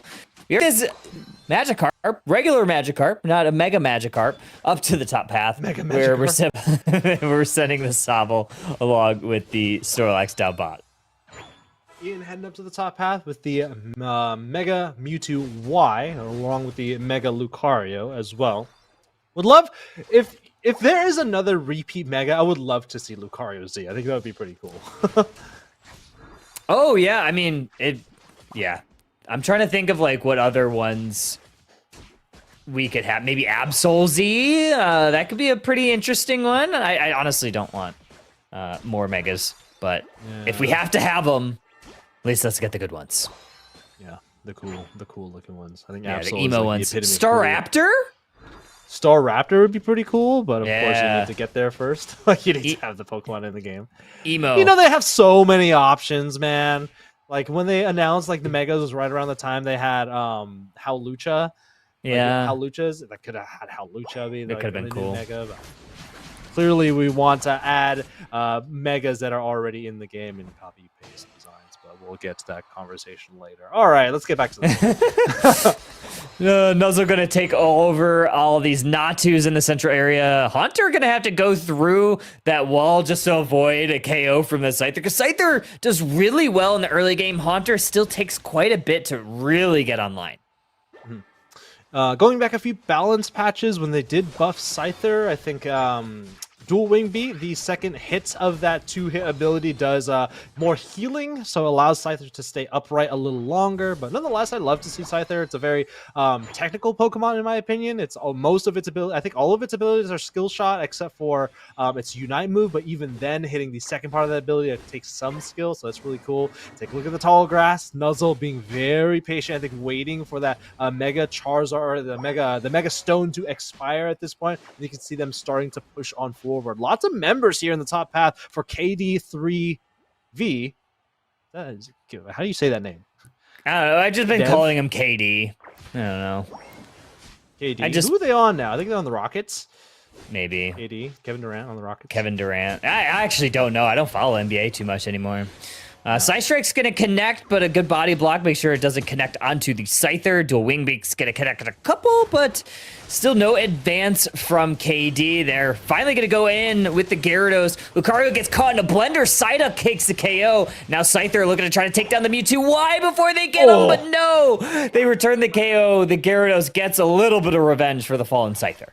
Yeah, that's a huge KO for Gyarados. Kind of like how, kind of like Tyranitar, right? You have a really poor early game, but once you hit that level 9 for Tyranitar, or at least for Gyarados, you evolve into a Gyarados. Getting a KO once you hit that final evolution is so critical. And now you can see Gamma Lego already almost the highest level on the team. If they get this confirmation here, they get very closer. Trevenant will get the confirmation as they push on forward. Fly Talonflame will get the KO onto the Gyarados. And here's the push forward for Siwa. Yeah, now they have that Regirock buff as well. Regieleki walks in. Talonflame hits a little bit of a flame sweep, but doesn't find too much value as two members of JoJo Siwa going down. Scyther cleaning things up with a triple KO. Now they're just hiding in the tall grass, waiting for that last person to show their face. It was little Lucario, who is going to defend this T1 goal zone. And KD, they're going to retreat, knowing that they got all that they wanted. A 100 score game between the two, and Teleon, unfortunately, is going to be made to disappear, and not by way of its passive ability. Bro. Another KO going over to their team. KO streak of 2 for the Mega Lucario. They don't have Mega Stone available to them just yet. They haven't used their Unite move, but they're going to close out this goal zone with a nice 40 points in from the Gengar. 204 to 51. This is about 153-point game between the two teams, and it's going to be tough for this team to come back. They don't have a Mega on their side of the field, whereas the other team has one. Ooh, Mewtwo actually going to go down there. This is a liquidation Inteleon, so it's going to have a lock-on ability, as Talonflame actually was able to score a bunch of points. Going to try to flame sweep out. They're going to kidnap the Scyther, but fortunately, Psyduck is going to get credit for that KO. So nice plays there from KD to get that Talonflame down. Eclipsing the halfway point, 232 to 51. That lead is going to be extended with another 40-point going in. That's going to give them the green light to push on forward. Lots of Unite moves coming in. Here comes the debuff from the Super Saiyan, flying up into the air, getting another KO onto the Talon, or onto the Inteleon. The Gyarados going in deep. They don't have their Unite move available to them. Scyther waiting in the tall grass, potentially waiting for that Lucario. They're going to get vision there. Oh, Power Up Punch gets the knockout as they're retreating back, and they're not going to like that one. Oh, not even a little bit. Gyarados getting caught in a blender. Trevenant, we talked about all the crowd control that it provides. There was some big moments right there. Now they're going to get caught by this Snorlax. Nice little push, but the distraction was valuable as JoJo Siwa was able to get that Regice. Look how much it takes to KO with Trevenant, especially with a, I was about to say Kyogre buff, a Reggie Ice buff. It gives them, again, passive healing, basically. But as we start to get into the final quarter of the game, the lead still stays the same. I wasn't sure about that one there. Pairing we've seen all too often. Talonflame in a wall. It's match made in heaven. I mean, that was beautiful. Beautifully done. That was a perfect Talonflame play if I've ever seen one. They still get out, right? I mean, Nothing too bad. On the top side, we are going to see Regieleki go the way of JoJo Siwa. It's going to march towards that T2. Talonflame hiding in the tall grass, looking for a sneaky back cap, knowing that KD has to deal with this Regieleki. Gengar almost getting caught, forced to use a Unite move, but does get out just in the nick of time. Lucario going into the Mega Form, now going to look for a power-up punch. Going to hit a couple. Close combat's going to connect, get some resets, get some healing, but all 4 members that were up going to go ahead and take Lucario back to the Pokemon Center. Yeah, really love that identification there from KD, right? Mega Lucario going into their Mega Evolution and then immediately just dispersing among the 4 members, right? You get more healing from close combat, and you also get more cooldown reduction if you're hitting more enemy Pokemon, but dispersing like that is exactly how you play against a Pokemon like Mega Lucario. Yeah, very wise decision, and we are seeing the score lead looking to be almost insurmountable at this point in the game. They haven't really been able to score any points as KD. They haven't broken a single goal zone. It's 317 to 51. This Talonflame is still looking for some more pressure. Cooldown on Fly. They're going to be chased by 4 members here. They have Liquidation available, so I don't think they have Fly available just yet. Flame Charger's the auto attack, and they do get it. 47 points or 50 going in. Yeah, 50 points. Again, 3 more points. Maybe that 3 matters. They will get a Reggie Ice in the picture-in-picture there, but they're going to forego their positioning. Actually, a lot of members heading back over to the left side of the field to capture that wild Pokemon as we head into the final stretch, and the Primordial Sea starts to rise here. 367 to 101. So it's going to be more than a 2-score game going into the final stretch. And they're able to break that T2 goal zone on the bot side while that push for Talon was going on. Kyogre has hit the Thea Sky Ruins, and now Gyarados also hiding in the tall grass on the back end, making sure to protect from any sort of flanks from this Gengar. However, they do spot that Gengar towards that bottom side. Yeah. We're going to retreat back over to the tier 1. Take a look at the Inteleon, though. Got to be very careful. Hornleech catches 1, forces out the Sai. We'll retreat back over as the Talonflame. Unfortunately, that Psyduck Unite move is expended basically for nothing. They're going to go back to Parity Fly, coming back down. And was that a Unite move from the Inteleon I saw there? Yeah, I believe so. Also, Gengar was forced to use it, so I think Inteleon was trying to scope it out. Here comes the Fly from the Talonflame, gonna go for the Psyduck. Psyduck very low. There is that Unite move. This time it's gonna hit a couple, but on the bottom side, Lucario and Gengar both go down to KD. Scyther starting to heat up, even though it's a bug type. 4 down. Here comes Talonflame. Might have been an early Fly. They missed the mark. They're looking for a Flame Sweep. Good block there from the Snorlax, but Talonflame unable to secure. Scyther gets it for them, but they need some points. Yeah, if there's one thing that Katie has been really well in this game is the communication, holding off for the Talonflame's Fly to dissipate and then going for the secure there. Let's see the push on forward. Here comes the Mega Lucario, Mega Stone shining bright, block, gonna push them back towards their side of the field. Here comes the Mega Evolution from the Mewtwo as well, and they're gonna eclipse this goal zone. Crashing that in will not give them the lead, but they can pivot to the tier 2. I don't think it even matters because with only 2 members remaining, I think it's the writing on the wall. Look at all these points going in, and the deluge of KD will drown out Siwa, knocking them out of today's tournament. What a comeback for this team. Insane work there at that Kyogre, and man, you gotta give it to Scyther. Massive plays away from a lot of the fight. It took a 1v1 versus the Gengar. I believe they also, might have even been a 2v1. They were able to take Gengar and the Lucario down away from the rest of their team members as the Talonflame was kind of attacking the Psyduck. Once again, another team. Wow. Proving that Mega Stones are not the win condition that you need all the time. As they eclipse over Siwa, they will be out of today's event. 625 to 367 is your final for this game. Insane work. Yeah, 622 or 625, 367. Oh no, not the 6-7 memes again, but yeah. Damn it. No. You said it. I did. Yes, 10 and 9 for the Scyther. Well-deserved MVP. I was surprised to see a Liquidation Inteleon, especially with a Talonflame, but it tended to work out because they were trying to avoid hitting the Talonflame. It was kind of everybody else's job to damage the Talonflame. Still 86k from this Intel. I actually expected liquidation. Really? They have like 2 speedsters. It's like Oh, true. high mobility. You also have teleport on Mewtwo Y as well, like the double teleport. So like I think liquidation is just like the more clear choice, especially into highly mobile Pokemon. But yeah, It is kinda good 86,000 now. damage from that Inteleon. I think Talonflame had a good game here. I think it would do a lot better if instead of a Gengar, it was probably either another all-rounder or maybe like another bulkier Pokemon. I don't think Talonflame does super well when it's easier to be targeted, and the other team is not focusing on like another Pokemon, like another defender or an all-rounder. But congratulations, KD. We'll be moving on to our losers final, and hopefully we'll get a break. I hope so too, because I need to refill my water. So Yeah.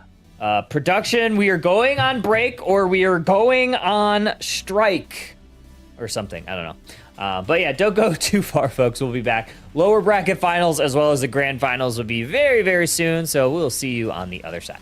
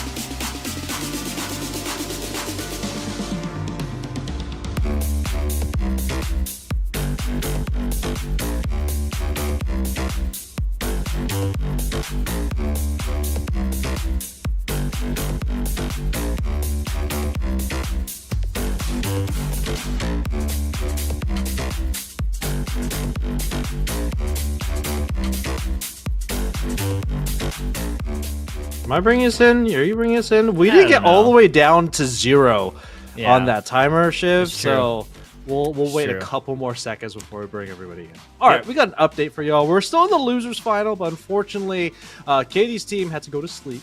It is getting pretty late for some other folks, especially on the Eastern Standard Time. So Siwa will be moving on forward to the losers final to go up against Aaron McAttack and a best of 1, and then we'll head on to the grand finals after this. But immediately to the game. Here we go. Immediately to the game. Please get us in here.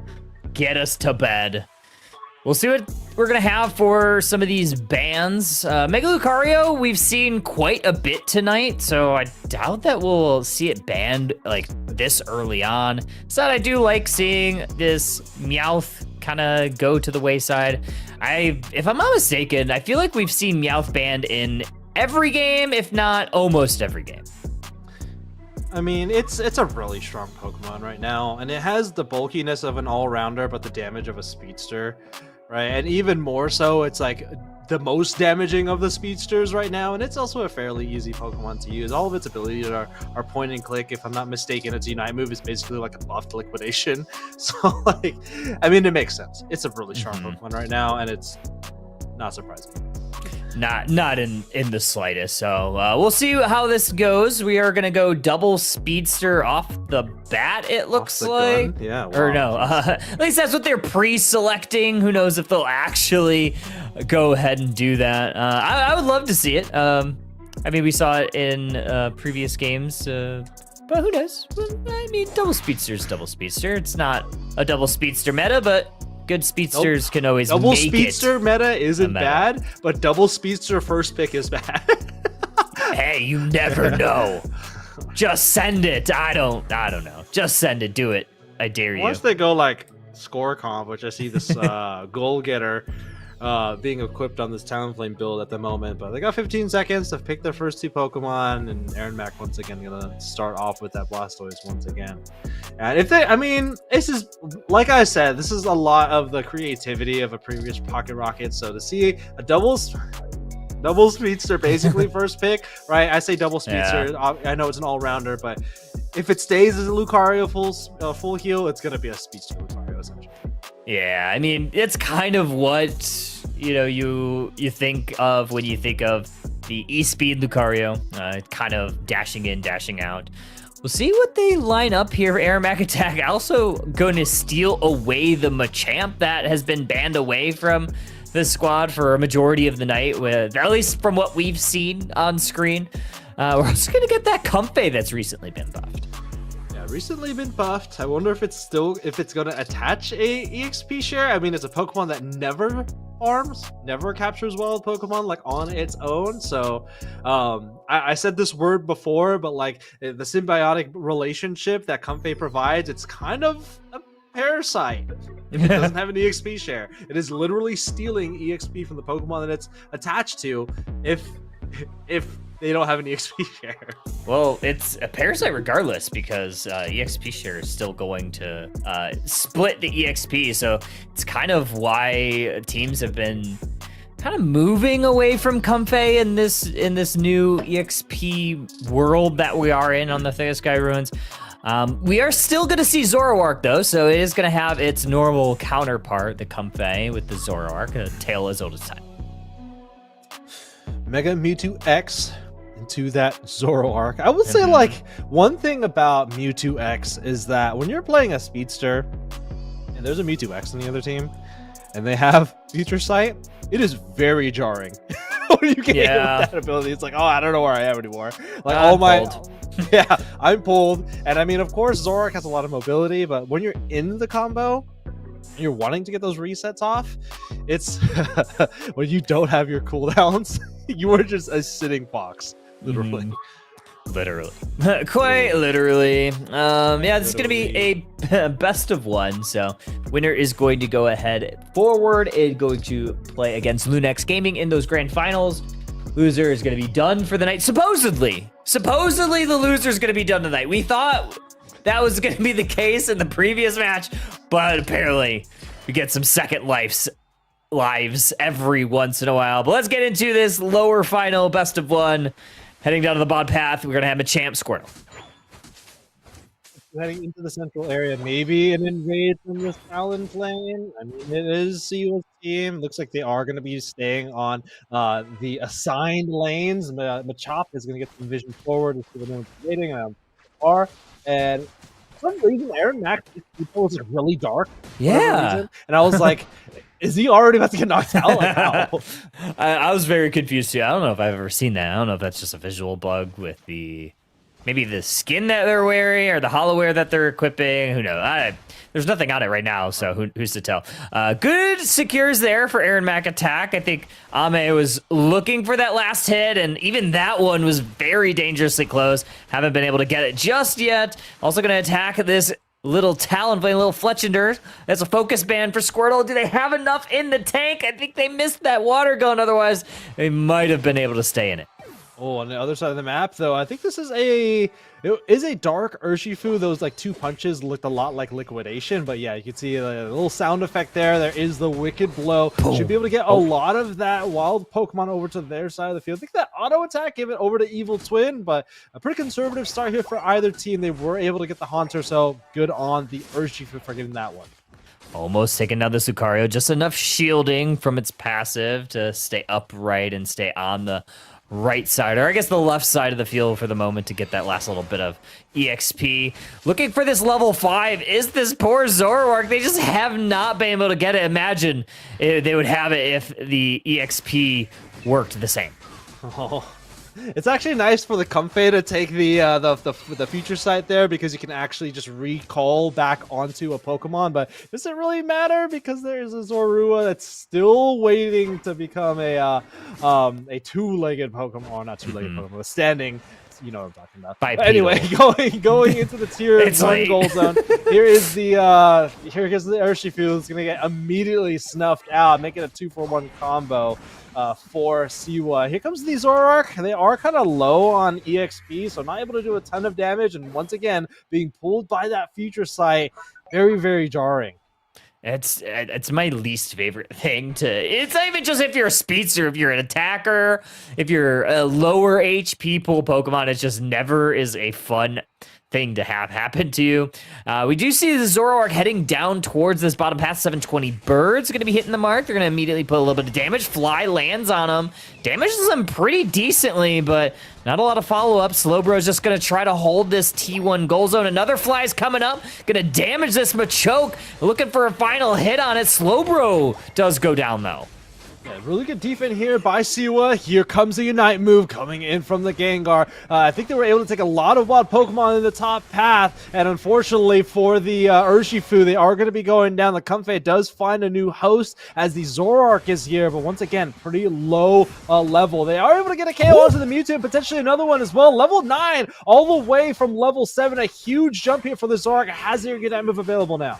Hands in the cookie jar moment for this Gengar, but here comes Talonflame with the fly. They land, and they secure it away from the Zoroark. There's that flame sweep. Gonna try to take the KO here. Another Zoroark combo. Are they gonna be able to get it? No! Blastoise trying to come to the rescue, looking for this Slowbro. Gonna forget all about some of this damage, and Blastoise going down. Regieleki starting to run towards this T1. Yeah, Tailwind all this time itself, a Talonflame stealing an objective away from the enemy team. I feel like we've seen that literally since day 1 of Pokemon Unite. One of the only speedsters that have were added really early on in the game, or actually was available day 1 of Pokemon Unite, still doing exactly what it's been doing since day 1. 223 to 9 points, so not even in the double-digit margin is Aaron Mack attack, and it looks like our losing team in the loser semis is finding a really solid early game lead.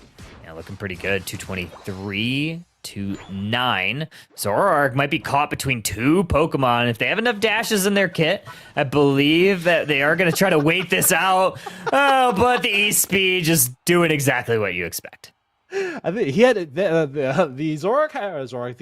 Lucario had no vision there. They just has to guess where to put their Bone Rush, and they actually guessed right. I think there were like 3 places where that Zoroark can land. Here comes the Infinite Cybern to land them down. Here is the Unite move from the Gengar as well. You can see the little wisps over the heads of the Pokemon. Really nice surf there. I think Aaron Mack does have Unite move available to him. Here comes the Eject button as well. Can they get the Gengar forced away to the right side of the field? Here comes the Urshifu. We'll get the lockdown there, and Mega Mewtwo X will also go down as well. 2 members for the top path, a couple of Unite moves available to them. Here comes the push from Aaron Mack attack. Oh, Lucario looking to go on in. There's that Unite move from the Slowbro onto the Urshifu. Another fly out from the Talonflame, looking to chase down this Machamp, but the submission's going to try to allow him run away. Cross chop through the wild Pokemon. Another flame charge. This is a pretty good chase. Machamp actually able to get away. Yeah, especially a Talonflame too. Pretty fast Pokemon. Gets some additional speed when you're in that fly animation. Another Frontier battle in the top path. Fine Aaron Mack attack. Another win here. Actually, one of their first wins. 271-9. They're finally going to eclipse the double-digit margin, and they might actually hit the 3-digit margin there with breaking of the Tier 1 goals on 118 this time. Still a 2-score game as we head into the 4-minute mark.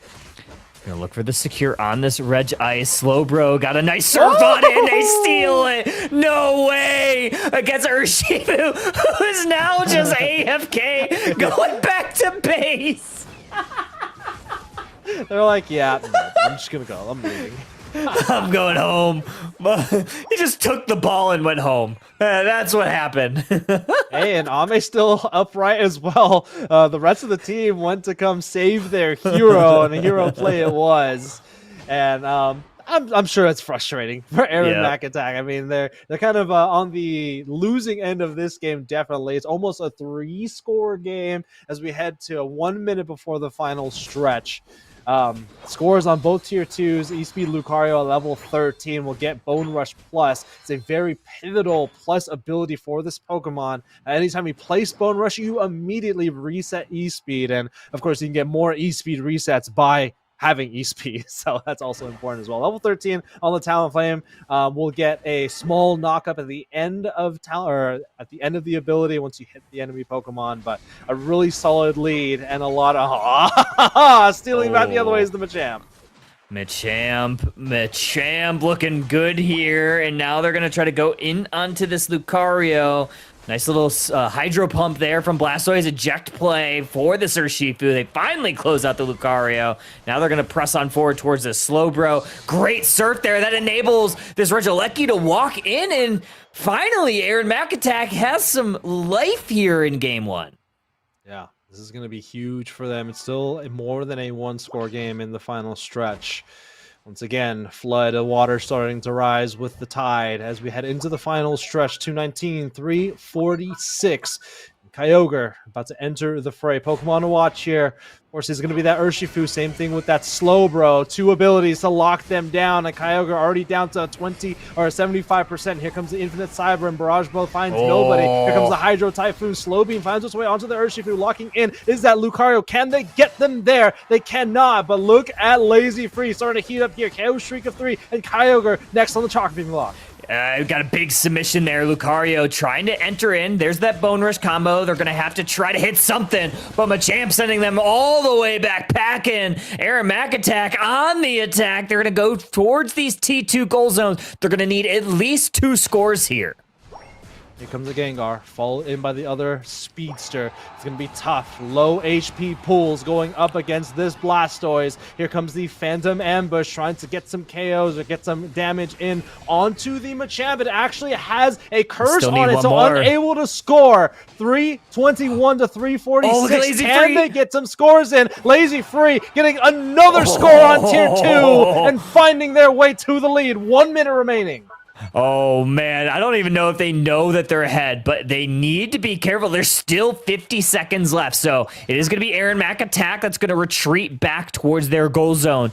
In hot pursuit, 4 members of JoJo Siwa looking to take down this Urshifu with the Comfey pocket. Wicked Blow charging up, misses the mark. They're going to go down, fly lands. Comfey Unite moves a little bit late. There's still life here for Siwa.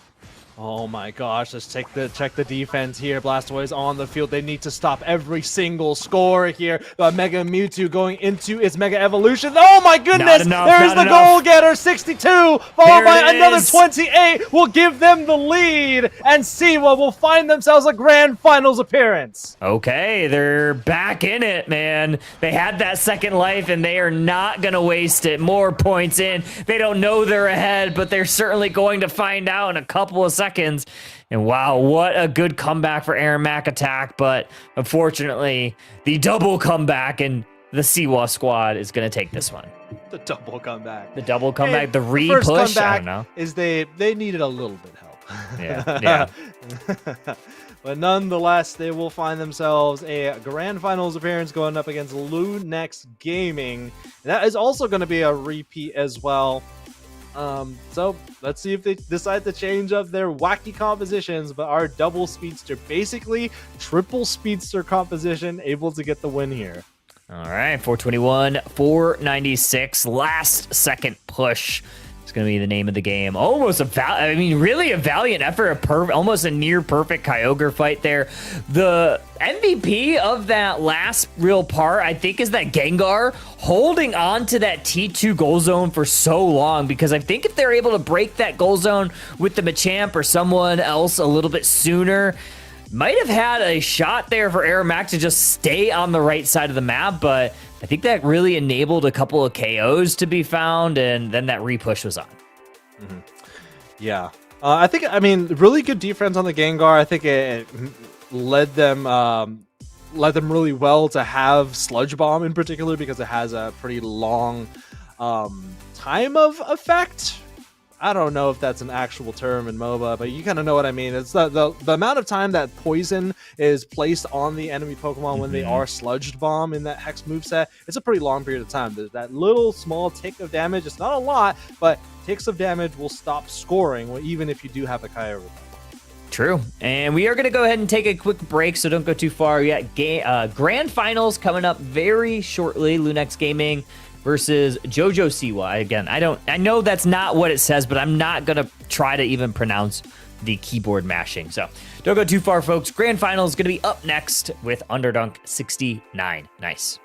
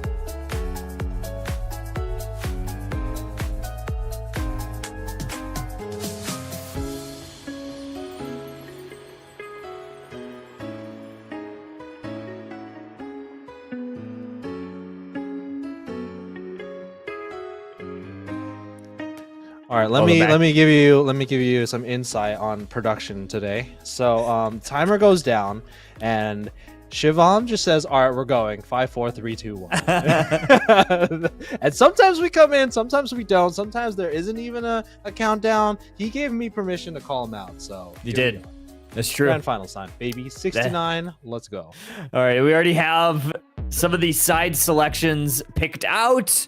Since the lower seed had the option, or since the lower seed is down a game, they have the option of if they want the side selection or the map selection. They chose the second pick for the side selection. Lunex Gaming locking in the Kyogre map and already locking in some of the bans. Lunex Gaming, Lucario, Jojo Siwa, Blissey.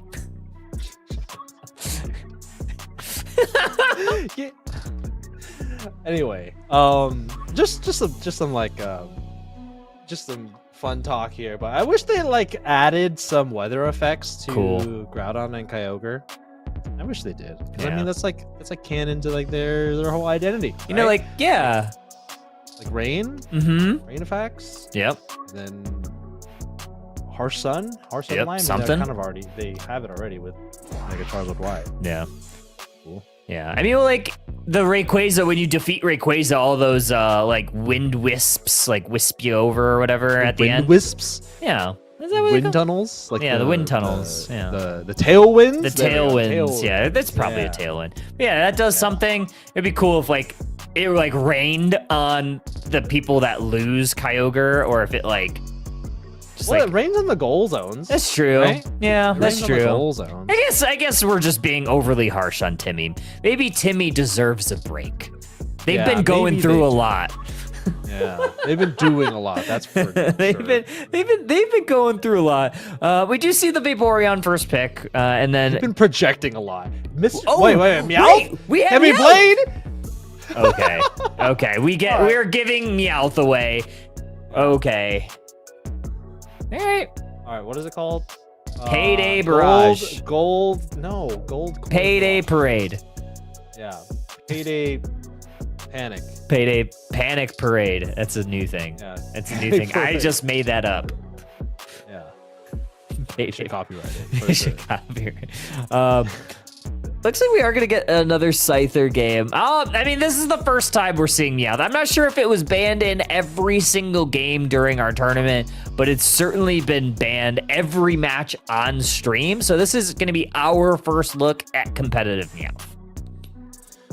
Yeah, kind of talking about it in the green room, off stream, off broadcast, but it is a really strong Pokemon that's not very difficult to use. Actually, I don't know. I don't remember if we were talking about it on stream or off stream. But anyway, a lot of its abilities are point and click. Its Unite move can 100 to 1 speedsters and attackers.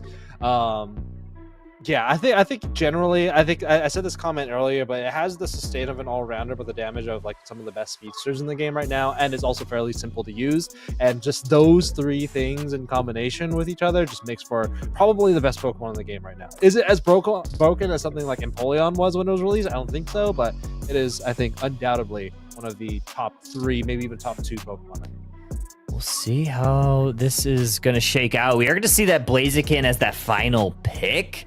We're going to have a couple all-rounders on the side of Lunex Gaming. It's a normal Charizard, obviously Mega Y being banned, and not seeing a ton of Mega X in the current meta, but with some of these buffs to normal Charizard, we've definitely seen it a handful of times tonight. Yeah, one of the interesting things about Meowth, I think, is its passive ability. Oh yeah, is a really fun passive ability.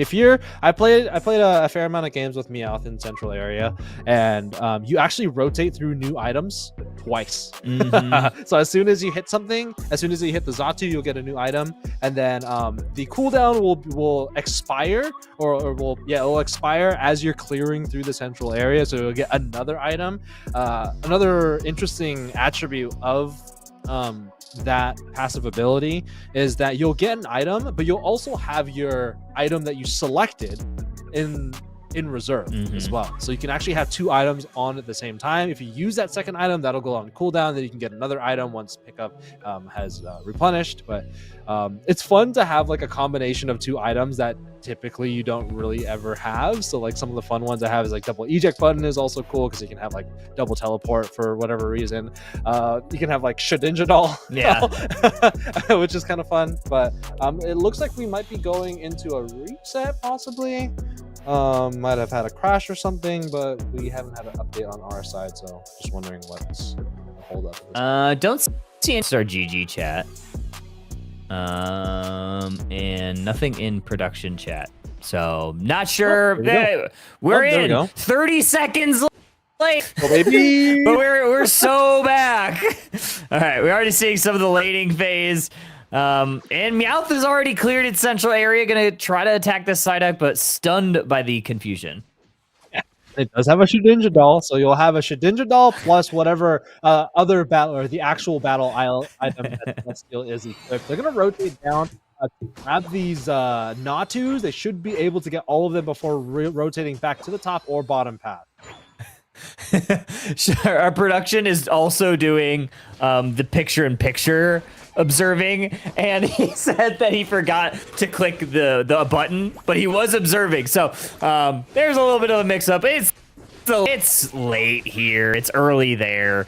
We are gonna try to defend this T1 goal zone pretty well, might add, with this Mewtwo Y, pushing this Umbreon to the brink, and somehow, some way, IMAX gets away.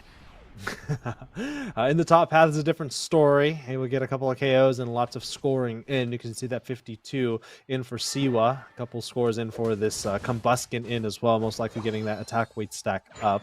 Holy's going to push on forward, maybe be able to get this 13. No, the Combuskin is there. And Psyduck heading into the central area, going up against the other non-evolving Kanto Pokemon. Vaporeon's going to get a piece of that as well. I don't think they were able to get any of the buffs, but nonetheless, they're just being annoying. Scyther immediately ripping through this Regidrago. Gets some value there as the Vaporeon does take down that Psyduck. Eventually, IMAX going down to the Scyther once again. Level 7 on your central area Pokemon, Scyther and Meowth, doing very well in their own right. But Lunex Gaming going to prioritize this bottom path as they're going to send another Pokemon down there. So it's going to be a 4v2 down there. Just one member up here, and I don't think they're going to be able to make it home. 30 points going in, a Blaziken on the field as well, and a plethora of wild Pokemon to capture, and a lot of stacks to stack as well. A lot of Eos coins to stack as well. 30 points going in for Celestial. I do think they have an attack weight for this Pokemon, level 8, so they do not have their Unite move just yet. They're going to use that Feint Attack, bounce off of the Mewtwo Y as they retreat back over to the left side. Mewtwo Y has Mega Evolve. They're going to be able to take care of that Umbreon. On the bottom side, this Regieleki getting low, but JoJo Siwa able to respond up here, at least in time. Are they going to find a secure Meowth? Able to get it, and now the fight is on. They're going to go immediately for this Mewtwo Y. 3 levels ahead. That's an easy KO that way. Have their gold coin barrage available to them as well. Once again, take a look at this Disable bouncing between the two Pokemon, most recently buffed in the balance patch. Here comes Celestial leading the charge with the Meowth. They're going to approach in with the Feint Attack, followed up by the Fury Swipes as well. They don't think they did use their Unite move, but I mean, take a look at this. They're still on the field getting a KO streak of 2. Here comes the Side Strike. I think they were able to use that wild Pokemon to defend against the Side Strike. They do need to make their way back over to the left side, and the Mewtwo in for the hunt. They do get the KO and almost level 9. That was a massive KO. Celestial was doing a great job of using that tall grass to try to hide from that Mewtwo Y, who cannot hit it when they aren't revealed. Obviously, those A presses require vision, so good job of balancing that and almost making their way out. Unfortunately, the Mewtwo Y able to finally close them down. In the top path, though, we have a little bit of a scuffle, 2v1. Blaziken able to secure some wild Pokemon for themselves, as Gardenia able to get some vision on this Vaporeon. Yeah, taking a look at Celestial's moveset, since we haven't casted Meowth before, they're running Fury Swipes plus that Feint Attack. Feint Attack very similar to acrobatics from Inteleon. I would actually like them to go Assurance here. It's the ability that actually heals you. It has some real Meowth is really interesting in the fact that you place that coin next to the enemy Pokemon. You can see that they're filling up. The more fill up that coin, the more damage you do with Fury Swipes, the more healing you do with Assurance. So you don't have that healing, but nonetheless, you will have that increased damage when that coin is filled up. Green Illusion dive to ensure that KO onto Lucario, but Charizard taken to the skies. That's a seismic slam as JoJo Siwa moving back towards their speed flux zone. Snorlax trying to hold the line. There's an infinite Cyburn from Mewtwo, gonna stun up a couple. Vaporeon and Umbreon both going down. Now Psyduck in hot pursuit of this Meowth. Mewtwo wide closing them down. Now they're gonna try to close out this T1 goal zone. Massive overcap. Almost that wasn't, as the 7 points almost went in, but they did get that 40. I think it was a 9 there, so it would have been like a larger overcap, so nonetheless, bigger overcap, I think, at the 7, and nonetheless, going to break that goal zone. Grab a Reggie Ice Buff before they rotate down to the Reggie Alecki that's in the southern half of the map. Score lead, close game between the two. 6 points separates these two teams. Ian is going to take a combo from this E-Speed Lucario. Oblivion potentially using that Unite move. Actually doesn't have the Unite move available just yet. Another fight going to break out here around the Reggie Drago spawning at the 4-minute mark. Hide in these tall grass, make sure that Mewtwo Y can't do a whole lot. Scyther is going to go on in. Unfortunately, it's the Meowth that's going down for Lunex Gaming. And now Psyduck trying to keep the vision on Lucario, looking for a nice little dunk. 8 points in, maybe following by another one. Oh, they do get it through that Mewtwo Psy Strike. Now Lunex Gaming going to continue pressing forward onto the Psyduck. Disable is going to stun the Charizard along with the Vaporeon. Still good vision here. And the Flailux going to be taken to the sky by another Charizard Unite.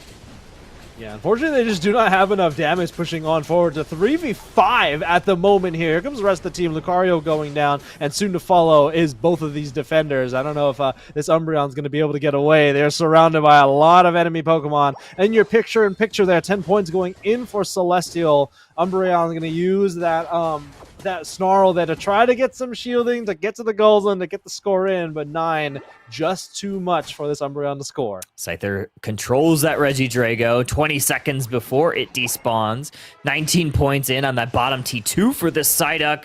Vaporeon not too happy about that, gonna try to chase it a little bit. Psyduck on the way out, gonna steal another little piece of wild Pokemon for themselves. Gonna be 10 seconds until this top objective spawns, and Siwa Squad's also starting to migrate that way towards it.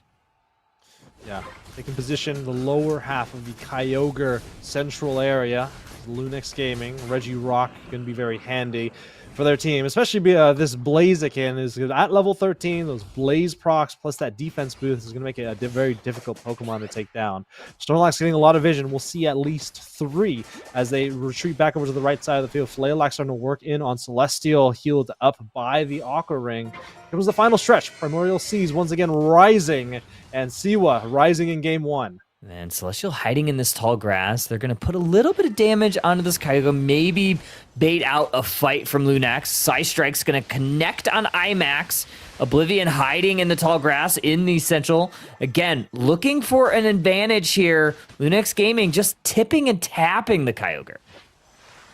Celestial has their Unite move available to them too. Pokemon to watch there. Probably one of the best Pokemon in the game, especially with that Unite move. Got to be careful of the tall grass. A lot more tall grass in the Kyogre central area. Take a look at the HP bar. They may go for an immediate flip here. Already down to 25%. Here comes all the Unite moves. Here comes the Aura Cannon and the Vaporeon. The Water-type Pokemon gets the advantage there. It's Kyogre going over to Lunex Gaming somehow. And they will get a KO on the side there, but they will steal a shield from that Lucario as Holy goes down. They're going to try to move on forward. They're still going to need a lot of points. They do find the score lead for the time being, but a KO pretty easily could change that. Meowth getting pretty low, but they're able to take out the Blaziken before they go down, and the Kyogre healing now doing some magical work along with the Vaporeon Aqua Ring. Yeah. Literally Aqua Rings around the Aqua ringing Pokemon, quite literally. Charizard's taking a look at the top path, potentially scoring there. 3 members for Siwa here for the defense. They already have the score lead, another 60 points going in.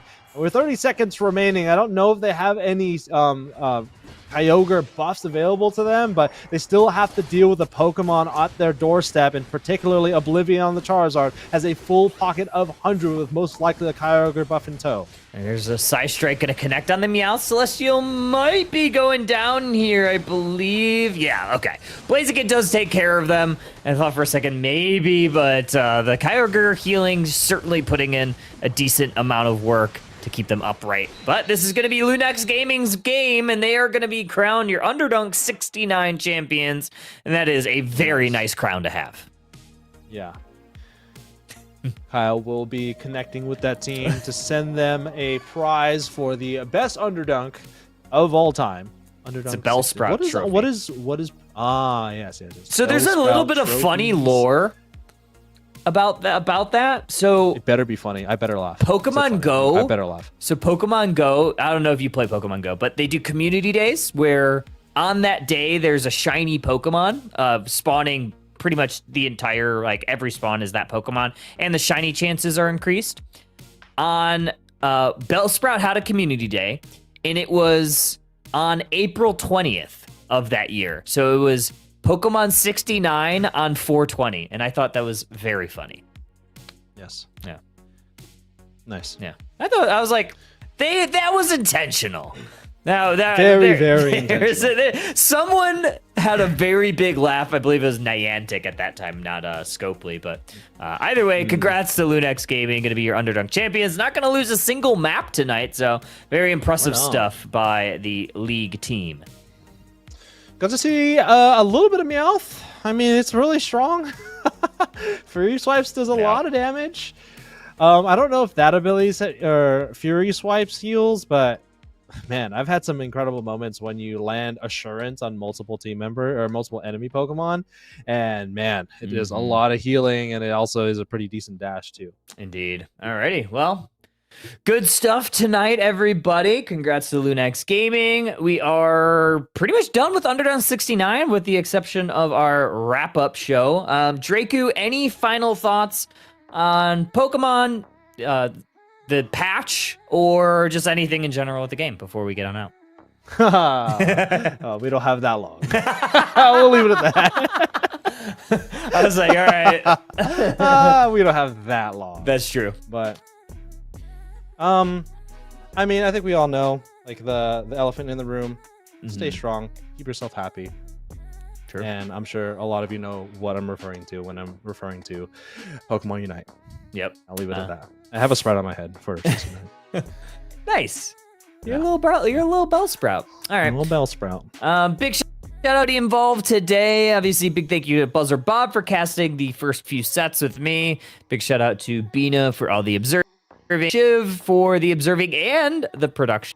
I guess both, because he was doing the picture-in-picture. Lordy on all the good TO work on the back end, and then obviously all the players showed up and showed out. Good stuff here for Underdunk 69. Obviously, we'll be back in 2 short weeks with Underdunk number 70.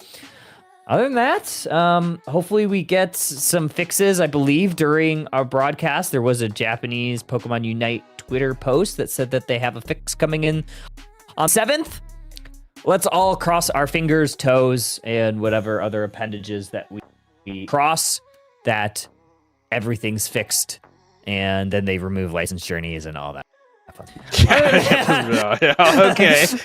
Okay. Let's start small. Let's hope that they fix the draft, and we'll go from there. That, friends, we will see you next time, and hope everybody has a good rest of your Friday. If you're in the U.S., please stay safe this weekend. There's some pretty early storms all across the South.